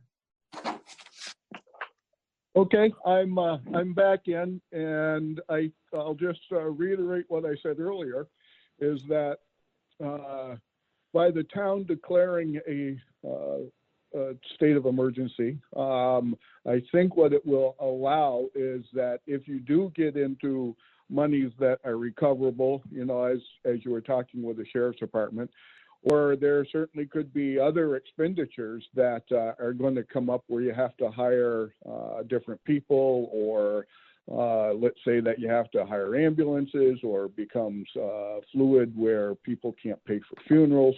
So there's a ton of things that could happen. And the only reason I'm mentioning this is so that we cover our pay base for that. Operationally, I don't see it changing anything that we are presently doing. In my office, we're every day. I didn't sign on for that, by the way. But every day, I'm in my computer at home doing stuff with this. And so, needless to say, there are other opportunities or things that could rear its head. And that's all. And I don't know, again, I'm going to tell you that I don't know what we have to do. I know other towns have declared emergencies. And that's kind of where the whole thing is. It's only kind of, you know, being ahead of the curve if something happens, or it would give me the opportunity to spend, I think in our LEMP, that's the local emergency plan, it authorizes me to be able to spend $500 without select board approval. So, but that's not the reason I'm after that. I'm not at all concerned about that. More concerned about being able to recover if we do, and do mitigation if there's any mitigation that's out there. I'm going to go around the select board here and get thoughts from them, but in the meantime, could we please add Martin to the guest list? I just saw that he has joined us. Yeah, I have it written down, Mr. Chairman. Okay, perfect. So Sandy, on the state of emergency, your thoughts? I would defer to David. I think it's a good idea not to close the door after the horse gets out of the barn. So we need to do it. He will know. He will know when we should do it, I think. Okay. I would defer to him, but I think it's something we definitely need to look into. And should we go that direction, would we have to reconvene as a board to make that decision, or how would that work? We would, if it's an emergency thing, you can call an emergency meeting like very fast. And I think that would be what you'd do. Okay. Jeff? Oh yeah, I totally agree with David. I mean, at this point, it's not necessarily an emergency in town, but certainly if there's some potential in the future, yeah, we should do it, definitely. Jean? I agree. So David wasn't asking for it right now. No. Is that right, David? That's correct. I was Okay. looking to see if you wanted me to, however, there's no doubt my recommendation is going to be that we take the advantage and do that. But Right. I think I need to do a little bit more homework to see how we do that in the process. Oh, okay. Okay, Michael? Well, I agree then. Oh. Yes. Okay, Michael? I trust his judgment. Okay. All right, so Mr. Emery, if I may task you to gather some more information about that and get that to me, and at that time and at your direction, we would call an emergency meeting and declare that if that is your wish. Mr. Chairman? Could Mr. Emery also look to see if you, when you declared that, if you could make that an effective date prior to the date of your meeting, perhaps to the date when the EOC first met down on Governor Hunt Road 4 weeks ago? That's when it really started to pick up. And if that was the case, you might expand your funding eligibility to a earlier date. Good I'm not question, sure you Tom. can, but it may be worth checking into. I will do that. Thank you. All right. And it's the recommendation from Mark. I don't think Mark's on the line anymore, but as the health officer, he was in agreement with it. Okay. Mr. Emery, as always, I appreciate you. Thank you for being here, and I look forward to hearing from you over the next couple of days. All right, and you certainly will. Thank you to the board. Thank you, Mr. Chairman, and we will talk again soon. Thanks. Thank you. Stay safe. All right, next up, as you can all see, we are on Zoom, and it seems that we're going to be that way for a very long time. I think that it is important for our town to continue to move, to have these meetings, and that would also mean that our committees need to be meeting. So the solid waste, who met at 6 o'clock today via Zoom, they're going to start having regular meetings. They're going to report back to us in May with their suggestion, and I would like to see that planning commissions and all of that stuff just continue to move forward. Having said that, this Zoom account is set up on Mr. Garino's personal credit card, and I would ask that we switch that over so that the town is actually paying for that subscription, and that would give us the ability to add multiple hosts, so that Bob Spencer could be a host, I could be a host, Jeff or Martin, you guys could be, I mean, so that would open that up so that Tom does not need to be at all of these meetings to host the meeting. Tom, what was the price on that, please? I think it's, if you hold on just a second, Mr. Chair, I think it's $15.49 a month. That's for the up to 100 participants at a meeting, unlimited time on your meetings. You know, And so if would you had it- a 4-hour meeting, that'd be okay. But I can Would give it you the be, price in just a second. Would it be your thought that on the other side of all of this, that that subscription, when we no longer need it, could that be billed to FEMA because we had to use it for this? It probably could be billed.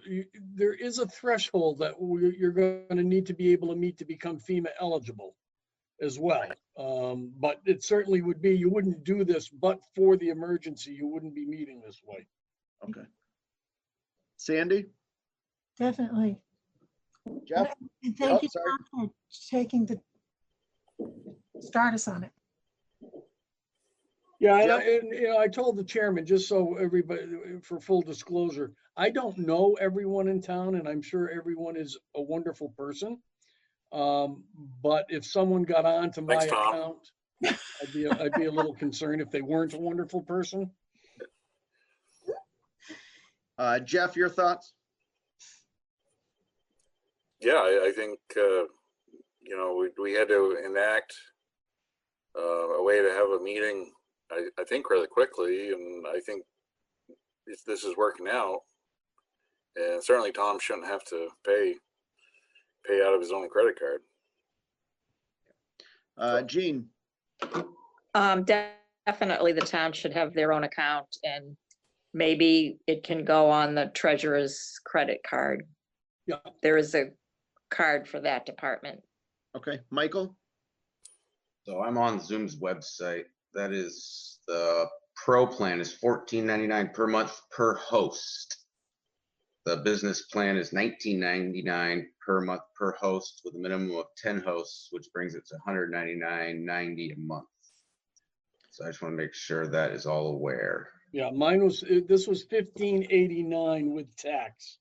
And that's just for one host. So Right. I guess with that information, perhaps, do we need to look and see if they're actually, you know what, I'm going to, Martin, I see you sitting here. I'm going to ask you to weigh in on this and your thoughts. I know that we had a discussion briefly about this, but I'm just curious if Zoom is the answer for us, or if you know of a different platform that we should be looking at if we're going to have to make a switch. You are muted, sir. Here we go. Okay. I poked around a little bit. I saw quite a number of towns in Vermont were using Zoom. You know, so it seems to be a popular platform. There have been some issues with Zoom bombing and that kind of thing, but there are ways that the host can prevent nonsense and screen sharing, that kind of thing. I haven't looked around in detail at the price plans that are out there. But you know, if there's a way to get something with maybe, you know, 2 hosts or something like that, that would feel to me like it would work, or we could just get started with 1 host and see how it goes. Okay. We have a number of administrators, you know, maybe not so many hosts, but a number of administrators. I looked at Google Hangout, same type of thing, and then Go to Meeting had one as well, and they were more complicated to use, not more expensive, about the same price, relatively speaking, within a couple of bucks, but a lot more cumbersome to get up and running, at least to me. Other people may find it easier. Even the post office is looking into starting to use Zoom. I've heard rumors already. So, but that raises a different issue as far as, I mean, we're either at $15 to essentially stay the same so that there's only 1 host, or we are at $190 to have multiple hosts. So that's quite a price difference. Was that $190 a month? $199.90 a month, because the minimum for that plan is Yeah, 10. you don't need that big a plan. No, you could get. You're looking at the $14.99 per month per host. If we added another host, it would be roughly $32 a month after the taxes and everything. Just a suggestion. Is the school using Zoom for remote teaching? I don't honestly know. I got something for my son called Remind. I have no idea what it is. The software looks entirely different than Zoom, so Okay. I'm not sure what they are using down here. I know that my other son, his school is using Zoom, but I'm not sure if they have multiple hosts or what's going on with that. So I guess I don't have a good answer. I'm curious if the board thinks that there should be some more research done on this, and then maybe I don't see $199 a month plan. Yeah, I mean, that would be overkill in any case. My suggestion would be just get the 1 host license right now and see how it goes. You can always get a second one of those instead of getting a 10 tripper, you know? So I get a question. So regarding the free use of Zoom, what are the limitations? The freebie is host up to 100 participant, 40-minute limits on meetings. So you got to have a meeting in less than 40 minutes. Right. There's nothing wrong with that. Unlimited number of meetings. That would. Well said, sir. Limited 1-to-1 meetings, 40-minute limit on group meetings. You have an unlimited number of meetings, but there was something when I looked at it, there was up to 9 people, but this one is, they've upped it to 100 participants. Because I mean, for the most part in town, committees are not more than 9 people. No, but obviously you want the public to have a potential right. involved, right? Yeah, okay. Yeah, they all go over 40 minutes. When you Now, do go ahead, Michael, I'm sorry. You lose the security feature when you do the free one. I know the VLTC whatever did a survey about all of them. Maybe we can get some feedback from how their survey went.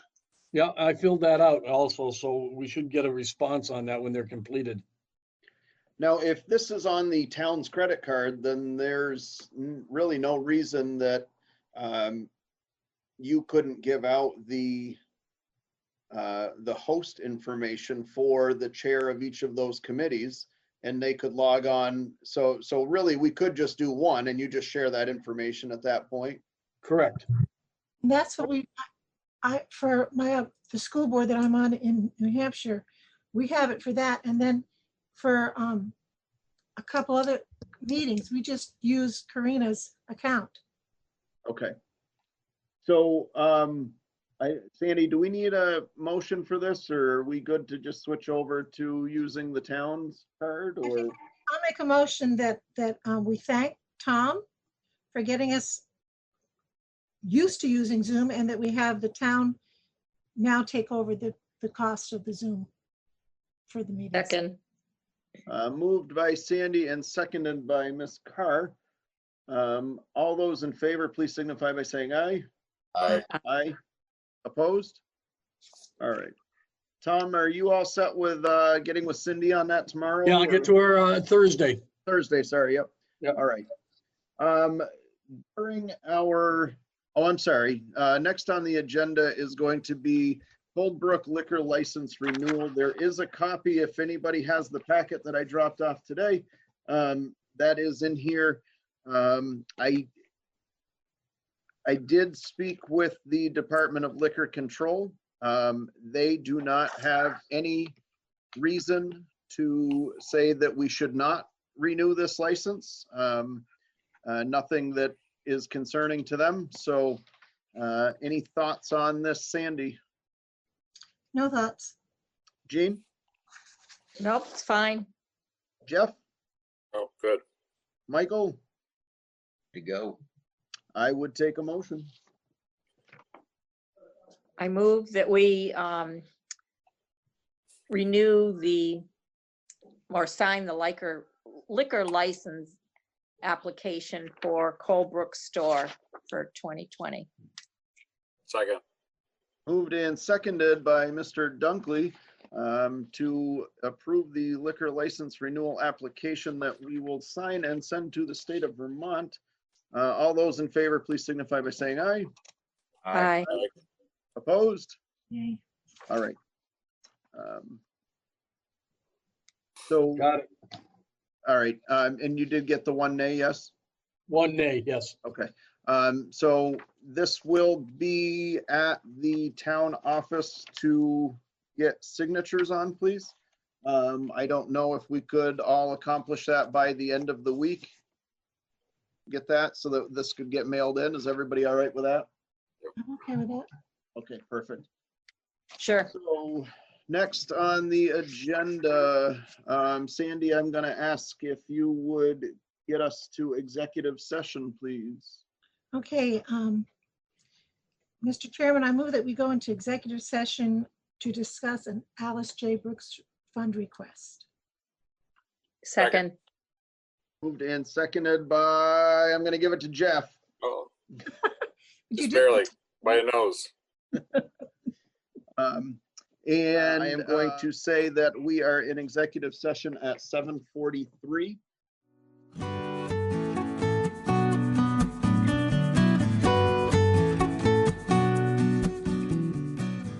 I'm going to say we are out of executive session at 7:49. Tom, all right. Sandy, I'm sorry, I didn't write it down. What time did we go in? You went in at 7:43. 7:43. Okay. So we went into executive session at 7:43, came out at 7:48. Sandy, where are we headed from here? Mr. Chairman, I move that we authorize the expenditure of up to $750 for the AJ Brooks fund request. Second. Moved and seconded. Jean Carr has the second. All those in favor, please signify by saying aye. Aye. Aye. Aye.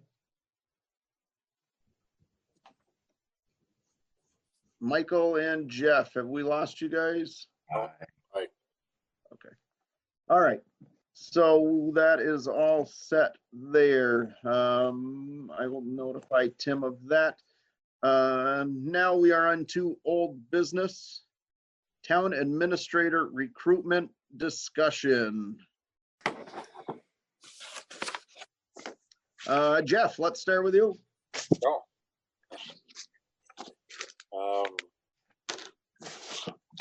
I guess where are we at? We received some example copies of job descriptions.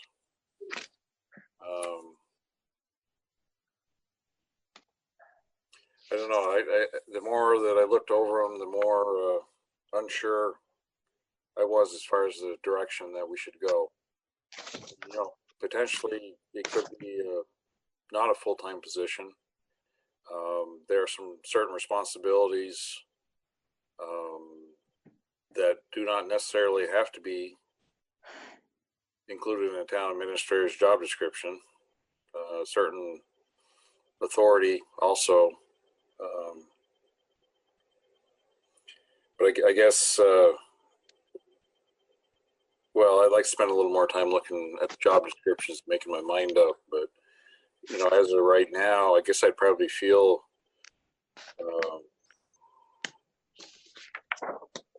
if we kind of went with the same kind of job description, the same responsibilities, perhaps without human resource responsibilities as what we've had for the last few years. And there are two more descriptions that need to come up. We just have to get down into the basement and pick up two from the 80s that I have now found where they are. From the old Vernon town administrator position. Yeah, Irene and Bunny. And that was Sandra brought that up to look at, but we had to find them where they were in the file. So we did find them. We're going to go down and get them. Good. Jean. In terms of the kind of the HR responsibilities, I kind of liked that some of the others used a little bit different wording, because I think maybe the evaluation process still needs to be done by somebody, you know, and I think that could stay there, but some of them word it as assist or oversees personnel services to the town employees. Some are like review, but the administer is, I'd like that out. I think we wanted the discipline out. The dismissal, I don't see any of them. Well, they might have hiring responsibilities, but there isn't dismissal responsibilities. So I feel like those changes could soften this a little bit. And I also feel from talking to the town employees that they're not opposed to a town administrator overseeing them. I think that there just has to be a better match, and that hopefully going forward, the select boards will be sensitive to everybody's concerns and adjust accordingly. But I think we can soften that a little bit and take a little bit of the, I don't know, it's a harsh responsibility that's stated in the job description we have right now. I agree. And also under administer all town insurance policies. And I don't feel that's appropriate. I feel they're administered by the town treasurer because she has the relationship. She's really the money person. So I think if administer, again, maybe got changed to review, and certainly be aware of and work together with the treasurer, but the treasurer seems to be the one that has to do the reporting, and she has the financial responsibility to take care of, you know, the insurance issues. So I don't think administer insurance policies is a good word there. And that's on H. Yeah. And then the personnel, the HR part was on N. Otherwise, I feel like a lot of it was the same. The Grafton one definitely had, oh no, that's not the one. One of them had a whole paragraph about, no, it was Guilford, about the select board posting notices, preparing and distributing the agendas and materials. And although our town administrator did that before, it never really was in that job description anywhere. So that might be a good addition. And that was on Guilford's town administrator, A under administration. Michael, I agree a lot with what Gene said. I do need more time to look over it more, I think. okay. Sandy? Yeah, I want to go over them some more, but I agree with Jean. She's got a good handle on it. Thank you. And I agree with both Gene and Jeff. I do think that we need some more time, but as I said earlier when we were discussing the Zoom, I think that it's extremely important that our town, despite this pandemic, continue to move forward. When this is over, we will still have a town to operate, and we will need all systems in place for that. So a couple of things that, to reiterate what Gene said, I would say the insurance and really any of that financial obligation, any of that kind of stuff should really remain in the treasurer's office. Right. There should be that overlap. There should be the knowledge of that department, but there should not be any taking responsibility out of that. As far as the human resources, I agree. You know, perhaps they're the ones that do the hiring, they do the background checks, they oversee those things. As far as the discipline, I do not feel that that is in a town with an elected select board. I don't feel that that is another hired position's responsibility to do the disciplinary action. Instead, I think that that position would be more of a liaison for our town employees to the select board, and vice versa. That would be, if there was things going on, that person would be bringing that to our knowledge, and then we would convene and make decisions based upon that. But I do not think that it should be another hired person disciplining another hired person. Right. As far as full-time versus part-time, or what we call this position, I'm not sure that we absolutely need a 40-hour-a-week town administrator. I think that there is potential that we could still function and do quite well and be successful if we did an administrative assistant.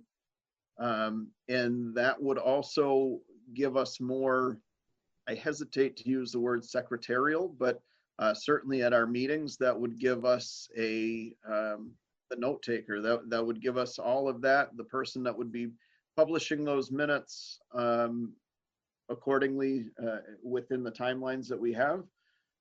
So yeah, Chris, if I can jump in at that. I don't, if we're going to have a town administrator with limited hours, I don't quite agree that it should be an administrative assistant. Right. I think it should be a town administrator with limited hours, but with administrative assistant help. I mean, because there are a lot of routine things that a town administrator would be responsible for, printing stuff out and copying, that would in some way not best utilize the talent of a real town administrator. So coming back to, you know, if we have limited hours, I think it should be somebody, you know, with a talent of grant money and an actual town administrative experience, not secretarial. Okay. Right. Do you think that that person in that role, because previously we had the secretary, Michelle was the secretary to the board. do we need that additional position, or should this be all within that same contract? This person is at the meetings, and in my opinion, there's no reason that they couldn't take those notes for us, keep those minutes. And that would be a part of this position, that they would be required to publish those minutes within, what is it, 5 days? Right now it's 10, but. Okay. Well, yeah, for Only sort for of, COVID.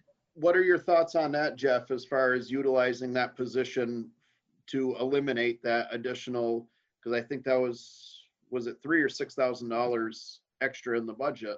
Yeah, no, I agree that there's probably 40 hours of work, whether we want to have it one person do it or 3/4 one person and 1/4 somebody else. But I mean, to me, there is a full-time position here with the inclusion of administrative assistant, quote, secretarial work, quote unquote. Okay. Anybody else have thoughts on that? So, Well, I actually do. I think of the times when we've really been working on like ordinances per se, or some of these other issues where there's been a lot of research into the law. And I wonder how you have all that to work on with us and still be responsible for taking minutes. And I'm not sure. Because usually the town administrator has got a lot of information for us. You know, they're not just sitting there through the meeting. You know, as we get back into a mode where we're really cranking through some things, you know. yep. Sandy, your thoughts? Well, you're all right. I can see good points on all of it. It would be nice if, you know, when you did have a full-time administrative assistant and she had a secretary, we actually got copies, or the board members got copies of all the committee report minutes. So we knew what was going on with the rec department and the planning commission, and because we had their minutes. And that does take time. But then the board is really, everybody knows what's going on. But also at that time, we had Vermont Yankee paying the bills. Sure would be nice to have them again. Sure would. So I guess at this point, what is because we are into April now. July is coming quickly, and I think that we need to move on this. What is everybody's thoughts as far as utilizing VLCT or somebody of the like to help with this job search? Jeff? I think we definitely, whether it's VLTC or private headhunter agency, I think whatever money we spend in the job search is well worth it. I think as chair, Chris, you need to tell the rest of us what kind of time frame you want us to get back to you as far as our thoughts and trying to finalize a job description and what we feel we need to look for. So, in a way, you tell us when you want us to finalize our thoughts. Sure. Yep. And I just, I'm trying to organize myself and my thoughts as well. So that's why I just want to make sure that we're touching on everything as far as everybody's thoughts on the recruitment, kind of everybody's just overall thought of what this position looks like, so that then we can look at what that description should be and start to put some timelines in place. So it sounds like you feel that we should be using some outsourced agency to assist in this job hunt. Yeah, definitely. But like I said, we need to figure out exactly what we're looking for before we make that step of contacting some assistance. Fair. So go ahead, Tom. You look like you got something to say. I think this is where we go back to, perhaps we do a Zoom workshop. It won't be as fun as a regular facilitation, but really go through what you want this person to do.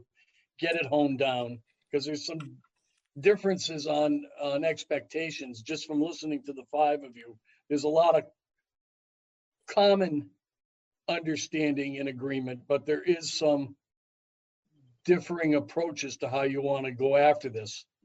And I think that if you spent an hour doing that, you'd get it honed down. A new and appropriate job description could be written up for your review, and then you could go out to, and I'm talking within a week or 10 days. I'm not saying that this has got to be dragged out, but there is enough, at least from my listening, there's enough fuzziness, for lack of a better term, that needs to be clarified before you go out and hire somebody and figure out what you're recruiting for. Right. So, and there may be less expensive ways in the league to do this. All right. So what does everybody, I'm looking at next Wednesday, the 15th. Does that evening work for everybody to have a discussion about this? That would give us all the week to look over this information. Tom, I would ask that we get those other two job descriptions this Thursday emailed out to the board. And then that would give everybody, email them. Perfect. So that would give everybody 6 days from that point to finalize what their thoughts are on this, and we could meet next Wednesday at 6:30 if that works for, and we could say that we're going to keep that to an hour. Everybody has their thoughts, and then we could discuss it and make changes at that point. Sandy? Sounds good. Jeff? Yeah, no, we'll do it. Jean? Good. Michael? Sounds good. All right, so Tom, if you would so kindly warn that meeting for next Wednesday at 6:30. As a work session. Yes. And then we will wait for the additional 2 job descriptions that are lingering in the town office. That will give everybody time to go over the ones that have already been provided, make changes. I truthfully don't care if somebody rewrites the entire thing on going a different direction, if that's the way that you see fit.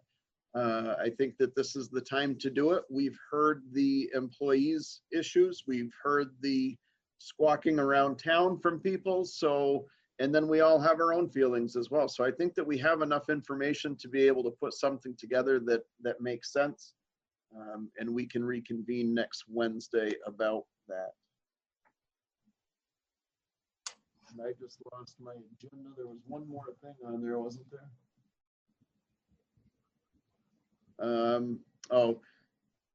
Review of preschool and after school staff. We had said that we would readdress this at this meeting. Obviously, everything has been extended. It is still my feeling that that money is there. It is budgeted. It is what it is. My suggestion is that we do the exact same thing that we did in our special meeting last week, where we extend this out and look at it again. Thoughts, starting with Michael. Sounds good. Jeff? That's fine. I guess one suggestion I would make, I suppose probably to the rec board, as they administer preschool, is, you know, maybe some suggestion of an online preschool gathering. Probably there's some parents that would appreciate their preschool kids being distracted for an hour or two. So I would propose that if we're paying people, I mean, with high school, there's a lot of online learning that's still going on. So I would suggest that you know, in preschool, maybe try, you know, try some kind of online activities. I like it. That's a great idea. I will reach out to Seth after this meeting.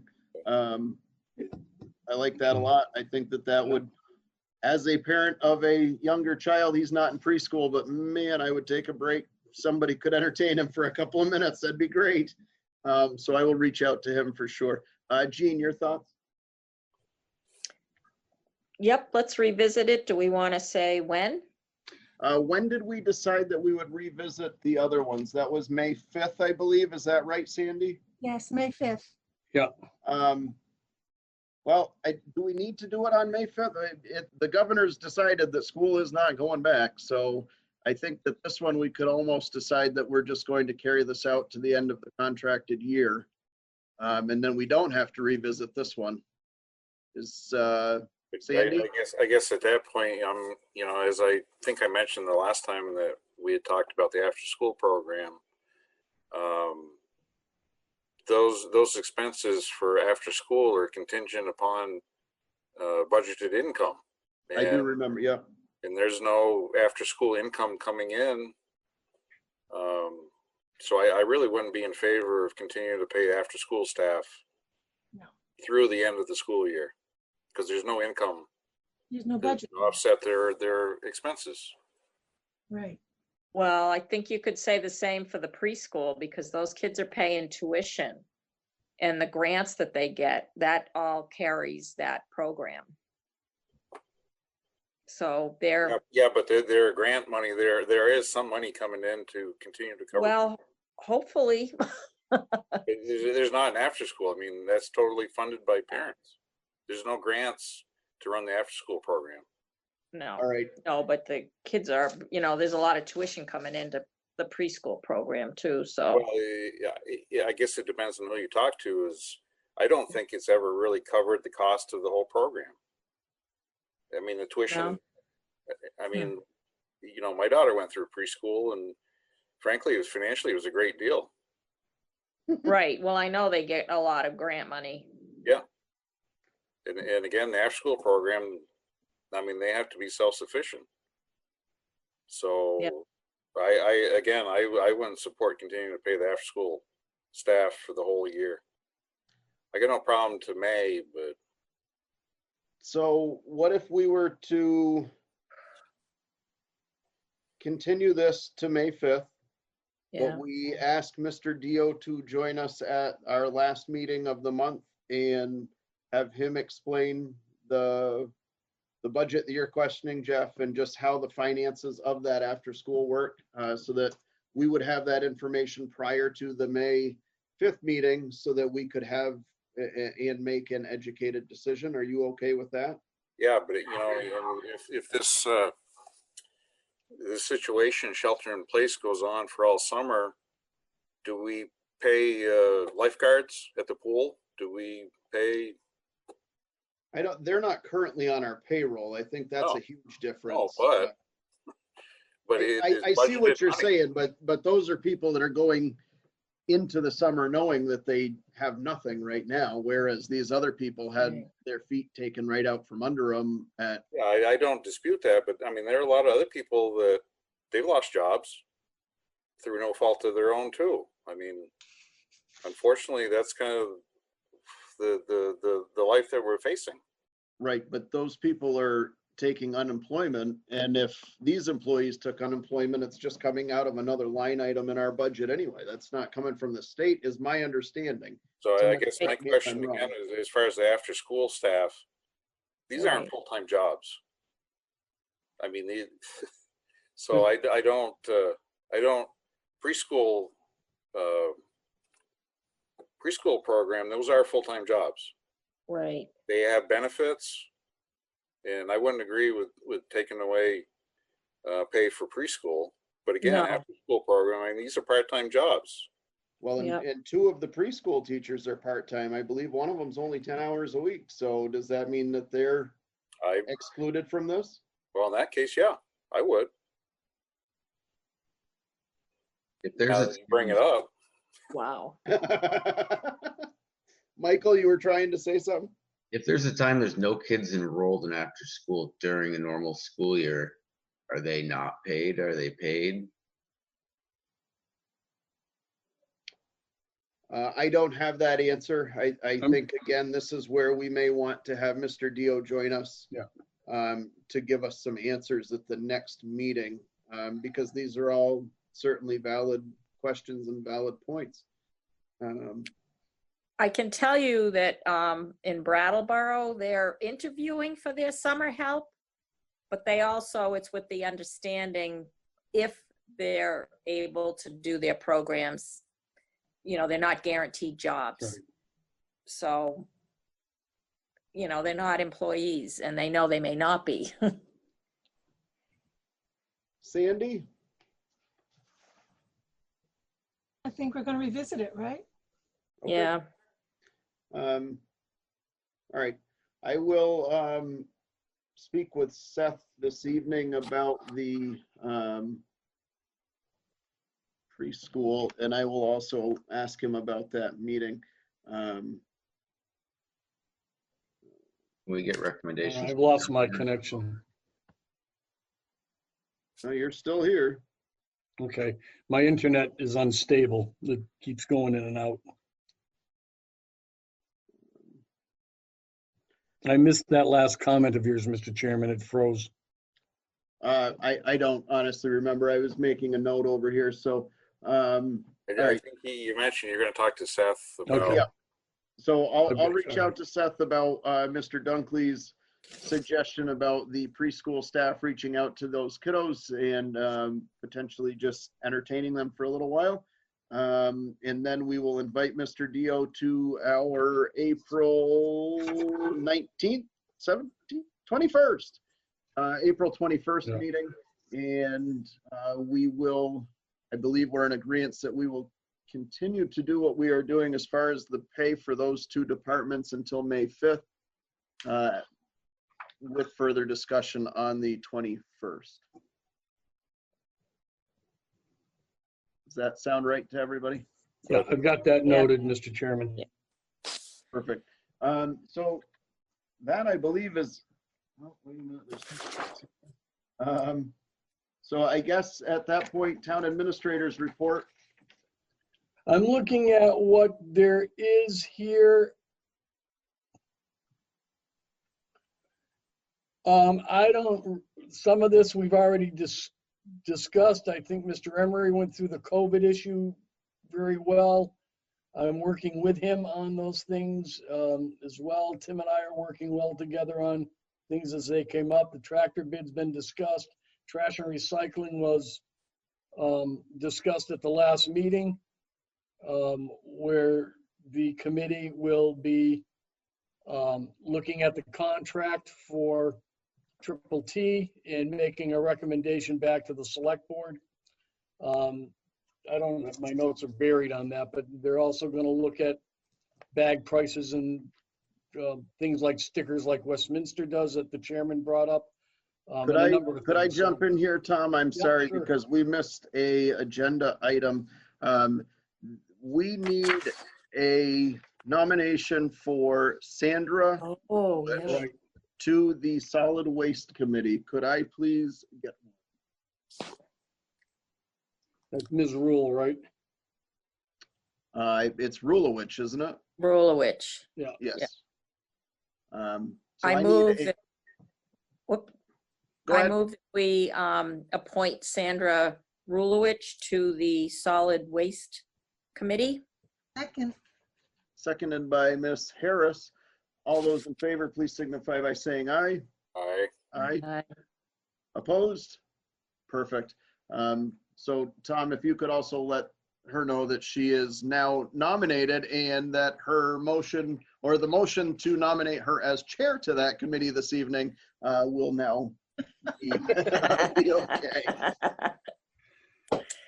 And you can continue with your, and on that, yes, they did organize this evening. They are already, they will start meeting, I believe, next Thursday, or it's the 16th.